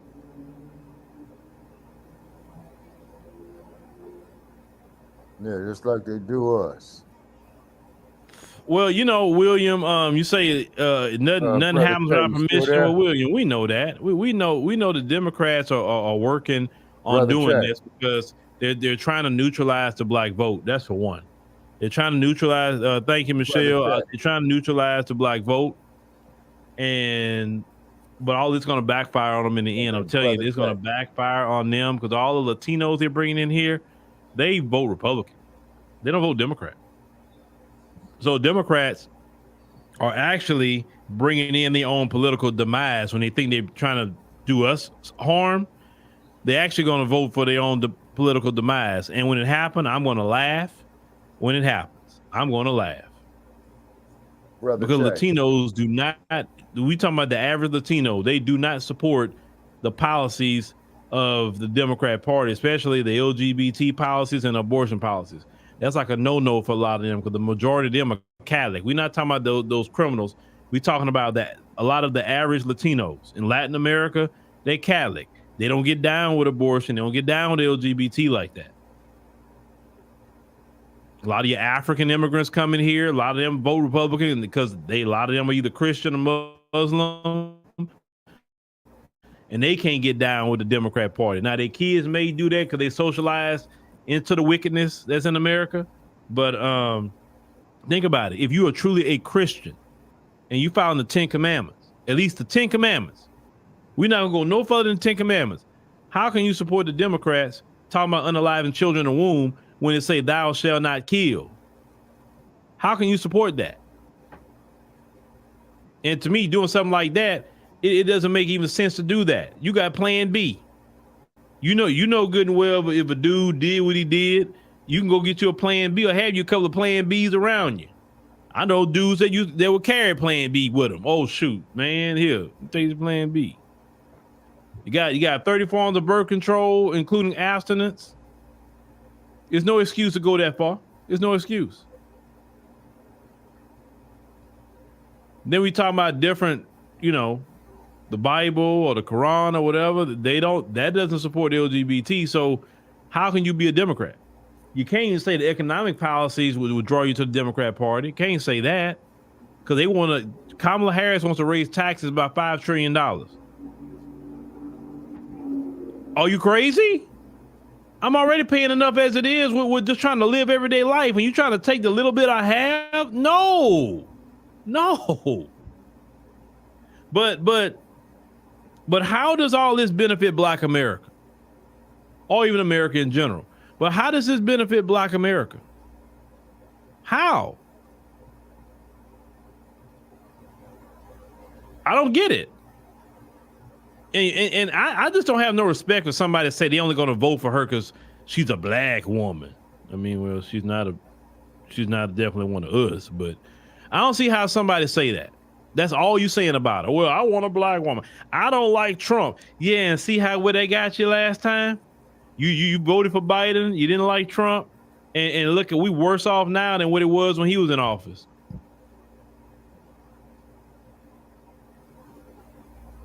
That's annoying.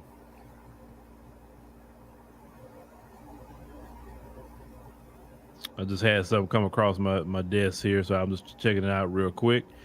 But anyway, they you know what? Don't let them people stress y'all out because they say you want working citizens stressed out. Don't let them stress you out. You gotta. I always say this: make plans for her to be the president. Make plans for Trump to be the president. Either one of them gonna be the president. So you need to be prepared for both. Don't be hoping on one, because you got to live your life, right?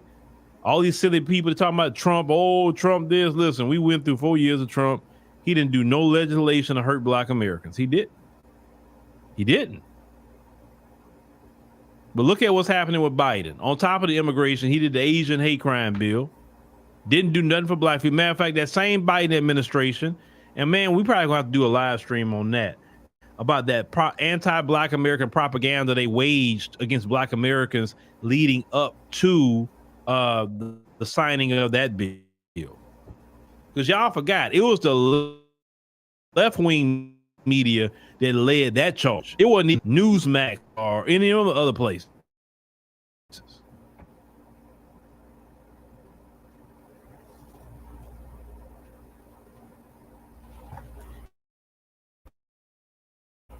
Yeah, Jane, God bless, AKA. I mean, that to me, I look at that no different than any other club. You know, okay, you got your little club, you paid your dues, you did all your whatever you did to get in there, right? I mean, what does the AKA mean to me? It doesn't mean nothing to me. What does the AKAs do to benefit Black America? What does the Divine Nine do to benefit Black America? I'm talking about as a whole. What do they do? I mean, if they do something to benefit Black America and point it out to me, and then I'll come back and say, oh man, they doing this, they doing that. I'll say it.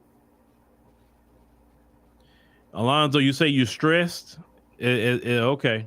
All right. Well, just don't try to stress yourself too much, because you'll put yourself in the hospital. You know, you can't. What's the question? So yeah, this is Biden Harris administration that caused all this madness. So there it is, you Democratic shields. So stop trying to say it's misinformation, disinformation. No, it's the reality. And like Uncle Phil said, if you go out and vote for more of this crap in November, you only have yourselves to blame, Black family. So if you're just tuning in, I am running for state assembly here in the state of Colorado, House of Representatives. Support my campaign for House District 8, House of Representatives for House District 8 here in Northeast Denver. I think Shabaka passed out too. Damn it. I think I'm going to end it right here, y'all. I really want to go on this Venezuela thing, but I guess we can save it for tomorrow. Thank y'all for tuning in. Oh, there was one more thing I did want to play. Make sure I get that out there. I went on the Godcast earlier talking about that situation, so I'm seeing if I can pull that video up.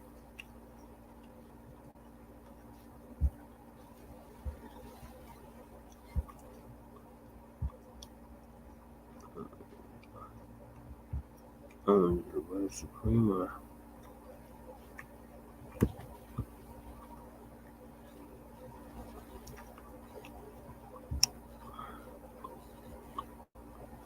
Or the one with Yang.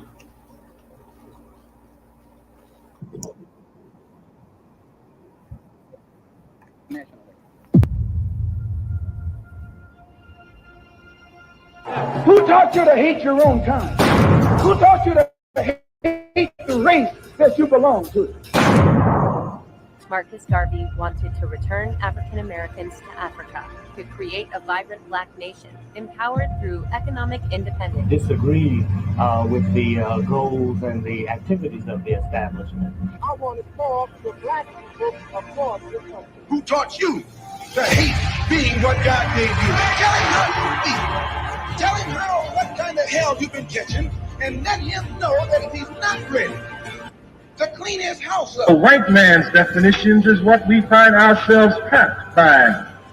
His definitions of what is good and what is bad.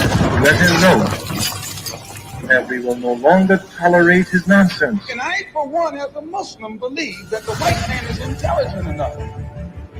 If he were made to realize how Black people really feel, and how fed up we are without that old compromise and sweet talk. If people decide to move, I'll guarantee you it will be international. The Black Panther Party is an international party. We have a coalition with all struggling people of the world. And we feel that we must be internationalists because we're fighting an international enemy.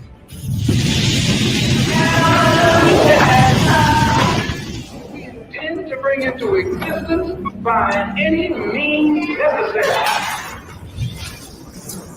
international political black nationalism, which means that the black man should control the politics of his own community and control the politicians who are in his own community. My personal economic philosophy is also black nationalism, which means that the black man should have a hand in controlling the economy of the so-called Negro community.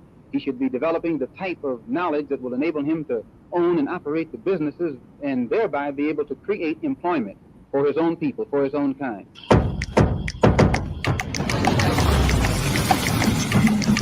Think Tank, hosted by Yanga.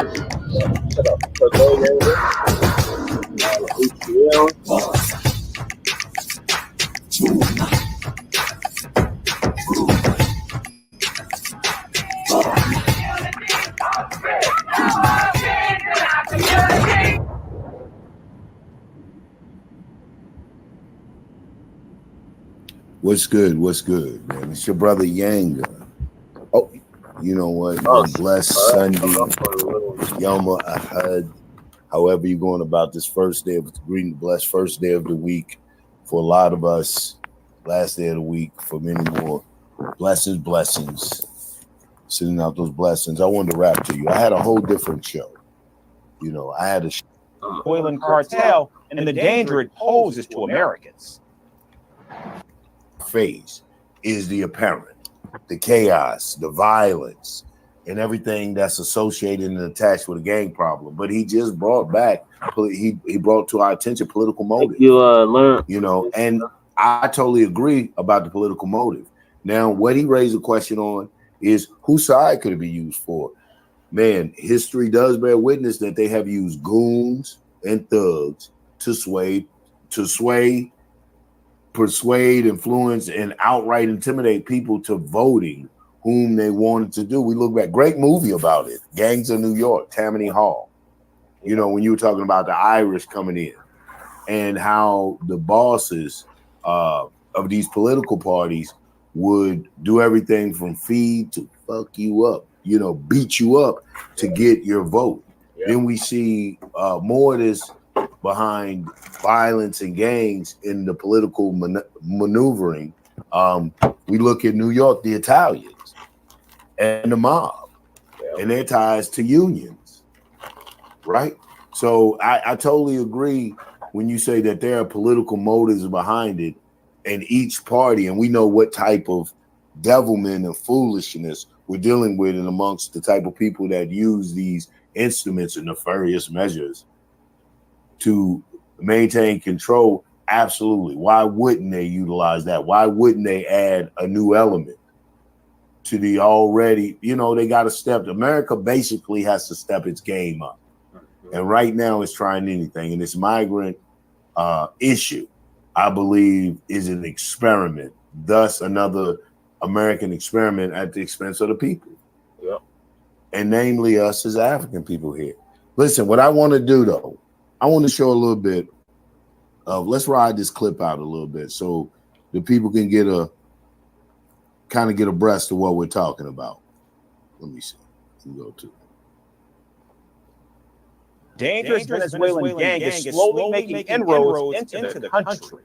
Their notorious crime syndicate is infamous for extortion, kidnapping, murder, and human trafficking. The Federal Bureau of Investigation is already actively tracking the gang's activities in several states, including New York, Florida, Texas, and Louisiana. Our next report gets you more details about the Venezuelan cartel and the danger it poses to Americans. A crime wave is raising fears across the United States.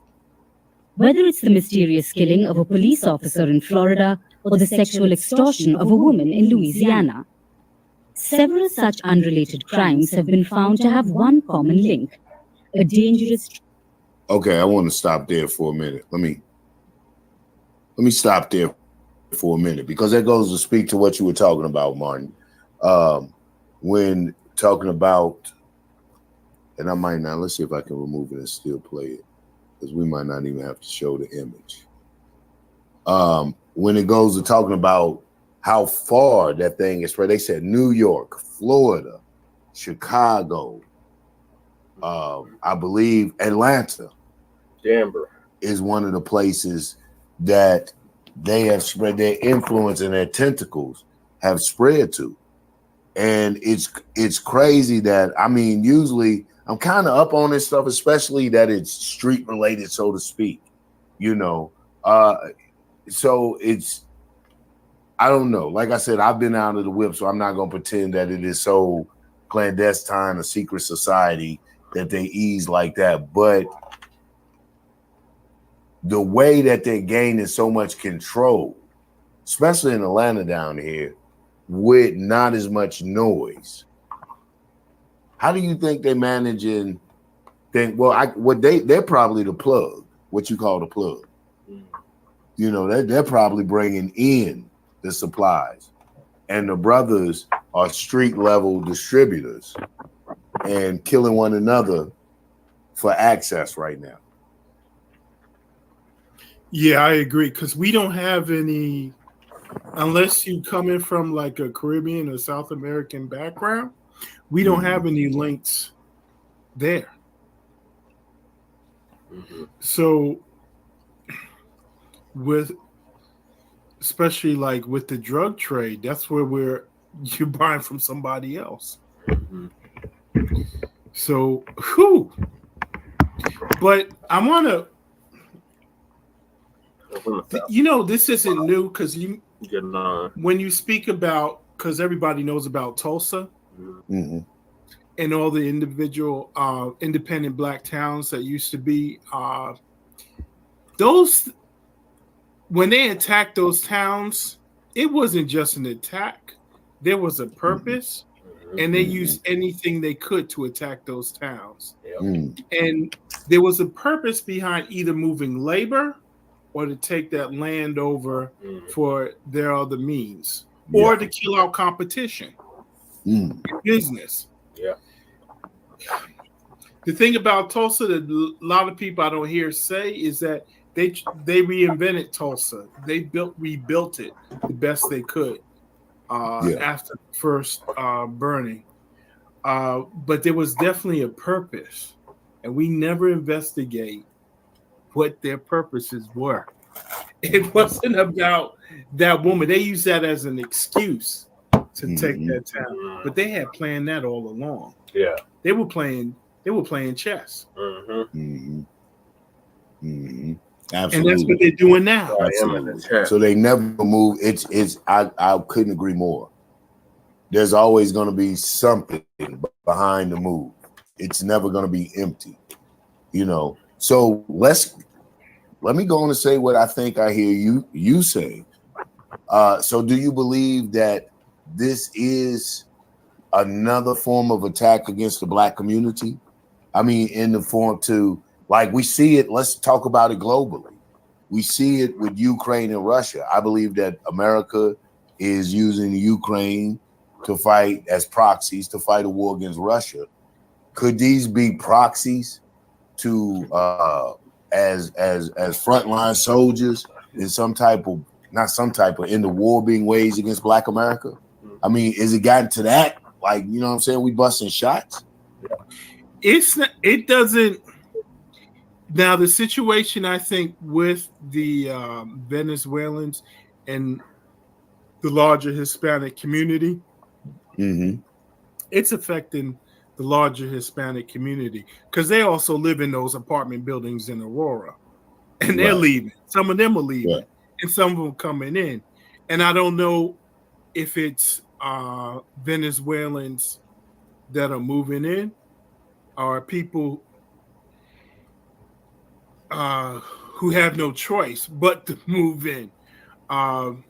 Also, the people who are reporting this are usually white people reporting it. What I've seen on the news, so they know this is something that impacts them as well.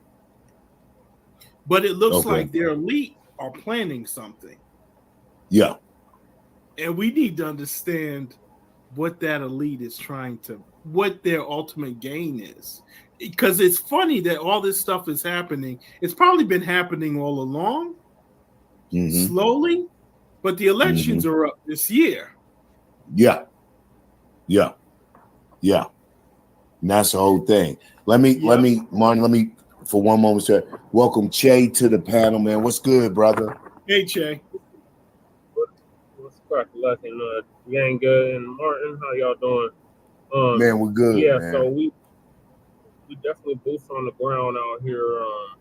The coverage that y'all are seeing is not 100% accurate. The mayor is lying. The Denver mayor is lying. The Aurora mayor is lying. The city councilwoman that was speaking, Jurinsky, she's lying. That broad, first of all, that broad don't even live in Aurora, so she should not even be talking about what's happening in Aurora. Really? And yeah, she lives in Centennial, which is like south of Aurora. So she shouldn't even be in that seat because she's supposed to live in your district that she's representing. You know, and we've had some issues with her throughout the years. She's a suspected white supremacist. She was back in the blue and all that, and she's been trying to get people locked up for petty crimes, like shoplifting and shit. So yeah, she's bad news. Let me ask this, and then we're gonna go back to the video because we're dissecting the video. A lot of us are just walking through this. For me personally, I didn't know it was this bad, so yeah, we're walking through it. But let me ask you this: what and they're telling these lies. Martin brought up a good point about the political motivation.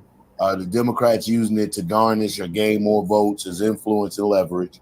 The Republicans can use it for leverage, as one of their biggest platforms. They're always running this crime and fucking punishment. That's this bigger, tougher police, more police. So they could, this definitely would be something that it's an egg for them. So with this chick, man, you talking about, what would be her political motivation? What would motivate her to lie about it and to either exacerbate? First of all, what is she lying about? Let's get to that. She's lying about the fact that they didn't know this was happening. They've known about this shit happening. They just turned a blind eye. It wasn't until the white folks got concerned. Now it's a problem. But this has been going on. They've been written to illegal immigrants for years. I used to stay like literally blocks away from this apartment complex. Yeah. It was wild then. So I can just imagine what it's like now. Me and Lady Che is supposed to be making a trip down over there to see what's really happening because, like you said, majority of the footage is coming from these white folks.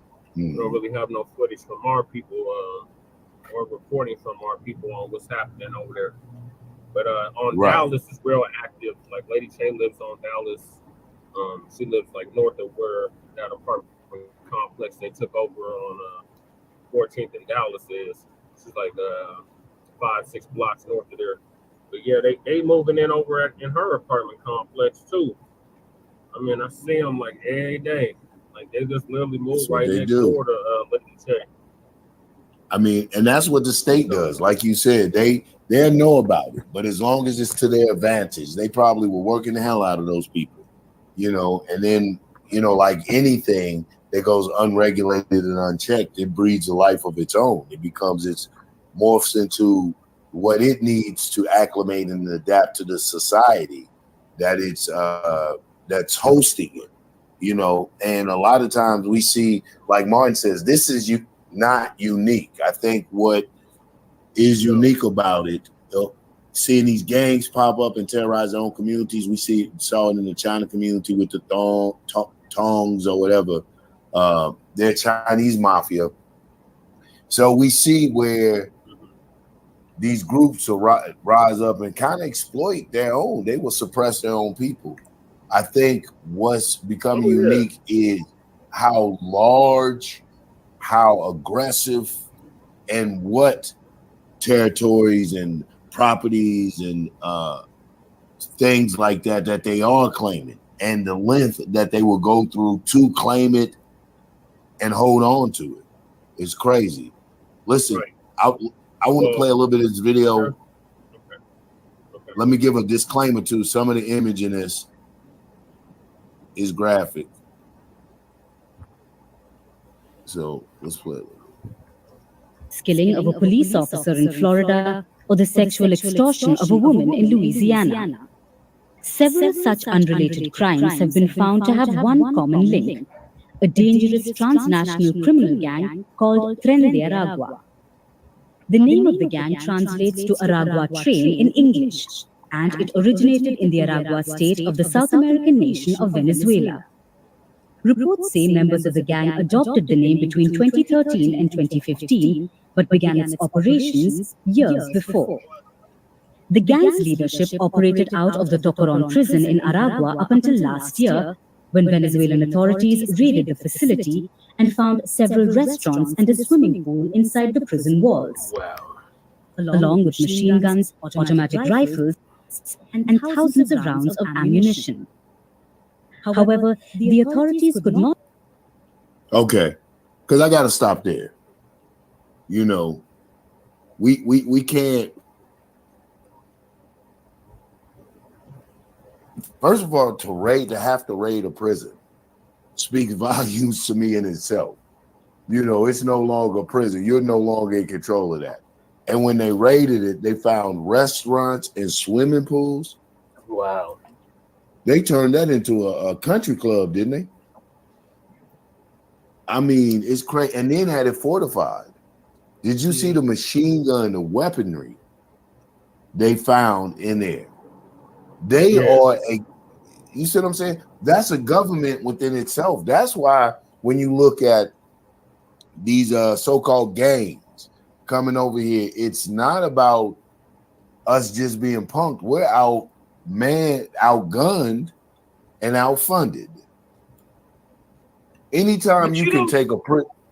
Go ahead, Martin. You know what you also have to look at in the what's up? Specifically with the Venezuela situation, we have to go take a plane back to Venezuela and take a look at what happened, the fall of Chavez, the influence of the U.S. with opposing parties with Chavez, and the gangs that they use there, or the people or groups that they use to help bring out his downfall. All that's a 360. Yeah. When you take a look at that, that's come into play now. And Che, I got a question. If you remember the Casbah, the club in Aurora, how far is this area from there? Yeah, the Casbah. Casbah, yeah, I remember the Casbah. It's close by that area. Yeah, what's the question about the Casbah? The area where all this activity is taking place is between Peoria. Yeah, the Casbah is on Chambers, where all this activity is happening. For the most part, is off between Peoria and Yosemite, which is North Aurora. The Casbah is like I forgot what they call that part of Aurora. It's like East Aurora. Yeah. Like, Casbah's over there off of Chambers and 6 over there by the base. Okay. What they call now the Space Force. But yeah, I used to go there a lot. Let me ask it. So is Aurora a host city? Aurora is it's a suburb of Denver, and it's what we would consider a sundown town. So up until recently, it's been known as a sundown town. Black people used to be able to get lynched if they came across that stretch of Yosemite. Well, what happened? The Brown brothers got a pass or something? How would it go from being a sundown town to Siestaville? That's a good question, Yankee. I've been trying to figure that out for years. So I say like in the late 90s, early 2000s, it started becoming like a fiesta zone. Yeah. Prior to that, it was predominantly black people that was living there. We had an all-black shopping center that they just recently tore down and put condominiums up. But yeah, it used to be a predominantly black part of Aurora. And what happened was the landlord went from over there, recent to I'm coming in and out, Che. I'm sorry. Can you hear me now? Yeah, we can hear you. Also, the Black House connection is the worst over there. So it went from being the slumlords over there. Go ahead. I was going to say, so it went from being a sundown town to a black town? Basically, because Denver became unaffordable. So when they started ethnically cleansing us and gentrifying us out of Denver, a lot of the black folks moved to Aurora. Now the thing about Aurora is it's a lot of gangs in Aurora. There's a lot of Cali gangs in Aurora. So we got the A-Trace on the Crip side. We got some Bloods like Bounty Hunters and CMGs have moved in over there. And there's some 60s as well that stayed that are in Aurora. Several different Cali sets. So before the illegals even moved in, there was already gang warfare going on per se in North Aurora. Like, I'm not really a fan of Aurora. I never liked going there. If I went there, it was just for business and I was out. It wasn't, like I said, it used to be a sundown town, so it really wasn't the place to be if you was black. But like I said, recently, Denver's become unaffordable. About the last 10, 15 years, Denver's become unaffordable. So the black people from the east side, Park Hill, Montbello are moving to Aurora. I've been moving to Aurora for years now. So it's very diverse. Aurora's actually like one of the most diverse cities in the country. They speak like 150 languages. They got like 50 different ethnic groups. It's very diverse, you know. But it's still Klan country. It's still like Ku Klux Klan. See, the thing about Aurora is it's 3 different counties. So it's Adams to the north, Arapahoe in the middle, and then Douglas to the south. It's, you know, that's Douglas is like real Trump country. Yeah. Arapahoe is kind of more blue, but they leaning more red, and Adams is mainly red. So the part where Lady Che lives, where the majority of us is going down, is in Arapahoe and Adams County. So it's, you know, what's crazy is, like I said, and that's what, you know, people, you call me conspiracy theorist. You can just call me that. But when you target these type of places where we're predominantly at, you know, and it looks intentional. It looks purposeful. It is intentional. You know, it is intentional. Shout out to Dr. Claude Anderson, because he warned us about this about 15 years ago. Mm-hmm. And then Sleepy Glitch and Joe had reminded the NAACP Bulle members in 2021 that the Hispanics was going to replace us. Yeah. And that we need to learn to work with the Hispanics because they are a larger population than us. And then as soon as he said that, here come this influx of illegal immigrants across the border. Yeah, it's definitely planned, it's deliberate, it's intentional, and what they're working to do, because see, they know that their numbers are dwindling. They know their numbers are dwindling. They're trying to replenish their numbers by incorporating these honorary Caucasians. So these Latinos, these Hispanics, some of them look black, but all their paperwork say white. Because Che brings up another interesting point. Venezuela has probably the second or third largest African population in South America. Yes, I'd have to behind do Brazil and I want to say it's behind Brazil and Argentina, or even Colombia. I think they got more than Argentina. They got way more than Argentina. But they killed a lot of the ones in Argentina. Yeah, they did. They mixed. Oh, yeah, that's a whole nother story.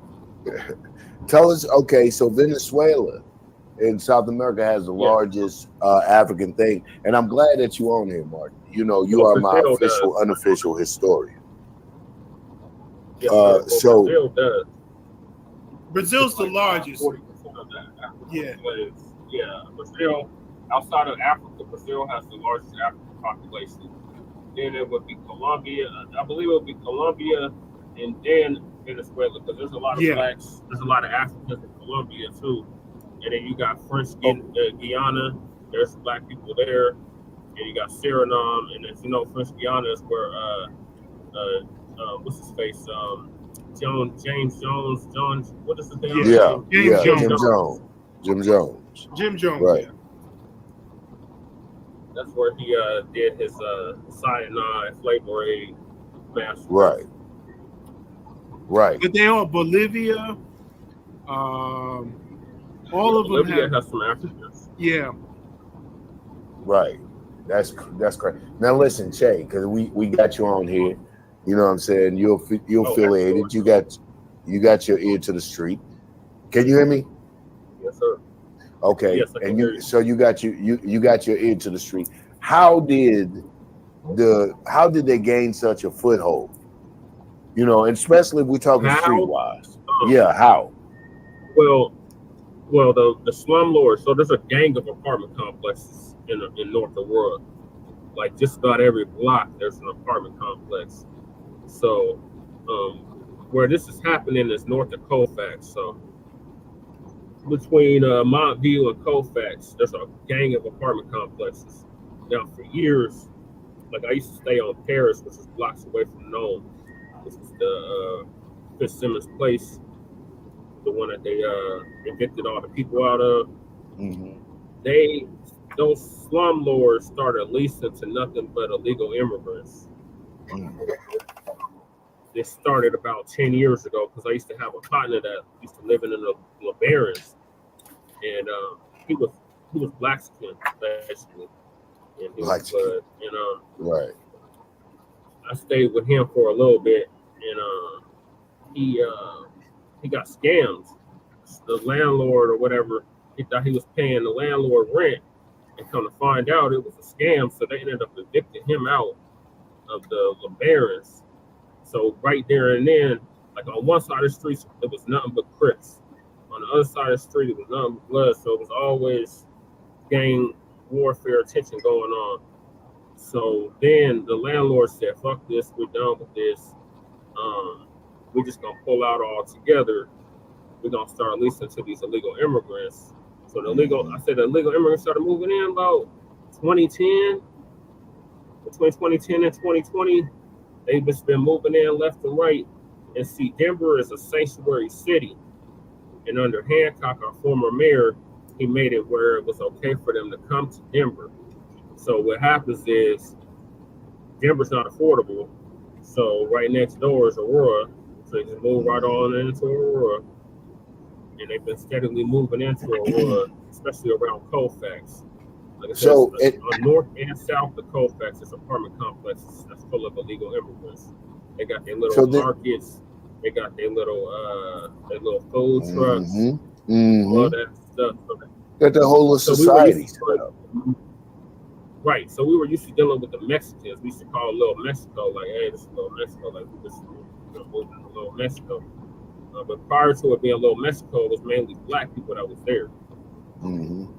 So then the black people started moving out for whatever reason, gang warfare, gang injunctions,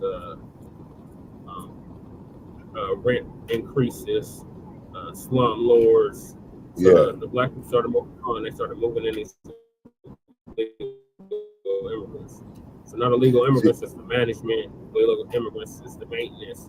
They do all of that. Yeah. See, and that's how. And I'm glad you're pointing that out, because what happens in, I think, our desperation and frustration to address the question of the migrant problem, the gang problem, the violence that they bring, especially that violence perpetrated against the black community. You know, we tend to implode.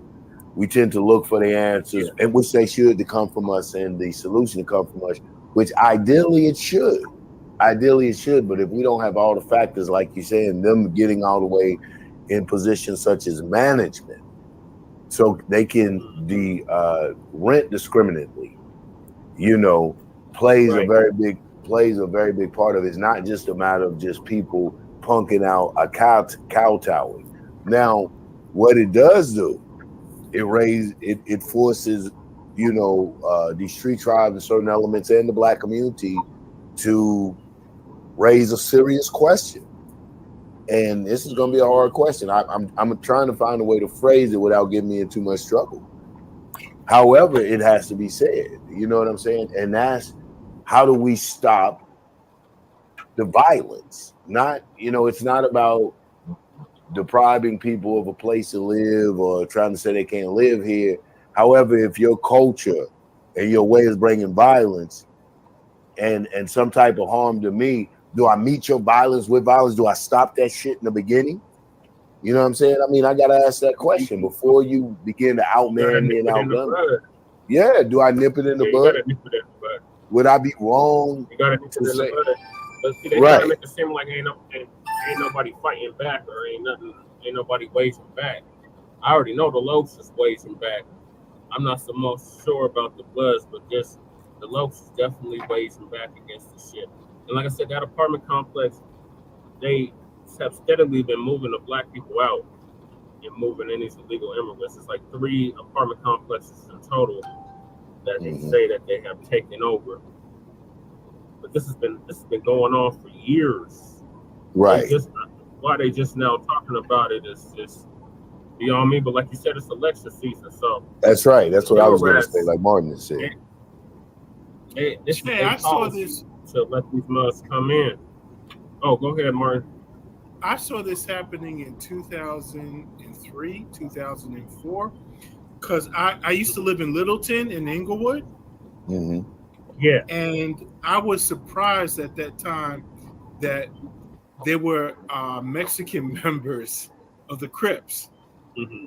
And Bloods. Yeah, You had there's a lot. Mexican Crips. There's Mexican Crips and Bloods, yep.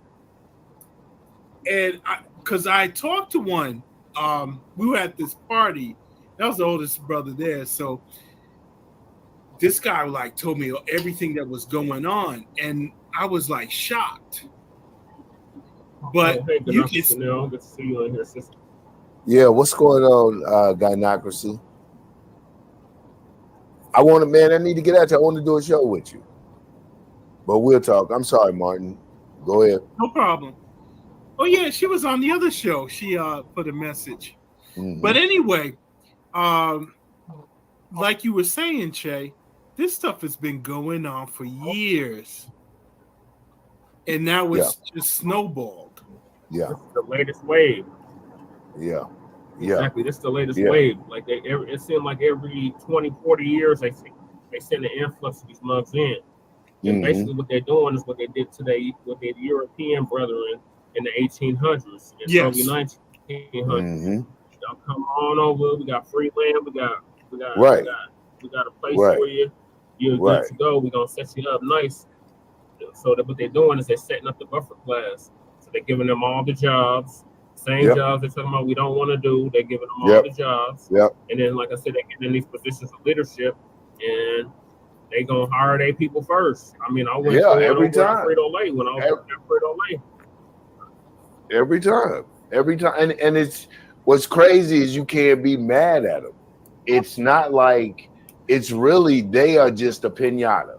It's the system we trying to beat out of them. You can't be upset with the people who naturally practice a form of nationalism. They're gonna look out for their own. We're the only idiots that think that is wrong. Think it's a problem and looking out for our own.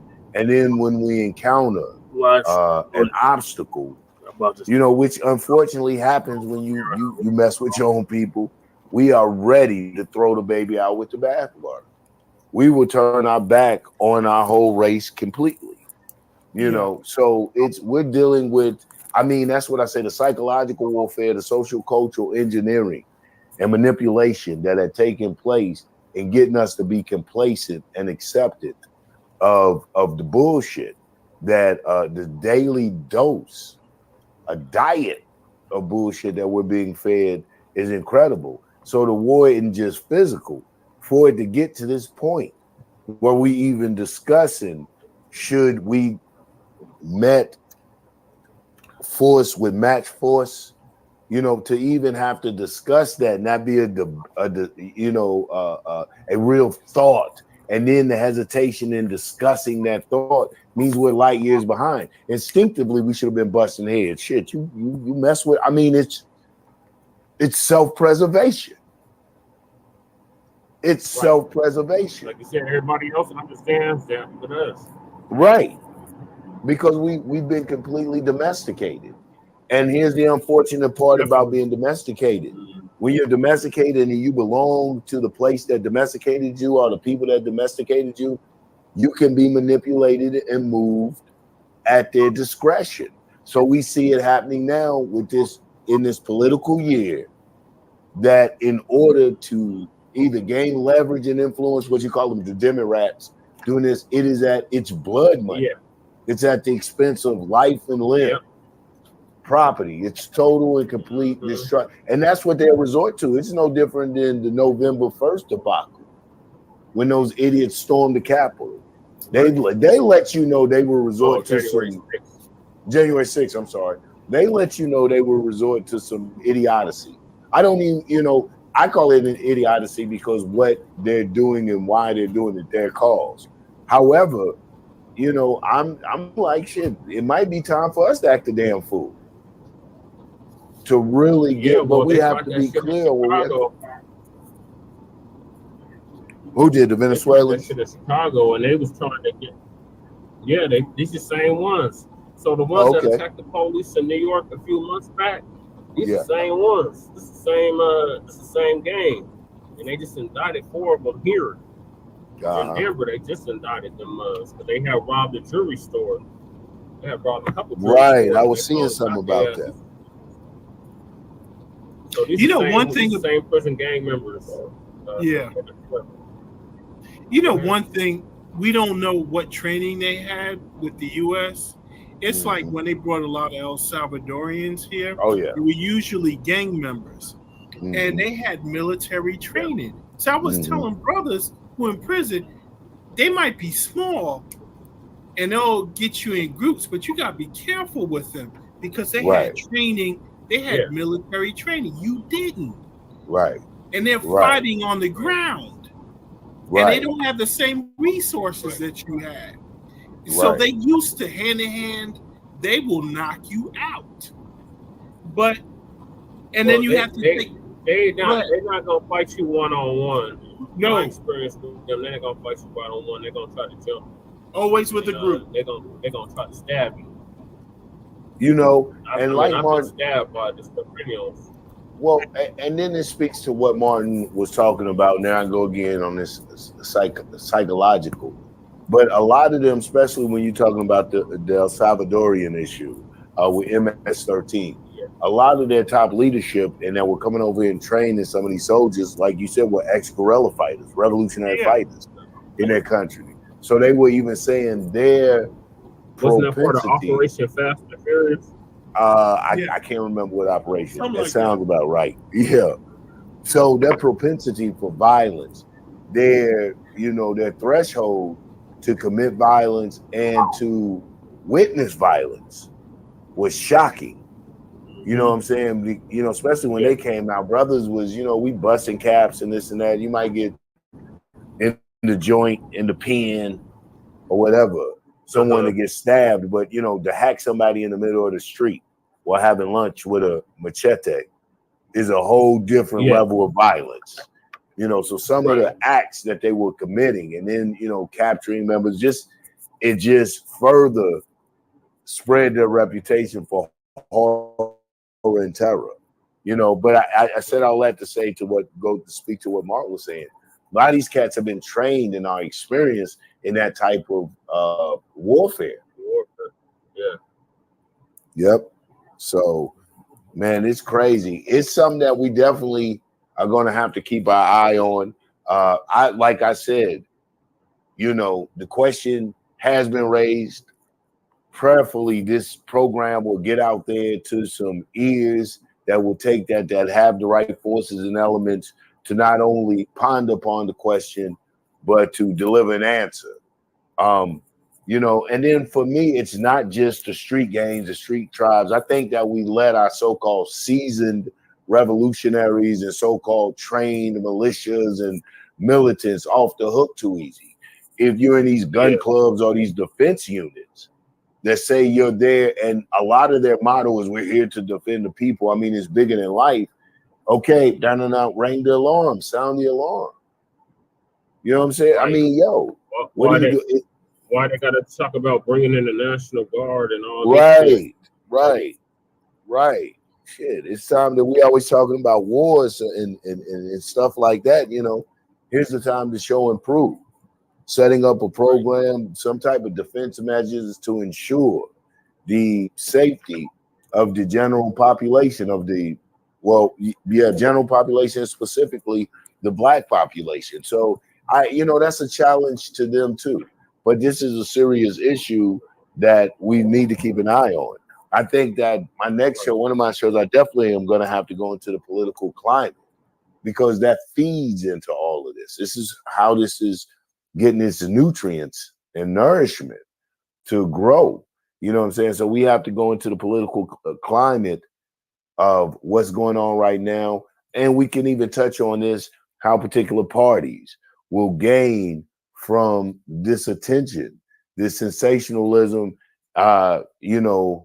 on surface, because it is very sensational. It's all in our face, but very real. It's not empty, a very real threat. And we'll talk about some economics. Let's talk about things that I like to go into, really talk about, which I think is one of the crippling effects of the so-called Black Power movement, is lack of morals and ethics, defying the Black family, our evolution as a people. This is why I wanted to go into my other show, was about nostalgics, because I had been into a conversation with someone, and it was saying what a man's supposed to, this and that, but this is changing times, changing climate. It's not just social cultural, but social economic. So what does all of these things look like? I'm not thinking we're going to solve the world's problems. I don't know though. We may. It's Virgo season. Liable to pull anything out. We're liable to pull anything off. But at least open up the discussion. That's what this platform is about. Yeah. You know what I'm saying? Just to piggyback, when you talk about nostalgia, we're so much in this nostalgia that we forget the question to say, hey, what could we have done differently? Mm-hmm. What did we do wrong? Mm-hmm. What didn't we watch out for? Mm-hmm. What can we learn from the whole situation? And that's what we haven't done. We can absolutely, yeah. And that's what I want to show, because what that takes is foresight and vision, and that's what I'm thinking that Black people, and I'm a Black man, so I'm gonna talk to the brothers, that we're lacking. And if we're not lacking foresight and vision, then if we have that, then we're lacking the motivation to get out here and manifest it, to begin to make it tangible. I think it's far too comfortable to try to resurrect ancient religions and cultures. You know what I'm saying? I'm going to ruffle some feathers and step on some toes, whether it be Islam, Mooricism, indigenous, Kemetic, all of that shit. We dressing like ancient people and falling back, trying to revise, ancient shit instead of doing, to me, in my opinion, taking those things and using them as cornerstones, what they were meant for, and like a guy point. But these were the most brilliant of people at their time, measuring the world from what they had. Yes, some of it was far more advanced than where we are now. I will agree, but at that particular time, society allowed them to stretch that far. When you have a functioning society, your artisan, your scientists, your engineers, they can explore and do what they do. They can explode in their particular areas because productivity, social life is normalized, and not even normalized. It's at the height of what it can be, which leaves time for those other pursuits. We're not completely there yet. You know what I'm saying? We have very real issues that we're facing, and they're different. Then some are the same, some have morphed, some have mutated into worse diseases, and then there's a whole new contagion out there affecting Black people, and these have to be addressed. And my thing is, I think a lot of times we use these ancient ways to escape confronting and addressing the very real issues that affect us today. And that's my rant. I mean, what were you saying, Martin? You pulled in these issues aren't new for us. We've been dealing with these issues since we've been on this planet. For example, the nostalgia and not learning from the past. We were at one time we were all over this planet. And just for example, you hear about the little black people in Taiwan and China and Asia. What happened to those little black people? They got gentrified out. Damn. Yeah, they got gentrified out, and the ones that's still there is in the jungle. And we don't. What did we get?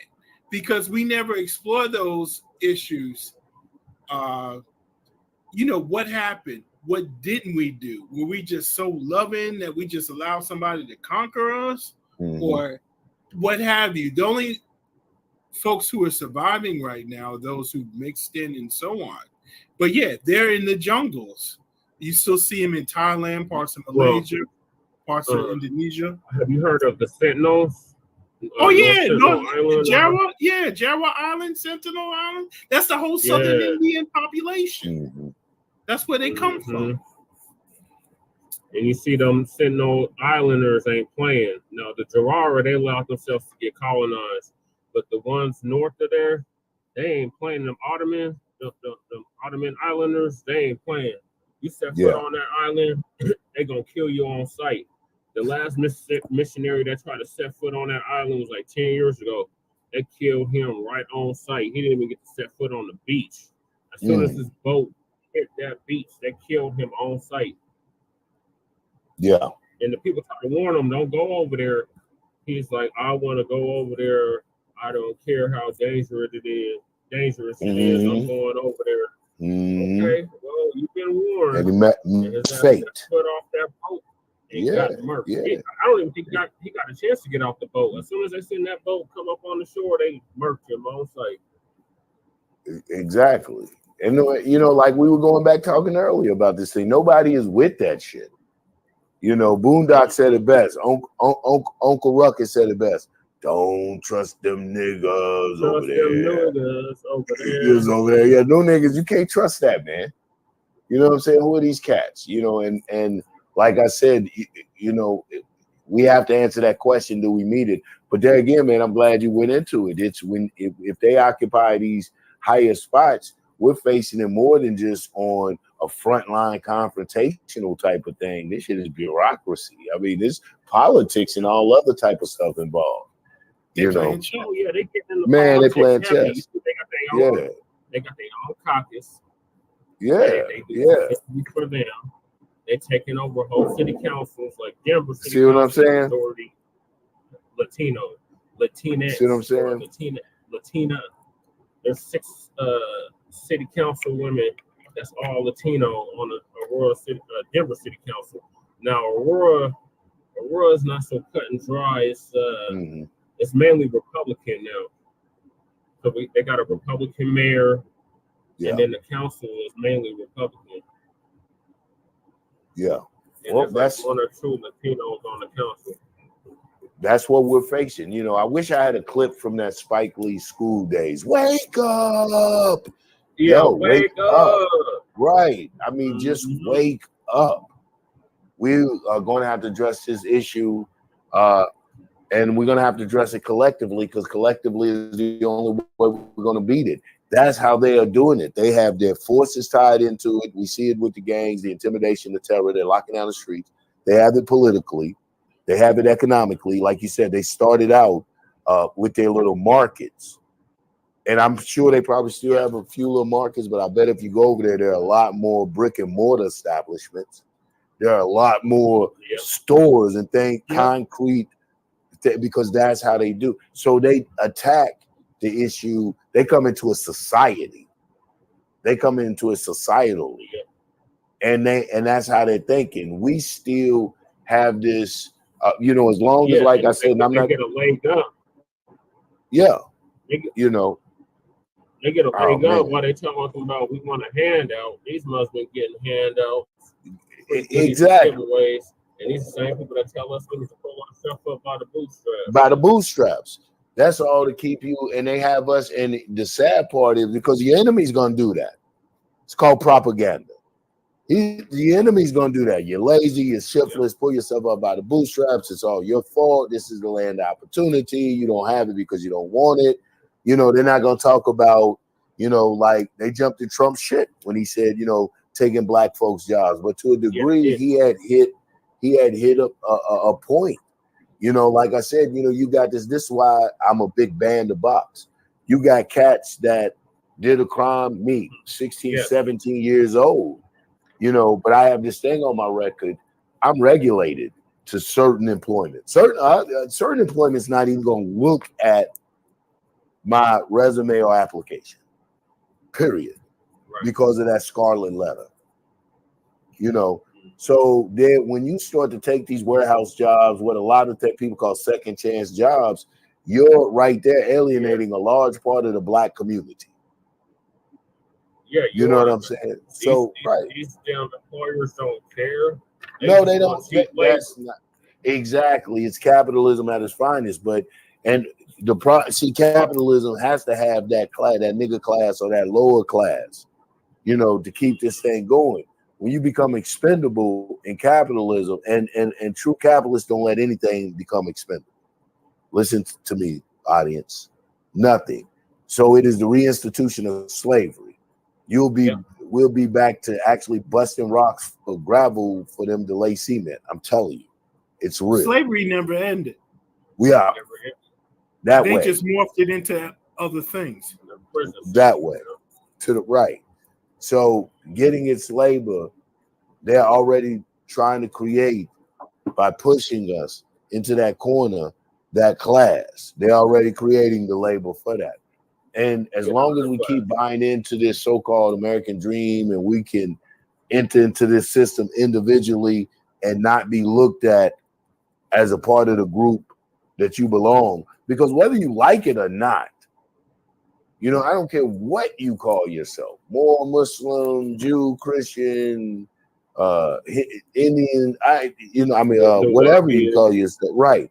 As long as the ruling class calls you nigga or Negro or black, or lumps you in a Negroid type, they've created phenotypes for you. Look at his skull, he's a Negroid. They're going through extreme measures. Yeah, that Darwinism. Right, to separate themselves from you. Embrace it. Shit. Embrace it. Embrace them trying to separate themselves. Exactly. And use it to empower us. Okay, you don't want me, you don't want these dollars, you don't want these, and I'm not going to turn this into a whole nother program. Then they say, well, we don't have the distribution, nor do we have the production. Absolutely. But until then, if we just spent collectively, if we just exercise and practice a little more consumer power, if we demanded a banger, like you talk about blind allegiance to a political party, the Democratic Party has taken the black vote for granted forever, and look where it's gotten black people. Now we scramble. So it's the same way with consumerism. You know what I'm saying? If we just demanded to bang for our buck, if we told Burger King, unless y'all offer us a black discount, we all gonna eat at McDonald's, they would come up with the Afro Burger. I'm telling you, they would do anything. You know, but since we're all scatterbrained, morally, ethically, culturally, man, we're all over the place. Listen, that's a whole nother thing. I'm going to bring it to a wrap. I'm going to give everybody a couple minutes to send some last word shouts out. I'm going to start with Mark, because Martin has been the most, I've overtalked him the whole show. He's been the most silent. I'm going to give you a moment, Brother Martin, to send some last minute words and shouts out. All the lessons that we need are in our history. Instead of being nostalgic, we need to take a critical look and ask the questions. Why did these things happen to us? And if we did so, we'd have all the answers that we need. I don't think we've done that yet. And that's it. Good point. That's funny. Great closing word. Che. Yes, sir. My man, All right, some closing words, parting words. Yes. Thank you for having me on your program, Yanga. Always Man, no doubt. pleasure to see you on your program, cuz like I've been saying for years, we're at war, Black family. It's really time we start waging back economically, educationally, entertainment wise, labor wise, politricking wise, not so much religion. Religion is like one of those things that the great Malcolm X told us that we need to put in our back pocket, and we can debate and fight over that when we get free. Sex and war, because this is an all-out war on us. This is genetic annihilation. The Caucasoid already knows they're at minus birth rate. In recognition of culture and spirituality. Say what, brother? Oh, I was saying the Caucasoid knows that they're at minus birth rate. Right. Globally and in this country, so they are trying to keep their numbers up. So they are putting honorary Caucasians in that place, such as these East Indians, like Kamala Harris, these Latinos. They are falling under that white umbrella. These people from the so-called Middle East, they consider them white. So we got to know that, it's literally us versus everybody. Right. While we're delineating so hard with the FBA movement, because enough is enough of this. We can't be the only ones that's been championing Pan-Africanism, and those on the continent and those in the diaspora are just leaving us to hold the bag by ourselves. Right. Right. It can't be a one-sided affair. If we really want African unity, if we really want Pan-African unity, then Foundation of Black Americans and Sinister Americans Chattel Slavery Freedmen can't be the only ones that's waving the flag for that and championing for that. So shout out to the riders. We got to get the tethers out the paint, though. The tethers is what's keeping that from happening. The tethers are basically foreign immigrants that come over to this country to undermine us and what we got going on. So they're not allowing the riders like the Garveys in. They're not allowing the riders like Kwame Toure's in. They're allowing the Candace Owenses in. And the Roly-Poly Martins in. So we got to check that, nip that at the bud. These people do not speak for us. Joyless Reed, you do not speak for us. Roly-Poly Martin, you do not speak for us. Candace Coon Owens, you don't speak for us either. We got our own coons that we got to check within our own lineage, such as the Tim Scotts, the Leo Terrells, the Larry Elders. We got also these foreign invaders that we got to check as well. Now, we're not saying that all immigrants are enemies, but those that come over here to undermine us, those are the tellers. But we got to get them out the thing. So I appreciate y'all having me on. Policy over personality. Right on. When it comes to voting. Vote because you have an agenda and a cause. That agenda is the Black agenda. That cause is reparations in the form of direct cash payments, lineage based. It's not just for all Black people, it's for a specific group of people. The Foundation of Black Americans that built this country. We have not received what is rightfully owed to us. This is a blood debt. It's not a handout. It's something that's owed to us. And they need to come correct. Otherwise, they're not going to get our vote.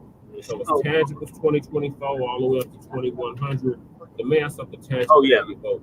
And also this, the president don't affect your day-to-day. What affects your day-to-day is your local and your state politics. That's what we need to be focused more on, not so much the president, because at the end of the day, it's the electoral college that decides the president.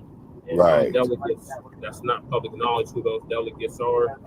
So focus on what's happening locally and statewide. Right. All right, man. We appreciate it. Definitely. All right. With that, brothers, man, we catch everybody on the flip. I appreciate my panel for popping up and participating. I appreciate y'all, all you guys out there. Yeah, we Appreciate you too, Yang. All right, Lady Tay just woke up. What are your thoughts on what you heard? Let me say on Yanga's show. Shout out to my revolutionary father. Revolutionary Black nationalist father. Yeah. Shout out to him. I got a couple of things to say about this alleged Venezuelan gang shit.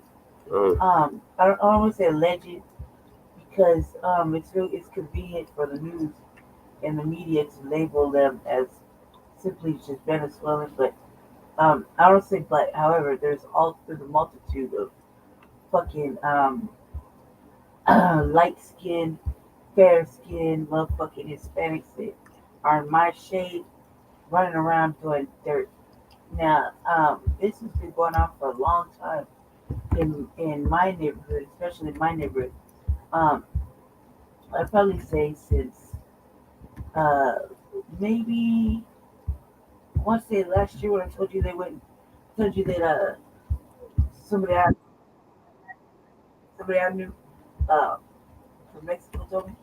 Yeah. Yeah, it was like last year. But it was probably like earlier this year. Excuse me, I just woke up. I have friends in other I had another source in another race, like being Mexican, kind of higher up. Tell me some shit, but now that they tell me some shit, I've seen some shit. So, especially in my neighborhood where Colfax, Havana is. Colfax, Havana seem to like scraping pure of nothing but black people. Everybody's gone, but they weren't really doing it. The police left these immigrants and illegals, but they didn't call them illegals, because if they were legal here, they wouldn't be doing all this dirt. Right. If there was illegal, scrape the streets of all the black people because they were sitting there profiling at the bus stop with the police. The police are complicit with it. Yep. The police allowed. What people don't know is that the police are complicit. That they watch the crime happen, even partake in the crime, and let it be. They don't solve no crimes. They literally watched a whole group of them, like a grip meaning more than 5, run up some stairs, grab somebody's mama, beat the life out of her, throw her nephew off of a balcony, kill him in the street, and they just kept pushing. Literally in that area across the street. I like to separate the streets by. I used to think about, well, this is the Crip side of the street. This is where it's safe, right? And I'm like, that's the off-brand side. That's the blood. I used to say shit like that just because, it amused me. Yeah. Because at the time when growing up, my brother would say, I'm. This is my neighborhood. I would run the streets over here, like rough. All these streets over here, I know. And you see me at night patrolling different hours of night, just riding up and down, just watching the street, listening to the street. But I noticed that all these fair, like my color, but not black, my color, just they had let in an influx of motherfuckers that were my shade like over the last year. Before they let any dark-skinned immigrants in, they were letting in all kind of light-skinned, fair-skinned, Hispanic people in. It's rude. They when the major influx happened with the caravans and shit, they were letting them into Denver, and so every time I would go to the bus or whenever I'm going to Jesse's, I would get off at the bus stop and I would see the buses coming, or they'd be loud floating them in Montbello.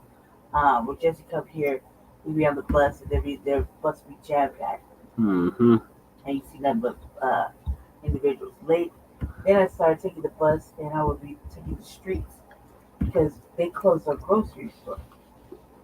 They Yep. closed well, we don't. It's not really a grocery store. It's a Neighborhood Walmart. Walmart. Right, but It used to be a King Supers. right, but for motherfuckers who didn't have a grocery store, that was a grocery store.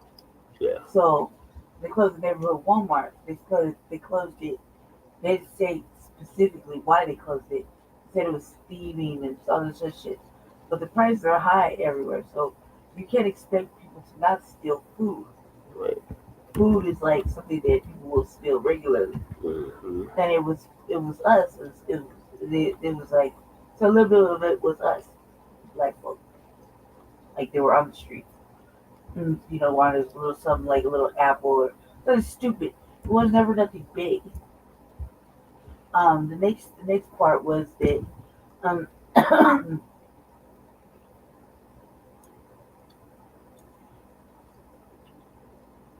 the other part was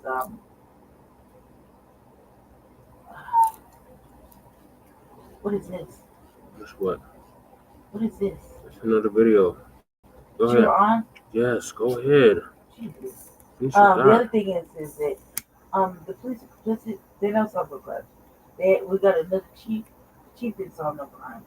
Then they permanently got a chief. What we didn't like what I seen though was I like to take the main street, which is Colfax, and I ride up and down. I saw one time like recently, they're trying to check the corners. Like what neighborhood are you from? Like where are you from? You're in the wrong neighborhood. Kind of shit to me. It was raining that day. I was like, no, motherfucker, you're in the wrong neighborhood. And I was like, where the Crips at? And yeah. That was just how I was like, where the Crips at? And then little by little, I'd be out in the middle of the night and bobbing around, and I would need help. Bam! Crip show up out of nowhere. Mm-hmm. Help me out. Help me down a little ledge, or help me cross over, or something stupid. Help me open the door. Bam! Crip will show up. You know what I mean? Mm-hmm. I'm like, thank you.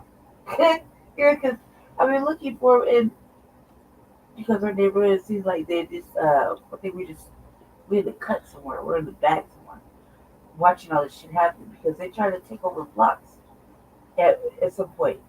Then in the middle of the night, those come through or whatever. Mm-hmm. I haven't seen it. I just seen them trying to take over.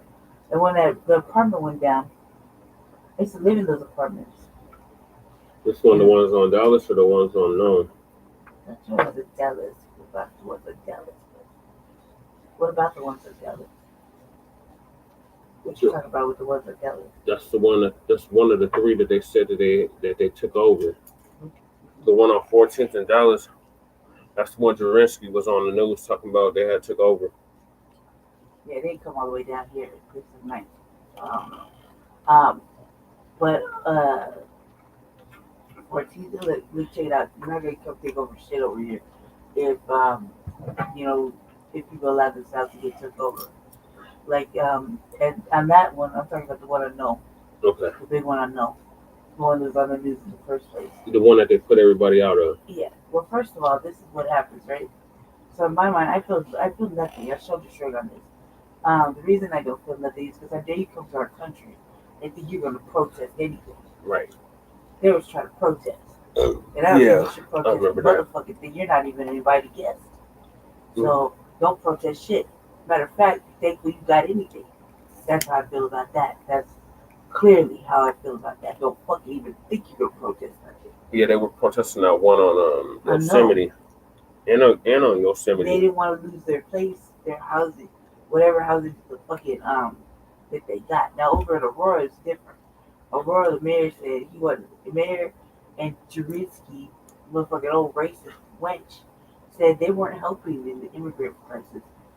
Over from Denver. Which we know that's a damn lie. Wait, no, listen.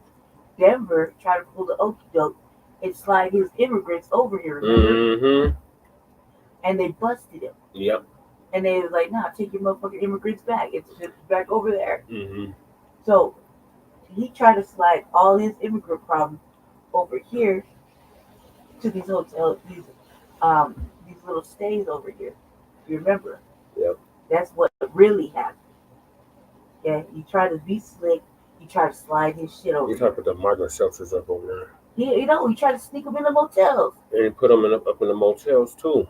No, he didn't put no migrant nothing up in here.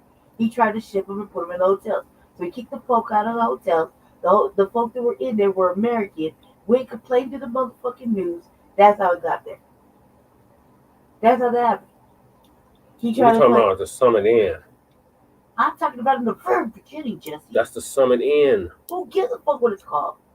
But that's not what they're talking about on the news. That's how it started. I know that's how it started. So how do you think they got here? We don't know how they got here. They got here from Denver. Here. They shipped over here. Okay. They fucking took the bus over here. Obviously. It's very easy to take the bus over Denver to here. I just said that. You missed when I said that. Anywho, so when they got over here, they worked with they were put on fucking temporary voucher here.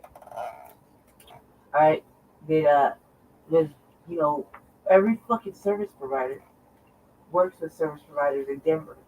It's contrary to non-popular belief that just because you live in Aurora doesn't mean you don't do work in Denver. So these people got vouchers. They were living there, fucking in this motherfucking rundown ass apartment complex.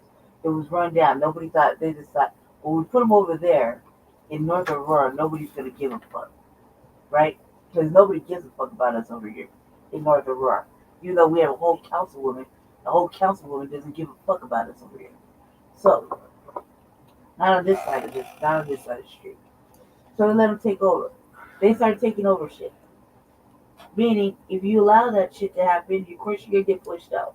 They spread over from one place, and the police were complicit. They knew this was happening. They're riding around the fucking street. Right, just literally across the street wasn't it not the fucking King's Inn?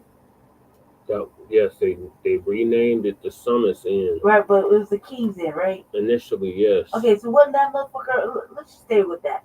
Wasn't it ran down? Yeah, but that place had been up for years. It was fucked up, right? For years. It was fucked up, right? Since I've stayed over there, yes. There was a fucking whole fight club in the back with all the rats watching, right? Yes. All right, cool. I stayed there. I stayed over. No, oh my God, I stayed over there in like 2013, 2014. Everybody, their fucking mama stayed there. They had Oh my God. Okay, but the people that's tuning in don't know nothing about that. That's not the point. I'm talking to you.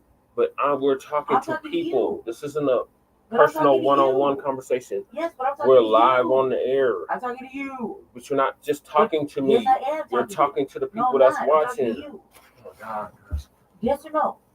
Yes. Okay, so stop it. I just said yes. You stop talking. Yeah, I'm so- trying to get to this next clip. Yeah, listen. Here's the thing. I was trying to talk to Jesse.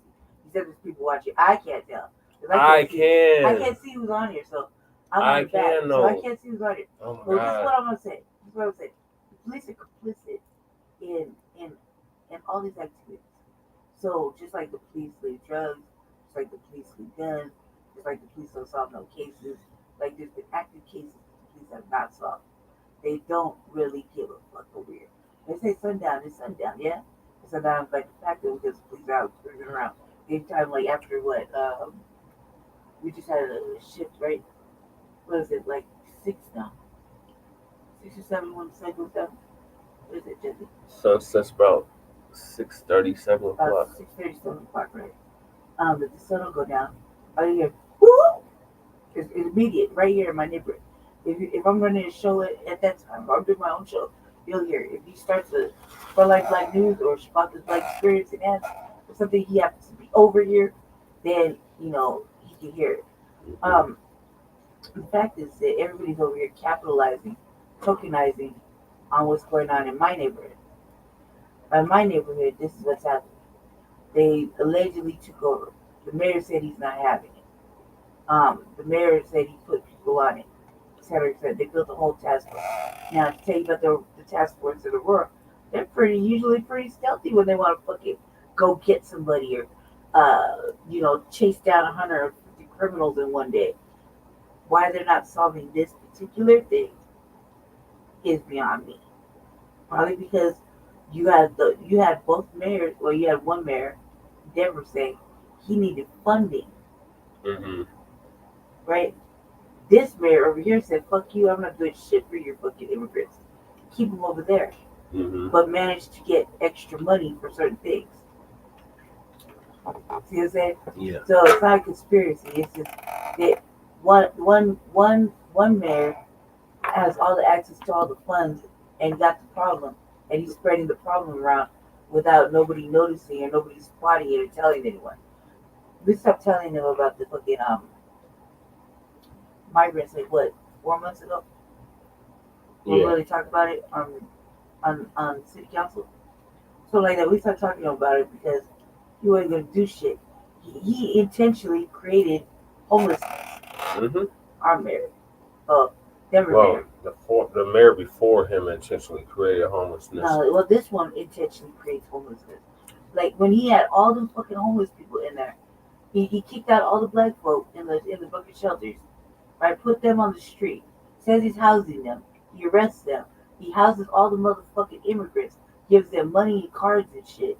Gives everything that we don't get, and then kicks them back out to the street in 35 days or less.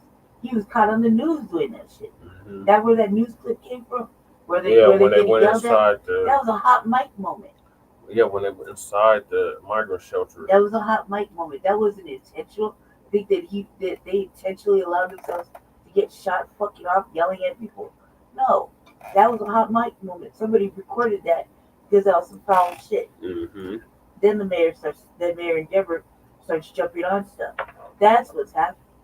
It's just a problem that bled over to another problem. The crimes in Denver are not, they're serious, but they're not as serious as what's going on over here. Them mobbing up the stairs like that, that's been going on for like over a year. Only in apartments over here. Yep. On this side of it. How do I know? That's how I know. How do you know, lady? Because I got friends. But I do. I got friends. I got serious motherfucking friends that are not Venezuelan. Mm-hmm. They're on the street. They're from Mexico. Shit. Yeah. I got like serious friends. So they're just watching it happen until somebody went in there and fucking shot up their grandma. Mm-hmm. And after that, it was like a war. Mm-hmm. So the war isn't on them against us. No. It's them against certain types of other factions. Well, if you allow me to play the next clip, do I have to? that literally comes out. No, that shouldn't, because you don't know that. Yes, I do. You don't live here. It doesn't matter if I live here. You don't live here. You live in Denver. I do. You live in Denver, so you can't I possibly do, know what but I know. I used to live here though. You don't live here. I live here. This is Not every currently. day. No, I don't currently. No. Right. So I live here. This is every day. Every day, family. I've been in Northern Aurora. If you want to be contrary and popular belief, Jesse said you don't live here, so and that's an everyday statement. So I live here in this part, in the hot part, for the last. Well, this isn't hot for me. It's hot for everybody else. But they say You live hear gunshots every night, but it's not. we just heard gunshots while we've been on the air. Yes, yes, regular folk will say it's hot, but for me it's like every day it's normal. So it's been like that since I don't have no It's a high crime area. Yeah, I don't have no fear of the neighborhood or nothing like that, I guess. Or I don't I've been conditioned to the neighborhood, I guess. Yeah. Is what you say that some say that's a bad thing, some say that's pretty okay because I can maneuver all day long around this neighborhood. Mm-hmm. Unless she patrols it when she feels like it. Yeah, and I feel like it, and it's just I gotta be in the mood. I haven't been in the mood. Okay, so thank you for that update, Lady Che. I will say this though, I think everybody other than Jesse should stay their motherfucking ass in Denver. Do they come over here trying to act like they give a fuck, like that little scene on the news? Yeah. I think all them folk, especially, there's only a couple that live in Denver, in Aurora, but they don't live on this side of Aurora. No, they live in the ritzy part of Aurora. In the nice part of Aurora, and the part even the section my pops lives in, it's pretty decent, but it has it's starting to get a high crime rate too. Mm-hmm. But they don't live here in this part. I live right here in North Division. And then on the north side, and I'll say this real quick before Jesse runs this thing. I feel like them motherfuckers right there, they come over here to capitalize on what's going on over here to tokenize. That's what I call it, tokenize. Mm-hmm. Because when I'm just in my feelings right now, personal shit. But I feel like you should stay your motherfucking bitch ass over in Denver, do Right. Denver news, because you don't give a fuck about really what's going on over here. You're just a problem. When people start capitalizing on black fucking pain, death, their ills, their suffrage, that's a situation. The only reason that shit made news, if you were watching the news, was because white people were getting upset. Yep. You didn't have black people getting upset, and black people were losing people left and right. They showed one incident where a brother had said, "I just watched my brother get shot at the Taco Bell." Yep. And it was a brother. Everybody else was over here crying about this shit. It was black people fucking holding the signs and protesting. Yep. So until you live in the area, you can't speak on it like that. I can speak on it because I'm watching black people be pushed out for these upscale fucking apartments, and it was meant for us. There used to be a black shopping center. And Jesus Christ, just stop instigate. That's exactly what it was. It was a black shopping center across the street. Now it's a motherfucking high rise, a very expensive fucking apartment complex. And I would have been showing this shit, but everything I touched the last couple months has been really falling apart. So I don't want to take. I didn't ask Jesse to go borrow the phone so I can go show you. But I would if I had to get another phone this month, I would go ahead and do it because there are so many. It wasn't black folk that were on the news. Mm-mm. They only showed up for the white folk. Yep. They only showed up when the news hit the thing where they're watching people getting terrorized. This is nothing new. That is nothing new. That's been going on. So guess what? Now they're talking about the Hells Angels coming out here to deal with that.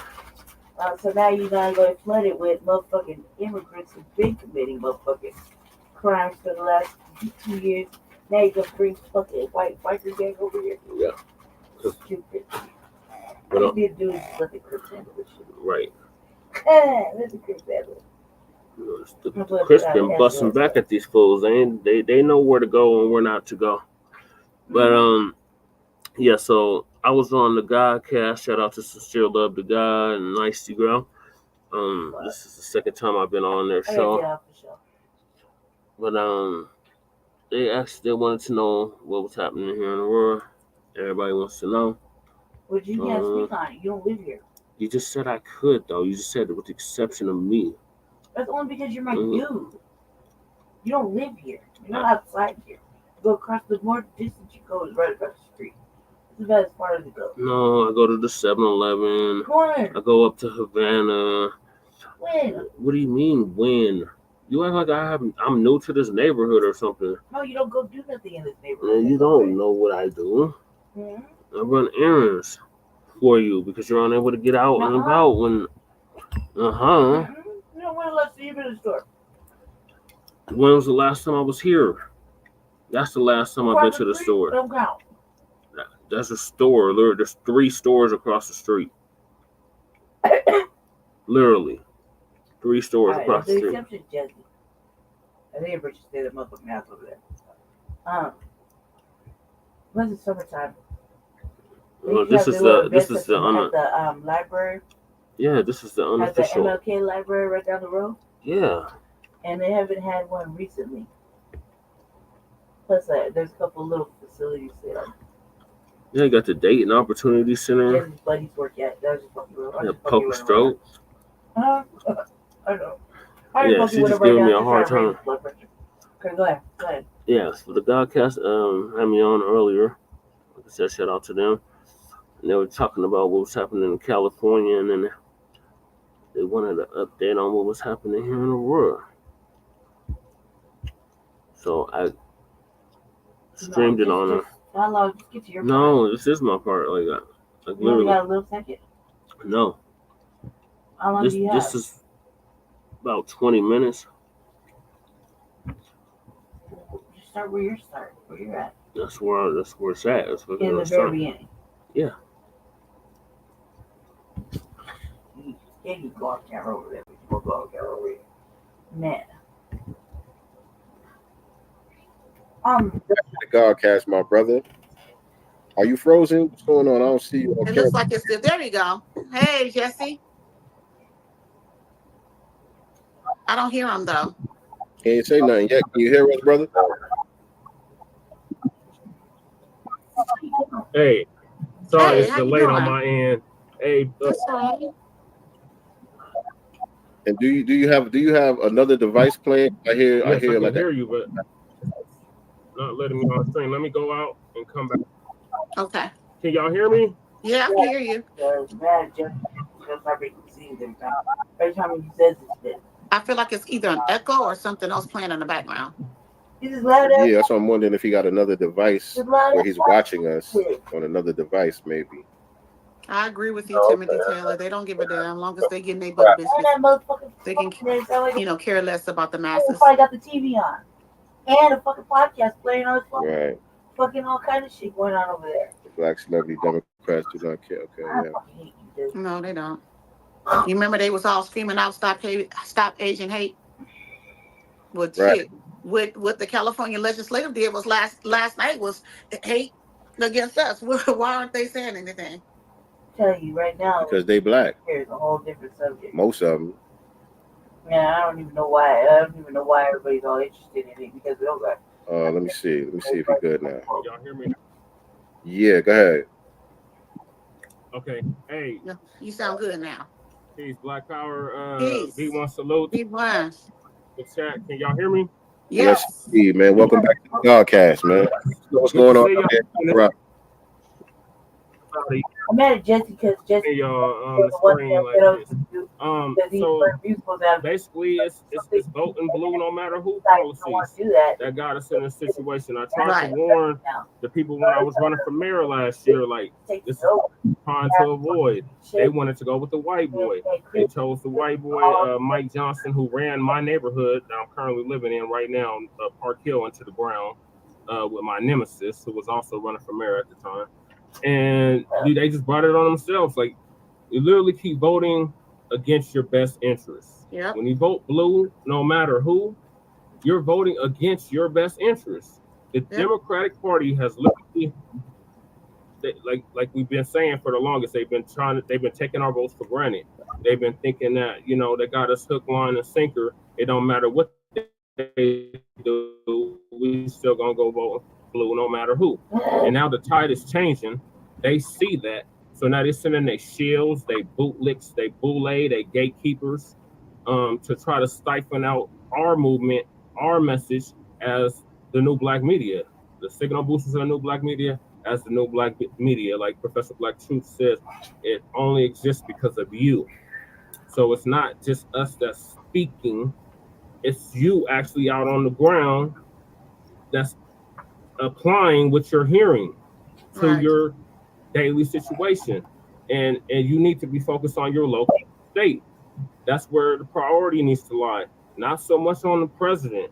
The president don't dictate your day to day, but your governor of your state does, your mayor of your city does, your city alderman, all of that. So that needs to be the focus. So when I was running the campaign last year, I was really trying to make that the focus for the people here in Denver, but they spent $15 million. There was $15 million raised to completely stomp out my campaign. And when I didn't make the ballot, which I know was deliberate, it was definitely systematic by design, they made it where I didn't make the ballot, but the nemesis made the ballot. So long story short, they went with the white folks. They went with Kelly Brough, and they went with Mike Johnson. Mike Johnson, Kelly Brough went to the runoff. Mike Johnson ended up winning. Mike Johnson immediately went into implementing these sanctuary city, immigrant-friendly laws and ordinances and all that. Hold on. So it wasn't sanctuary city before that? It was sanctuary city per se. Like If you ask them, they'll tell you this ain't a sanctuary city. But they have a big old banner in front of the city and county building that says, "We welcome immigrants. We love immigrants. Immigrants are welcome here." So on the surface, I ain't never seen that. It's right here. Yeah, in Denver and the whole state of Colorado. Because both our governor and our mayor are in full support of that. So how is it? So this is these DemoKKKrats. We have a Democratic-controlled House, a Democratic-controlled Senate, and a Democratic-controlled governorship. And all this is happening under Democratic misleadership. So what is the new leaders there doing about those, Venezuelans? They're not doing nothing. They lying through their policy. To change it, how about that? I hear some feedback. I'm sorry, the connection's real bad. Yeah, you have a policy. I think I'm echoing. One who wrote it, you typing it. Yeah, the connection's good. In order to do that, No, it's on his end. I think it's on his end. You talking about last? Is it better now? I'm talking about. Let me say something. I have no. Aren't you You sound running? fine right now. 212. For House Representative. Yeah, you're fine. Did I ask you to change it? Yes or no? So Okay. are the police doing anything to try to arrest them? Didn't I ask you, or you said? No, even if they do arrest them, they just gonna release them. We got under the Biden-Harris administration. We have to keep emphasizing that. We got this catch and release policy. All right, whatever. So they'll catch them and then they'll just release them back out. Yeah, last year. They're not doing nothing to really I need that. alleviate or solve the problem. Democrats, they cause problems and then they try to act like they're trying to solve them. And see, Aurora, up until recently was Democrat, now it's moving more Republican. So you got majority Republican city council and the mayor in Aurora is Republican. But they work in cahoots. Right. Johnston said, "Hey, y'all come right on here." He showed exactly how to get here. They're using that CP1 app to get here in the first place. And then you got Johnson telling them, "Hey, this is how you get directly here, just straight up I-25 from El Paso. That's how y'all get here." So they coming in the droves. We've had over 50,000 of these mugs move here in the past year alone. Anything else? It's sanctuary. Last time I talked to y'all, I said it was about 20,000. Right. This is what they report. That says sanctuary. It could be 100,000 of the mugs, but either way, they put them in our communities. Right. When they put the migrant shelters, they put them directly in our communities. When they put the facilities for them, they put them directly in our communities. And then those of us that spoke out against it, oh, you're xenophobic. Oh, you just don't like the migrants. Oh, this, and they try to shame, blame, and explain us because we're pushing back naturally against this invasion. Because that's what it is. We got to call it what it is, Black family. It's an invasion. And like the dump was saying, I mean, they give the dump so much hard time. I mean, I'm calling him the dump. But Trump, as a human shit, we want to make that perfectly clear. He literally said that they're. You know, you understand what I'm saying? When it's starting to become a problem. Nah, you good. I was just laughing. Still the mayor. And Hancock was still the mayor, yes. So we seen it with Biden when he first had that meeting with them NAACP boots back in 2021, where he said, y'all need to learn to work with the Hispanics. Yep. Because they out. He did it. He only did one. And at the time, we was like, what is he talking about? But now we can see it because they're causing it. Anybody and their mother can read it. I read it. I'm telling you, in order to. Yeah, the connection is going bad again. You was cooking for a second. Right now, they took out, ever since they took out Hugo Chavez in 2013, it's been all downhill. Look for it, and I found it, remember? Hold on, brother Jesse. Because the connection. Sorry, I apologize. I'm not in the best. I said that. Location. It's all good though. We got the gist of what you were saying. I just wanted you to confirm what was actually happening out there on the ground with that whole Venezuelan situation. But send us some information if you can, so we could do an official report on it here on the doc. Okay, Venezuela situation. Any Democrat city pretty much never is. You got 100. So, Hothead Rico says, is the Hells Angels really headed to Aurora? A lot of chatter about that. Yes. Have you heard? We're going to be going live later too. He told me to Google the connection is just not good. About what? I didn't see his comment. About the Hells Angels allegedly coming to Aurora. Oh, the Hells Angels, yeah. I was just on Red Supreme. Red Supreme was just talking about it. There's a difference. Hell's Angels are here because they're Yeah, the Red Supreme, he was just live like an hour or two ago talking about it. There's like I don't really know too much about it. I wouldn't be surprised because they're mainly attacking the white folks that's in that area. They're not really messing with us per se. The way the media is blowing it up, it's like, oh, it's all out war on the black folks in Aurora. I don't. No, it's not like that. For those that's not from here, it's a little relatively small area that these Venezuelans are taking over. It's not like they're taking over the whole city of Aurora. Aurora is actually pretty big land-wise. I mean, it's not as big as LA, but it's not too far off. Land-wise, it's pretty sprawled out. So the area in question is in North Aurora. And historically, North Aurora, they call it North Division, has been historically black because that's just where we were allowed to live. Prior to 1970, Aurora was a sundown town. Quiet as it's kept, it's still a sundown town. They have a whole dissent decree right now that's been in effect for the past 2 years, and our people still getting peeled off by the APD. We just lost my homeboy's brother, Kylan Lewis. We had lost Dale Richardson. Of course, we lost Elijah McClain. But that's nothing new in Aurora. I mean, if you're black in Aurora, you got to watch out for the police.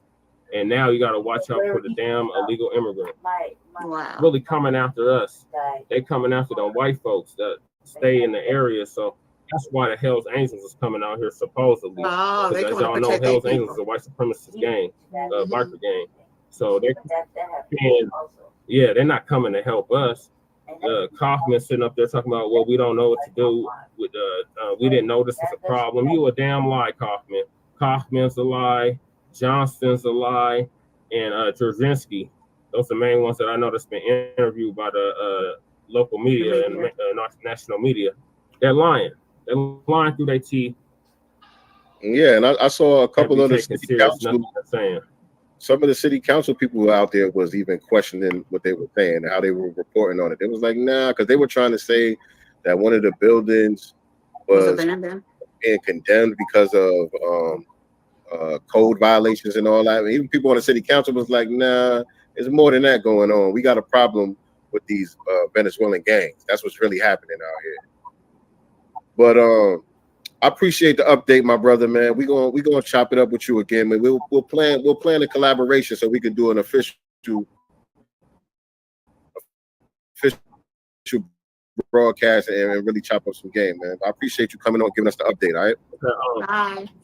Also, I want to let the family know we're going live later on this evening, maybe about 8:30 y'all time.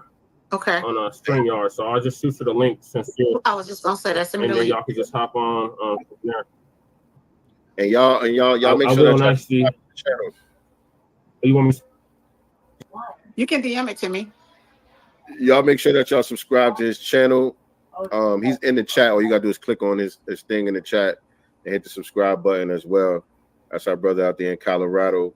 Jesse Paris. All right. 2018. Let's see. 560 sanctuary. All right, cool. Cool. All right, so should I play the video now? Yes, play the video. People are waiting on the video. I know for sure. Black Voltron's waiting on it because he started. Play the video. And shout out to Black Voltron for the super chat, by the way. Appreciate you, family. Well, that's what I was talking about. Definitely appreciate that. And so yeah, I'm gonna go ahead and play this video. Again, this is the Plandemic remix produced by my brother DJ RP Beats, featuring my homegirl Aida. It's available on all streaming platforms now. Y'all can go run the streams up on your favorite platforms and all of that. Right now, and yeah, we're gonna watch the little visual that we put together real quick, and then we'll get into the main topic for today. So let's get into it. Let's see how this screen share shit works out this time around. Right. I'm gonna take us off actually. When I asked you earlier if you could do something, you said no, and then you really meant was yes. Are a powerful way to protect. Earlier, you're like, can you do something about it in your district? Yeah. Stop paper, I got it written down. Okay. So if that's the case, Then why don't you want to? What do you mean? It's not a state issue. It's a city issue. Because it's not. Look, listen. I don't. She doesn't even understand. No. Just listen. If it's about affecting change, because maybe you have to affect it one district at a time. After you get in that city, If they tried to make it a sanctuary state, I could challenge that. But I have no control over what Denver does. You're running for office in Denver. It doesn't matter if I'm running for office in Denver. I'm running for a state seat. Yes, hence Colorado State. Yes. Not So Denver or anything. But you're running in a district, right? Yes. So you can't do nothing in that district. As far as the sanctuary city shit, no, because it has nothing to do with that. Peter, you don't think outside the box. Oh my God. Hey, go ahead. You're right. Go ahead. Sorry, you're right. I was just exploring questions. Those are questions. He's just chesting me as usual. No, I'm not. I was just exploring questions. I was just exploring questions. That's all. I was asking a simple question. You said no. That's all right. That means no means no. So I understand. We're just asking questions. Because I don't know. My brain thinks outside the box. When people say they can't, it really, in my mind, I'm like, well, why can't you? Why couldn't you if you had the opportunity to? Why couldn't you do it? Everybody can't do nothing. So. No, I'm not giving you excuses. It's just not in my purview. Because your question doesn't make any sense. You can't create a new purview. I'm not the executive branch of the government. You can't put something in to create it. I could at the state level. Aren't you going to the state level? I'm running for a state house seat. Isn't that the state level? Yes. I mean, you could do it, right? At the state level, yes. See, that's what I was getting at. You can't. No, what you're saying makes no sense. The answer is yes. At the state level, yes. Yes. But at the district level, that doesn't make any sense what you're saying. Yes, it do. No, it doesn't. Yes, it do. No, it doesn't. Yes, it do. You know why it do? Why it do? Because they intentionally put all them hotels, them fucking them micro homes and all that shit. Not the micro homes, but the hotels where they house the unhoused people, and they also put them the immigrants. Remember when they tried to hide the unhoused? They put the immigrants in the unhoused housing. Remember? You could change all of that. That's technically being above the city council level, right? So if you don't want that particular situation. But again, that's the executive branch. You're in the state house. There's 3 branches of government, You're in the cuz. state house, cuz. It doesn't matter. There's 3 branches of government, though. I know. All right. So and if you know, then you wouldn't be asking me this ridiculous question. The box, right? The question is, can you think outside the box? Yes, no. Outside of the 3 branches of government? No, just use your imagination. Just hear me out, right? So, if you don't want that in your neighborhood, if that causes a blight on your neighborhood, on my district, your district, right? And it's a real bad look. It's a real failure, and you don't want the real failure to continue. Can't you write something like a policy, a bill, or draft something? No, I can write a letter. You didn't even let me finish. I can write a letter to the governor and to the mayor of Denver where this policy is actually in effect. So you said there's paperwork for it. I have yet to see it, but until I do, then it's just hearsay. It's just hypothetical. You want to see it? What, you talking about Right imagination? now? You want to see it right now? Yes, I want to see it right now. That's actually been implemented. Yeah, all right, hold on. Because the only thing I've seen is a letter from Hancock that said that this is a welcoming city to immigrants. That doesn't mean it's a sanctuary city. That's what he put it in. That's how he did it. That's exactly how he did it. And that was a response to the dump, as in human shit. And we want to make that perfectly clear. After he said, well, I do, because I've been doing this for almost over a decade. It's not arguing. I'm just telling you that's what he did. And I'm just telling you, I remember this. Okay, well, stop. I understand. Just hear me out. I was just asking a simple question. A simple question that leads to some reimagining some shit. You know what I mean? That's what I was trying to talk about. You can't just keep saying, no. The answer is no. Well, they won't never. Because you don't even know what my roles are. You don't even know what I'm capable of doing. Do you do? Yes. What can the House What representative does she do? do anyway? She goes around asking. She goes around saying she wants to do something, right? So she drafts up a little bill. She takes it to fucking get approval by all the other fucking sitting down ducks that sit there. They have to argue yes or no. That's the quid pro quo. What you gonna do for me? In order for me to support that, then they get up and have a little argument about why they should or shouldn't support it. Then it goes to get That's passed. called They find session. the funding. That's They do all called that, legislative session. Yeah, I know. I got it. Legislative branch is one branch I of the understand. three I branches of understand, government. Jesse. They're doing one right now currently for property Yeah, a taxes. special one. Yes, Yes. they're doing one currently. I'm I watching know. it. I watched it too. I know. I watched the What first 2 happened? days. What do you mean? What happened? They're still going over the shit. So, that being said, I'm watching it because it's not very particularly interesting. It's just that they that's what they do. That's all they do. It's the legislative branch of government. You were old enough to remember Schoolhouse Rock, because like This they is literally not about told you me. how I'm asking you a question. how You government said works. no. The no means you can't think outside the box and find a different way. Okay. That's the no. That was the no. My question simply was, is there any other option? Is there any possibility that you could think outside the box as an up and coming fucking person in politics? In you know what I mean? That's what I was asking. I don't know what possessed me to ask that. Probably because nothing makes sense over there. And I'm thinking maybe you just would see the foresight of this and try to create something different because it's not working. If they can't do it one by the city, maybe you could just start by the district. You see what I'm saying? That's a lot of things happen. Little by little, piece by piece. No, you have to throw the whole fucking the whole fucking bad for no damn reason. There's no reason to be upset, dude. It's just But your question didn't make no sense, because like, okay, maybe it didn't especially make if you sense, but know you know how I talk, the, right? You understand how I talk, right? So that doesn't make it get right though, cause Yeah, but you get it, right? You get what I'm saying? now I do. Do you understand what I'm saying? But initially, I didn't understand what the hell Okay, you well were now saying. you understand though, right? Now I do, yes. Okay, so the answer is still no, correct? Based off of what you Well, want, yeah. what you want me to do, yes. The answer is no. Okay. I gotta understand you. God. It's important, dude. You know why? Because I'm not the only person who thinks that. I'm not the only person that has these questions that just don't want to answer because of fear of embarrassment. That's it. That's all that's about. People are embarrassed to ask fucking questions of whether or not their local leaders can do certain things.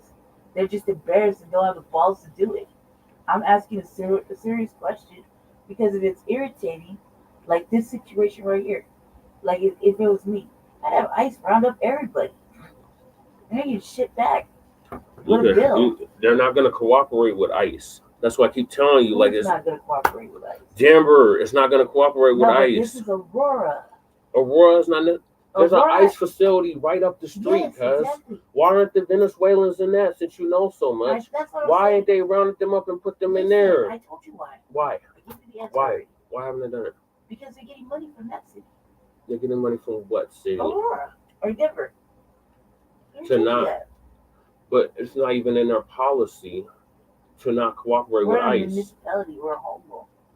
So you're right. We're in a home rule, a different municipality. That means the rules are completely different over here than they are Exactly. from over there. And Which they should, which you are Aurora's correct. not a sanctuary city. No, we're not a sanctuary city. That means it's extra worse because they should be able to round up motherfuckers and take them down the street, like you said, to the facility. It's just right there. You're right. You're absolutely correct. But they're not. Why? Because they're lining their pockets with money from Denver. So it's just like a problem, create a problem to create another problem type of situation. Okay, so you're right. That's why. That's exactly why. You're absolutely right. Because if that was me and I was the mayor, which is too, our mayor is not a strong mayor here, and they didn't allow him to. I don't know why that is, but I don't remember why. I don't remember why that is. Jesse, you better explain why the mayor doesn't have any privileges It's not a strong mayor city. Yeah, he don't have no privileges. The city manager got all the power in Aurora. Right, and that he's not doing nothing with that power. And the way they make it look like he don't have no power either.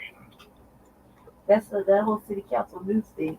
Mm-hmm. Making it look like he don't have no power either. The city manager?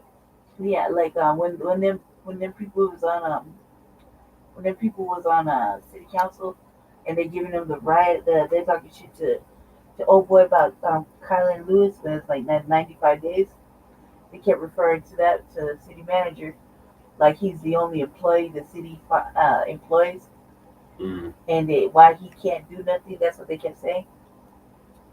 And I was like, I was thinking to myself, it's a lie that police have all there's remember when I was ready for city council, there's all these rules.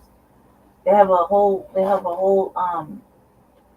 website dedicated to what everybody can and can't do, what privileges they can and can't have, what they can do in regards to law and punishment and whatnot. So like, rather than dropping hot mic moments, they're not reading any of that. Jesse ran for mayor. I read all of the shit that Denver had to offer in regards to the mayor, and then we were looking up what the previous mayor had did and didn't do. Yeah. And that's how we came across that sanctuary city thing. I have to look it up. It's buried in all my PDFs. Tons of PDFs on this computer. But it is right. He did say it started off as a letter, and then it went into it. I might be wrong on the sanctuary city numbers, but they're in the end. At the end of the day, the only sanctuary cities that were getting the most play were, I think, like 5 major ones, and only really 3 of them were starting to create like little havoc. Because if you notice, Johnson, Johnston, and Adams were all in alignment on the same wavelength. The only thing is the brothers let Johnston take the foot of the fucking media trail. So it looked like he's just the one making all these moves. And it looked like he was winning. When keep in mind, Black family, in the very beginning of Johnston's mayoral fucking start, he started running off with the Paris campaign. Yeah. So that was the campaign. With the Paris plan.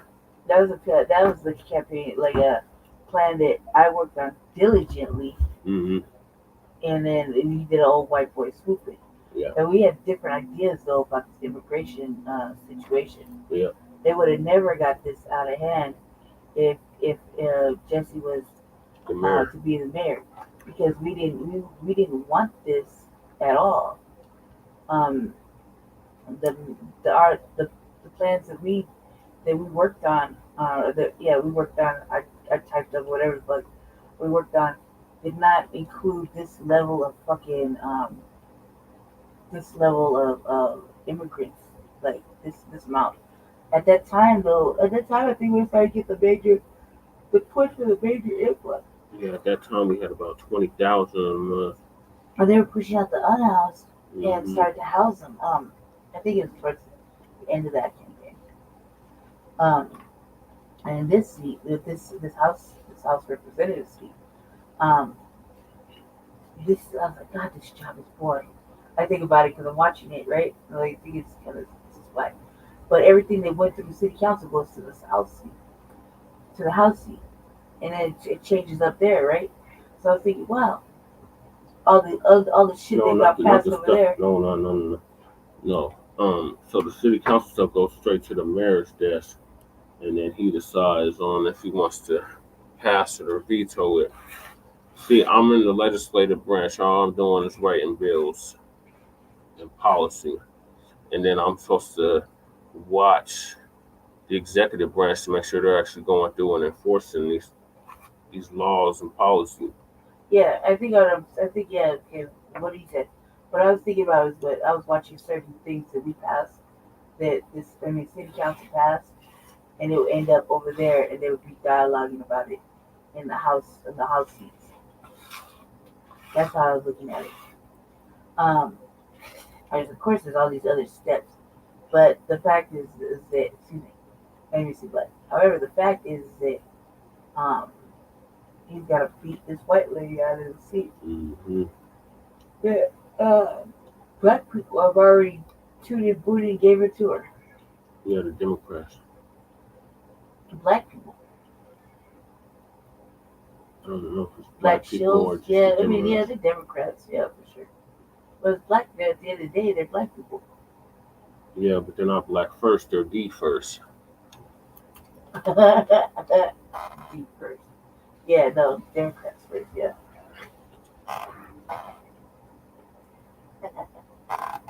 He's a D first. Yeah, no, that was fun. And all else, and all, we should have not had a sanctuary city, and it was us to push the city council to try to do a hard pause. I think I was the first one to say, then, do you think you need to do a hard pause on this immigration? Then all of a sudden, you didn't hear about it too much going on in Denver. They still fucking with the homeless, and not so much the immigrants. We had immigrants that breaking the houses to steal bitches' panties. Yeah, that was happening in Denver. That happened in Denver. In my neighborhood, as a matter of fact, the neighborhood I live in. Jesse's neighborhood right there, they took over the whole Walmart and Home Depot parking lots that were charging regular folk to park their cars, just go in the store. Panhandling in Jesse's neighborhood is ridiculous. Yeah. They got their children out there. Then like you come over to my neighborhood, I think it was maybe like it stopped maybe a week or two ago. Yeah, they were setting up shop right here. He had to churn a couple of shit. I speak 5 languages, and I don't speak Spanish intentionally because I was taught that you go to other countries, you better know the language. You date somebody from another country, you better learn their language. Right. And I didn't like how they maneuvered us. They maneuvered me out of our clinic. You know, I didn't like how we was just being shuffled around. And then they were taken out of the Denver. This is how it started. Denver started giving them priority, meaning they got access to housing. They had access to money. They were doing. They pushed that what do you call it, Jesse? Citizenship shit, path to citizenship. Yeah, the deferred shit. Yeah, that DACA shit. Yeah, that quicker shit, and it was causing direct harm to black folk, meaning displacing them. That's a broad and ambiguous term. Moving them out of housing and things like that. Deferred arrivals. Yeah, and then giving priority when these buses come in. Like I saw one maybe 2 months ago. No, a month ago. About a month ago. The last time I took the bus from your house, normally I just drive back to your house because I need the fresh air. Every time there's a bus that come in, no signs. Nothing but immigrants. Yeah, there's no signs of the bus in the front. It's like a Greyhound kind of, like a, one of those buses. Yeah, like a coach. Yeah, and it come in and there's no sign on it saying like San Antonio or anything like that. There's no sign on it. There's no numbers. They're super tinted out. And then as soon as they get off the bus, now it's not just regular. Now it's not just Hispanic folk or Latino folk, whatever you want to call it, getting off that bus. It's you got other cultures coming off of there too. Then I remember that day I was telling you I went to go get pizza at the 7-Eleven by your house. Yeah. And I was waiting for my sister. They drive around in better whips, right? You started seeing black folk. They get them whole driver's licenses. Yeah, black folk, like men, driving around with broads that are my shape, that are Hispanic or Latino. They're riding around in better cars. bitches pop out of trucks. Like I saw a bitch driving when I was collecting signatures for myself. She was in my neighborhood. I was over there in North Aurora. Right, it's 6th Peoria, North Aurora, right? It's like Central Aurora. Central Aurora. I was getting signatures from when I was gonna run for city council. I was at the King Supers, riding around, getting it. Put it to a bitch in a G-Wagon. I didn't really know about no G-Wagon except my sister told me she liked it when she wanted one. She want one, right? Because she's from Louisiana. So I was like, oh. This bitch, she didn't speak no English. She didn't know what voting was. And she had attitude. And I'm looking at her, so like, why are you over here? If you can vote, why you get this whip? Right. I mean, what are you doing to get this whip? So they're doing a lot. Like, now you got other cultures coming in now that they're not talking about. But, like, I see my Jesse 7-Eleven. I see them in my neighborhood, 7-Eleven, when I go to late at night. Sometimes I'm say not late, but say I'm going to Jesse's house at like 9 o'clock at night. Mm-hmm. And I stop over there by my 7-Eleven. And they're just there. They're rude. They don't open the door. They block my alleyway. They block my sidewalk. They're just they have a sense of entitlement. Or the children used to ask for money. I'm like, get out, you little motherfucker. Yeah. You know, where's your fucking parents? Right. Like, I would never have my kid ask for money. Right. Like, let me get it. It's still right here in our complex, right here. Yeah. And right next door, we got a whole family of them that's from over there. Yeah. And like right now, like if it took like maybe an hour ago, I bet you could hear the TV. They was having a whole fucking fiesta. They been having whole fiestas all summer long. Oh yeah. When I went and unlocked the door for you, that definitely was happening. I'm like, was they partying like this in Venezuela? I guess so. They be doing that. They have chairs outside keeping it. I thought the one weekend I could swear the apartment underneath me was on fire, and I was like, man, I bet my feet are gonna be hot when I touch the ground because there was all this smoke. And my brother's like, no, it's okay. But in the daytime, you know, my brother doing his job, you know, motherfuckers sitting on the steps right in front of the house, just chopping it up, just like nobody has no business. The outside just minded others. And, you know, I grew up in a family that didn't talk to neighbors, so you won't ever catch me with the door open trying to commingle. Right. You know, it gets hot in my apartment, so my brother like to open the door, but he don't commingle. You know what I mean? He might know stuff, but I'll be outside. I am outside, but I'm outside and I don't talk to them because I feel like you didn't do the right paths to get here. Mm-hmm. And then when I saw them apartments, I was right down the street patrolling, and I rolled up on a motherfucker that was smoking cigarettes. I said, "I'll get one." I got one, and I'm asking how much the rent is. The rent is $2,800, and there's five motherfuckers chilling in it, chilling with all the space in the world, not on top of each other, not like in my house right now where it feels like there's only three of us in here, and it's always usually three of us in here. Occasionally, it might be 4 or 5, right? Yeah. On any given day, that'd be my sister, usually a sister. But next door is like 10 people. Right. But in here, and there's only 3 of us, it feel like we have to talk to each other. Mm-hmm. You know what I mean? It's like there's, even though my brother could be in the other room, we can still feel like we're on top of each other from one room to the next. They had ample space to be doing 5 different activities. I could clearly see in their house. Yeah. And they just keep the door wide open. Yeah, and like this one, like the 2 kids running in and out. They got the bikes and shit up in the door. I'm like, look here, like I runs over shit. You know what you gotta do. I do it on purpose. But like, it's not comfortable. But that's what they took over.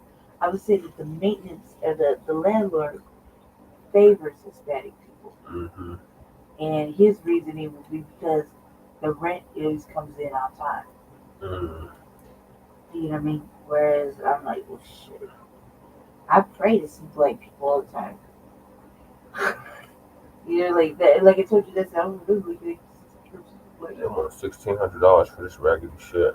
Yeah, 18. 1,800. It went up again.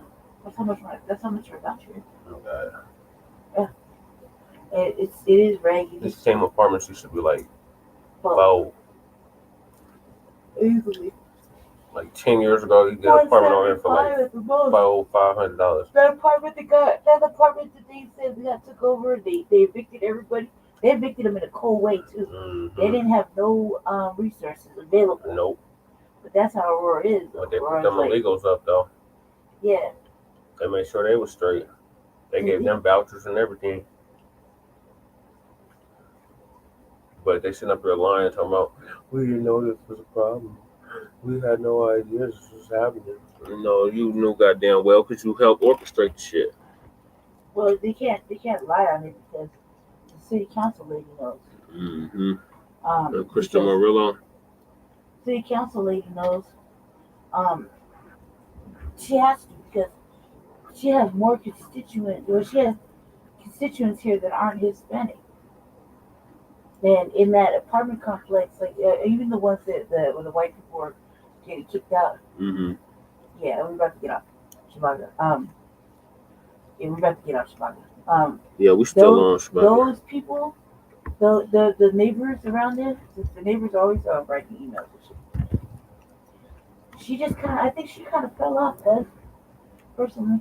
Crystal. Yeah. I wouldn't be surprised. She is up for re-election in 2 years.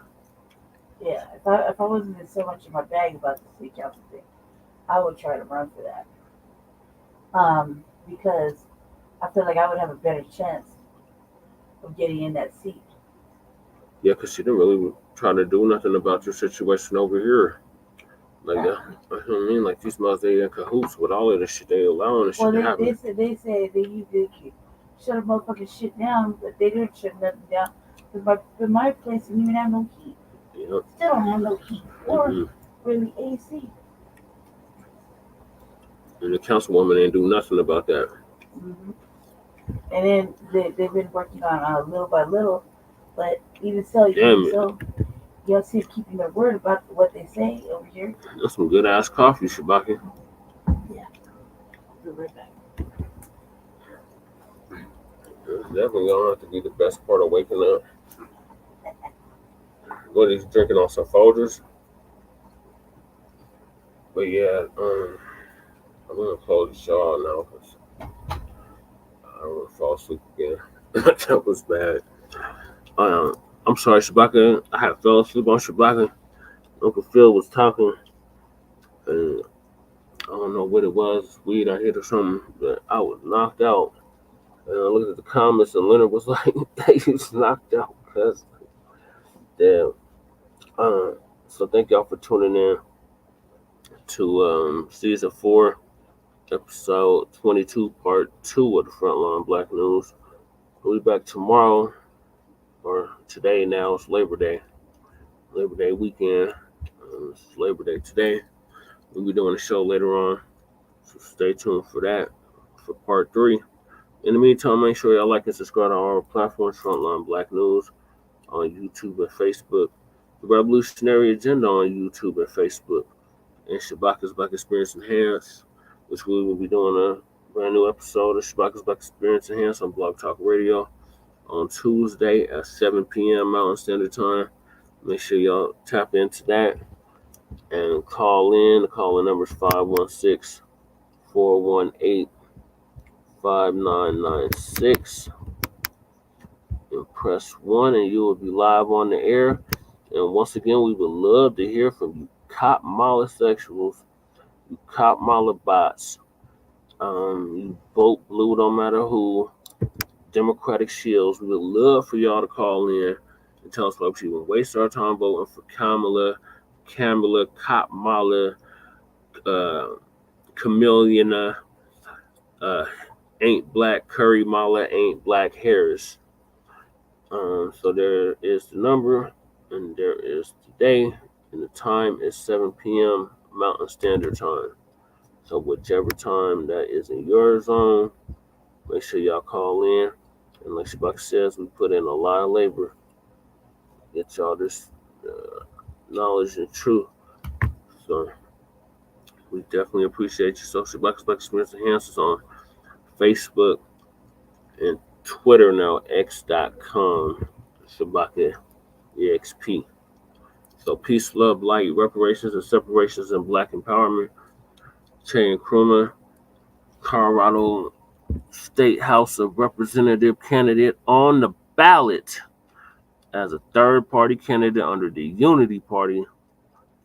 We also got Cornel West on the ballot here in Colorado too, so y'all are welcome, Colorado.